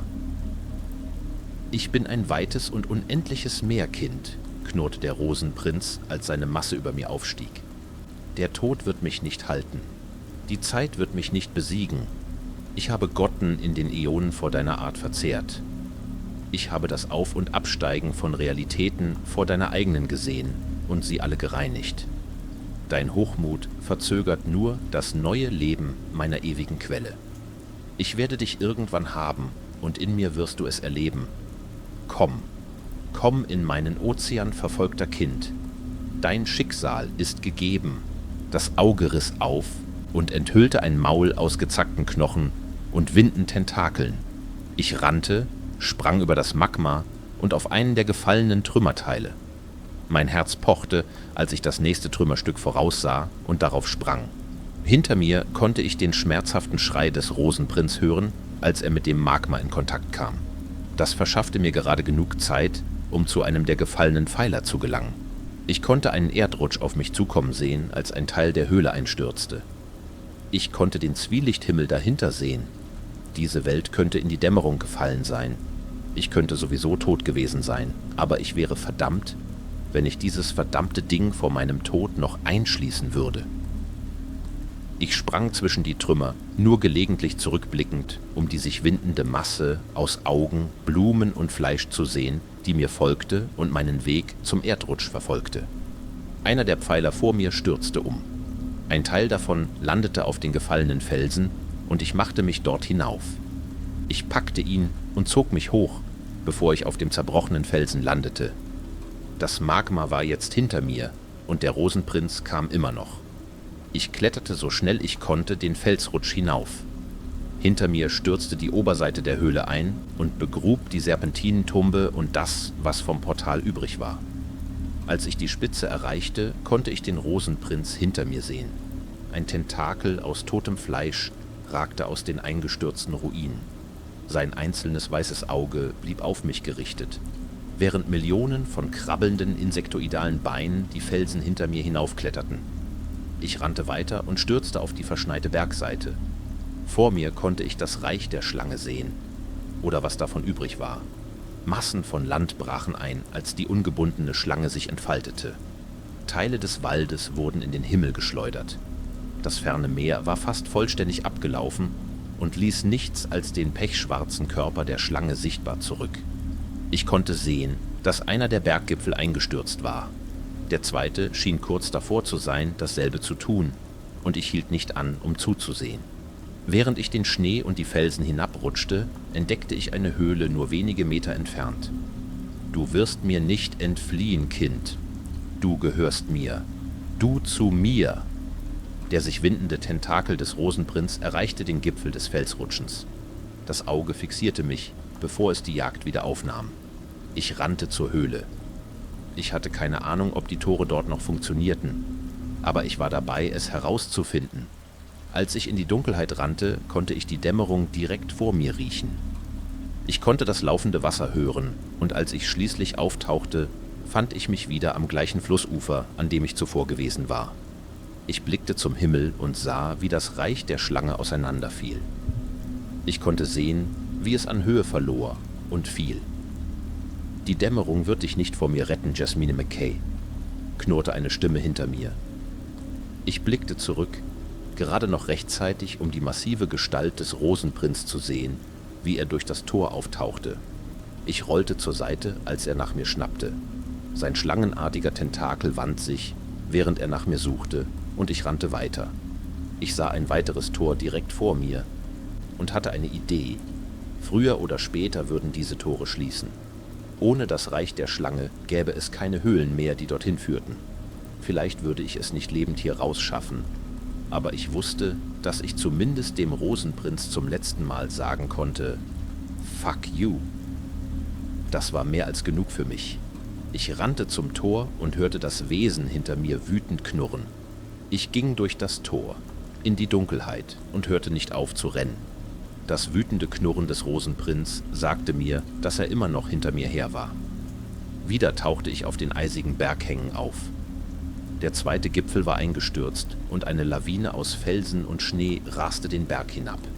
Ich hatte nur Sekunden, bevor sie mich erreichte. Es gab eine weitere Höhle nur wenige Meter entfernt, ich rannte dorthin.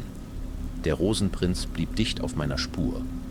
Bevor ich in die Dunkelheit verschwand, blickte ich zurück, um seine schreckliche Gestalt zu sehen, wie sie heftig zuckte, als die Lawine ihn traf. Aber das verunsicherte ihn nicht. Er folgte mir in die Höhle, neue Gliedmaßen wuchsen, um ihm zu helfen, mir nachzujagen. Die Dunkelheit führte mich erneut in die Dämmerung und ich rannte geradeaus weiter. Auf der anderen Seite des Flusses sah ich ein weiteres Tor und rannte ohne zu zögern hindurch. Die Höhle, zu der es führte, lag tiefer am Berg. Das Tal des Reichs der Schlange war fast vollständig verschwunden und ich konnte den schimmernden Horizont der Dämmerung weit unter den sich windenden Schlingen der toten Schlange sehen. Aus Instinkt bewegte ich mich tiefer den Berg hinunter. Ich blickte zurück und sah, wie der Rosenprinz aus derselben Höhle auftauchte, in der ich gerade gewesen war. Er brüllte mich an, bevor er seine Jagd wieder aufnahm. Es gab eine weitere Höhle direkt vor mir. Ich bog ab, um hineinzukommen, und sprintete erneut in die Dunkelheit.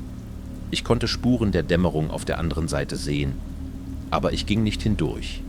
Durch den Dunst konnte ich sehen, wie das Reich der Schlange einstürzte. Stücke des Berges fielen zwischen den sich entfaltenden Körper der Schlange. Ich ertappte mich dabei, wie ich grinste, als ich zurück zum Eingang der Höhle blickte. Insektoidale Beine packten den Rand, während das große blasse Auge des Rosenprinz mich erneut fixierte. »Keine mehr Spiele, Kind. Du kannst für immer nicht vor mir fliehen.« »Nicht für immer«, antwortete ich. »Nur lange genug, bis der Berg einstürzt. Willkommen im Jenseits, Arschloch.« Das blasse Auge riss ein weiteres Mal auf und enthüllte das höllische Maul, als ich zurück durch das Tor trat. Der Rosenprinz stürzte auf mich zu, versuchte mir zu folgen, aber ich hatte es perfekt getimt. Durch das Tor konnte ich sehen, wie sein Körper sich zusammenzog, bevor er hindurchkam. Ein gequälter Schrei entwich ihm, als die anderen Tore zu schließen begannen. Der Berg stürzte um ihn herum ein, und als er das tat, sah ich, wie auch das Tor einstürzte.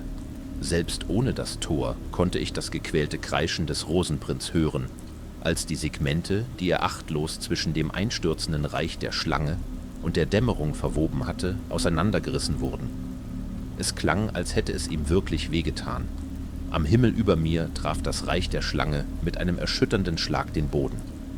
Ich wich vom eingestürzten Tor zurück und rannte in Richtung des Waldes, während eine Staubwolke das Land um mich herum einhüllte. Das ist das Letzte, woran ich mich erinnere. Danach war alles still. Du gehörst hier nicht hin, oder? Ich erinnere mich nicht daran, das Bewusstsein verloren zu haben oder überhaupt aufzuwachen. Einen Moment gab es Staub und danach die Stimme. Ich blinzelte. Der Fluss war verschwunden. Auch die Tore waren weg. Stattdessen war ich in einem Büro. Ich kannte dieses Büro. Das war der Ort, an dem ich mich vor so vielen Jahren für die KAF angemeldet hatte. Es sah genauso aus, wie ich es in meinen Erinnerungen hatte. Nur die Person hinter dem Schreibtisch war nicht der Mann, bei dem ich mich angemeldet hatte. Es war nicht einmal ein Mann oder ein Mensch überhaupt. Sie war groß, aber nicht wie die Sentinels. Sie konnte nicht größer als 1,80 Meter gewesen sein. Ihr Kopf ähnelte einem Wolf mit intensiven blauen Augen, obwohl ein Hauch von Melancholie darin lag. Ihr Fell war reinweiß und sie trug ein schwarzes Abendkleid. Es dauerte einen Moment, bis ich sie erkannte. Das war dasselbe Wesen, das ich an der Wand der Pyramide gesehen hatte. Das, zu dem Lila gebetet hatte. Lady Mal-Ibo. »Aham ich tot?« fragte ich. Ich bewegte mich in dem unbequemen Stuhl, in dem ich saß. »Ja und nein«, antwortete das Wesen. »Du bist in meiner Dämmerung, Liebling. Aber wie du hierher gekommen bist? Nun, das war ziemlich unkonventionell. Es ist sicherlich nicht der Weg, den ich erwartet habe, aber ich nehme an, der Tod ist voller Überraschungen. Was ist dieser Ort?« fragte ich. Ich blickte auf die Wände um mich herum. Eine Wegstation. Ein Ort, an dem du und ich sprechen können. Wenn du nach der Dekoration fragst, es ist nicht mein Geschmack. In gewisser Weise hast du dies gewählt. Aber lass uns das nicht vertiefen. Die Zeit mag für mich nicht viel bedeuten, aber die Erklärung, wie der Geist des Menschen den Tod verarbeitet, ist immer noch mühsam. Das Wesen hielt einen Zigarrenschneider hoch und zog daran. Sie lehnte sich zurück in ihren Stuhl und betrachtete mich aufmerksam. »Richtig«, sagte ich leise. »Du bist mal Ibo, richtig? Der Gott, von dem Lila so viel sprach? Verschiedene Kulturen haben mich verschiedene Namen und Gesichter genannt. Ich habe unzählige Namen und Gesichter, obwohl ich dieses Aussehen ziemlich mag. Dank der Ägypter, glaube ich. Sie nannten mich Anubis. Aber bitte, nenne mich, wie es dir angenehm ist.« »Okay, was mache ich hier genau?« »Nenne es altmodisch, aber ich mag es nicht, die Lebenden und die Toten zu mischen«, antwortete das Wesen. »Du hast abgeschlossen, was du dir vorgenommen hast. Du hast das Reich der Schlange entkommen. Deine Freunde sind sicher zu Hause, die große Schlange ist tot und der Rosenprinz ist eingesperrt. Zumindest für jetzt. Das Einzige, was noch aussteht, ist, dass du technisch gesehen immer noch am Leben bist. Irgendwie falsch verstanden, bewundere ich dein Opfer. Trotz deiner besten Bemühungen in der Vergangenheit bin ich erleichtert zu wissen, dass du so lange überlebt hast. Ich möchte niemanden in meinem Reich vor seiner festgesetzten Zeit sehen. Der Tod ist kein glücklicher Übergang, also bemühe ich mich, ihn so friedlich wie möglich zu gestalten. Was mich zu meinem Punkt bringt: Ich weiß, dass du dein eigenes Leben nie geschätzt hast, Liebling. Ich weiß, dass du den Sinn darin nicht siehst, und ich weiß, dass ich dich einfach schmerzlos töten könnte und deine Seele die angenehmeren Teile der Dämmerung nach deinem Belieben genießen könnte. Das klingt vielleicht hart, aber es ist das angenehmste Ende deines Lebens, das ich dir bieten kann. Ich bin sicher, dass Herr Compton und Herr Hopper glücklich wären, dich zu sehen, selbst wenn das Wiedersehen bittersüß wäre.« »Sind Compton und Hopper hier?« fragte ich. »Der Rosenprinz hat möglicherweise ihre Körper verzehrt, aber ihre Seelen wurden mir anvertraut. Ich fürchte, dasselbe kann ich nicht über Herrn Blake oder Dr. Serrano sagen. Der Rosenprinz hat sie genommen, während sie noch lebten. Ich kann nichts für sie tun, obwohl ich bezweifle, dass du deswegen schlaflose Nächte haben wirst.« Ich atmete aus und sank tiefer in den Stuhl. »Also, ist das dann alles?« fragte ich. »Ich bin tot? Wenn du dich dafür entscheidest, wenn es meine einzige Option wäre, dich jetzt sterben zu lassen, wäre dieses Gespräch viel kürzer. Meine Rolle ist eine trostlose. Ich möchte nicht sehen, wie Leben verkürzt werden. Selbst deine Rücksichtslosigkeit und die Rücksichtslosigkeit von Leuten wie dir sind schwer zu ertragen. Ich kann den Tod nicht rückgängig machen. Das ist nicht in meiner Macht. Allerdings, du bist noch nicht tot, oder Liebling?« Die große Schlange war ein giftiges und arrogantes Wesen, das versucht hat, Macht von mir zu stehlen. Als ich sie verbannte, versuchte sie, ihren Zorn auf das Land der Lebenden zu richten. Deshalb habe ich sie vor langer Zeit eingesperrt. Ich kann nicht sagen, dass ich sie vermissen werde. Doch die Ankunft des Rosenprinz war nichts, was ich vorhergesehen hatte, noch war es einfach für mich einzuschreiten. Die Schlange hätte meine Hilfe nicht, und ich habe keine Macht über den Prinzen. Im Gegenzug hat er keine Macht in meiner Dämmerung. Du hast mir einen Gefallen getan, indem du ihn eingesperrt hast. Ich bin bereit, dir im Gegenzug einen Gefallen zu tun.« »Was für einen Gefallen?« fragte ich. »Ich bin ein Gott, Liebling. Die Macht, die die Schlange gebunden hat, war meine. Diese Sterblichen, die sie in ihr Gefängnis zog, waren klug, sie in ihren Portalen zu nutzen. Und während du sie vielleicht zerstört hast, kann ich sie reparieren. Ich werde es nur vorübergehend tun. Du hattest recht, das Portal zu zerstören. Ich werde sicherstellen, dass nach deinem Durchgang dauerhaftere Maßnahmen ergriffen werden. Aber wenn du dich entscheidest, nach Hause zurückzukehren, werde ich es dieses Mal erlauben. Die Wahl liegt bei dir. Bleib oder geh. Aber wisse, dass wenn du bleibst, du nicht zurückkehren kannst. Nur die Lebenden können hindurchgehen. Ich blickte das Wesen an, das vor mir stand. Sie zog erneut an ihrer Zigarette, während sie auf meine Antwort wartete. »Wenn du mich zurückschickst, lande ich mit Cook und Lila, richtig?« fragte ich. »Ich kann dich zu ihrem Standort schicken.« »Ja.« Ich erwischte mich dabei, wie ich lächelte. »In Ordnung. Ich möchte zurückgehen.« »Dann komm mit mir.« Das Büro um uns herum verblasste und ich fand mich wieder am Flussufer. Das Wesen stand neben mir und ging lässig zum letzten Portal, durch das ich gegangen war. Sie legte eine Hand darauf und ich deutete, dass ich hindurchgehen sollte. Ich tat es. Die Grabentombe des Rosenprinz war kaum intakt. Das meiste war eingestürzt, und doch konnte ich sehen, wie sich Felsen zur Seite bewegten, um gerade genug Platz für das zu schaffen, was wir tun mussten. Das Wesen folgte mir und ging zur neu freigelegten Konsole. Neue Kristalle wuchsen aus ihr, und ich konnte mehr Kristall wachsen sehen, um die zerbrochene Basis des Portals zu bedecken. Elektrizität funkelte von ihnen, schwach, aber vorhanden. Die Luft um das Portal begann zu flimmern. Ein letztes Portal, um nach Hause zu kommen. »Geh«, sagte das Wesen. »Leben ist ein flüchtiges, kostbares Ding. Es sollte umarmt werden. Die Dämmerung wird am Ende auf dich warten. Vielleicht erzählst du mir dann von deinem Leben. Ich freue mich darauf, davon zu hören.« Ich machte einen Schritt in die flimmernde Luft und hielt inne, bevor ich zum Wesen zurückblickte. Sie beobachtete mich still, bevor ich schließlich durch das Portal ging. Es vergingen ein paar Tage, bevor Montu sich um die Nachbesprechung kümmerte. Die offizielle Geschichte lautet, dass Fred Compton, Calvin Blake, Alan Hopper und Neil Serrano alle starben, als die Ruinen einstürzten. Das ist kompletter Schwachsinn. Aber das ist der Unsinn, den ich zumindest ertragen kann. Innerhalb einer Woche nach unserer Rückkehr gab Cook seinen Rücktritt ein. Kurz danach, und mit ein wenig Ermutigung, tat ich dasselbe. Tatsächlich zu Hause in meiner kleinen Wohnung zu sein, fühlte sich falsch an. Es tat immer so. Aber ich schätze, die Gesellschaft war nicht so schlecht. In der ersten Woche blieb Cook nur dort, weil meine Couch günstiger war als ein Hotel. Nach unserem Rücktritt fand er jedoch andere Gründe zu bleiben. Ich kann nicht sagen, dass ich mich darüber beschweren kann. Offiziell hat Lila es nie durch das Portal geschafft. Laut Montos Bericht war sie tot, bevor wir überhaupt die Grabentombe erreichten. Inoffiziell hat sie sich, alles in Betracht gezogen, ziemlich gut angepasst. Ich denke, sie wird in Ordnung sein. Ich traf meinen Vater zum ersten Mal letzten Monat. Es brauchte ein wenig Mühe, ihn aufzuspüren, aber ich bin froh, dass ich es getan habe.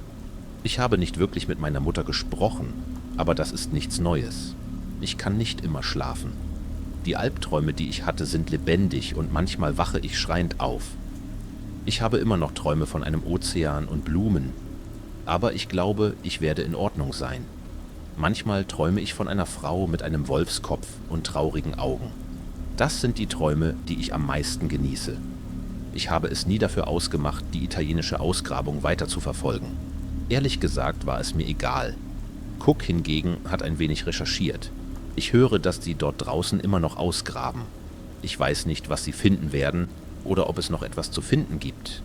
Ich weiß nicht, ob das Portal noch funktioniert oder ob Montu oder die Archäologen unseren Bericht über das, was wir auf der anderen Seite dieses Portals gesehen haben, geglaubt haben. Ich weiß, dass sie, wenn sie das getan hätten, besser wissen sollten, als weiterzugraben. Ich erinnere mich noch an die Blumen in diesem abgesperrten Tunnel, der hinunter zum Portal führte. Ich erinnere mich an ihr Leuchten. Ich erinnere mich an ihren Geruch. Und ich weiß, wie leicht sie sich ausbreiten können.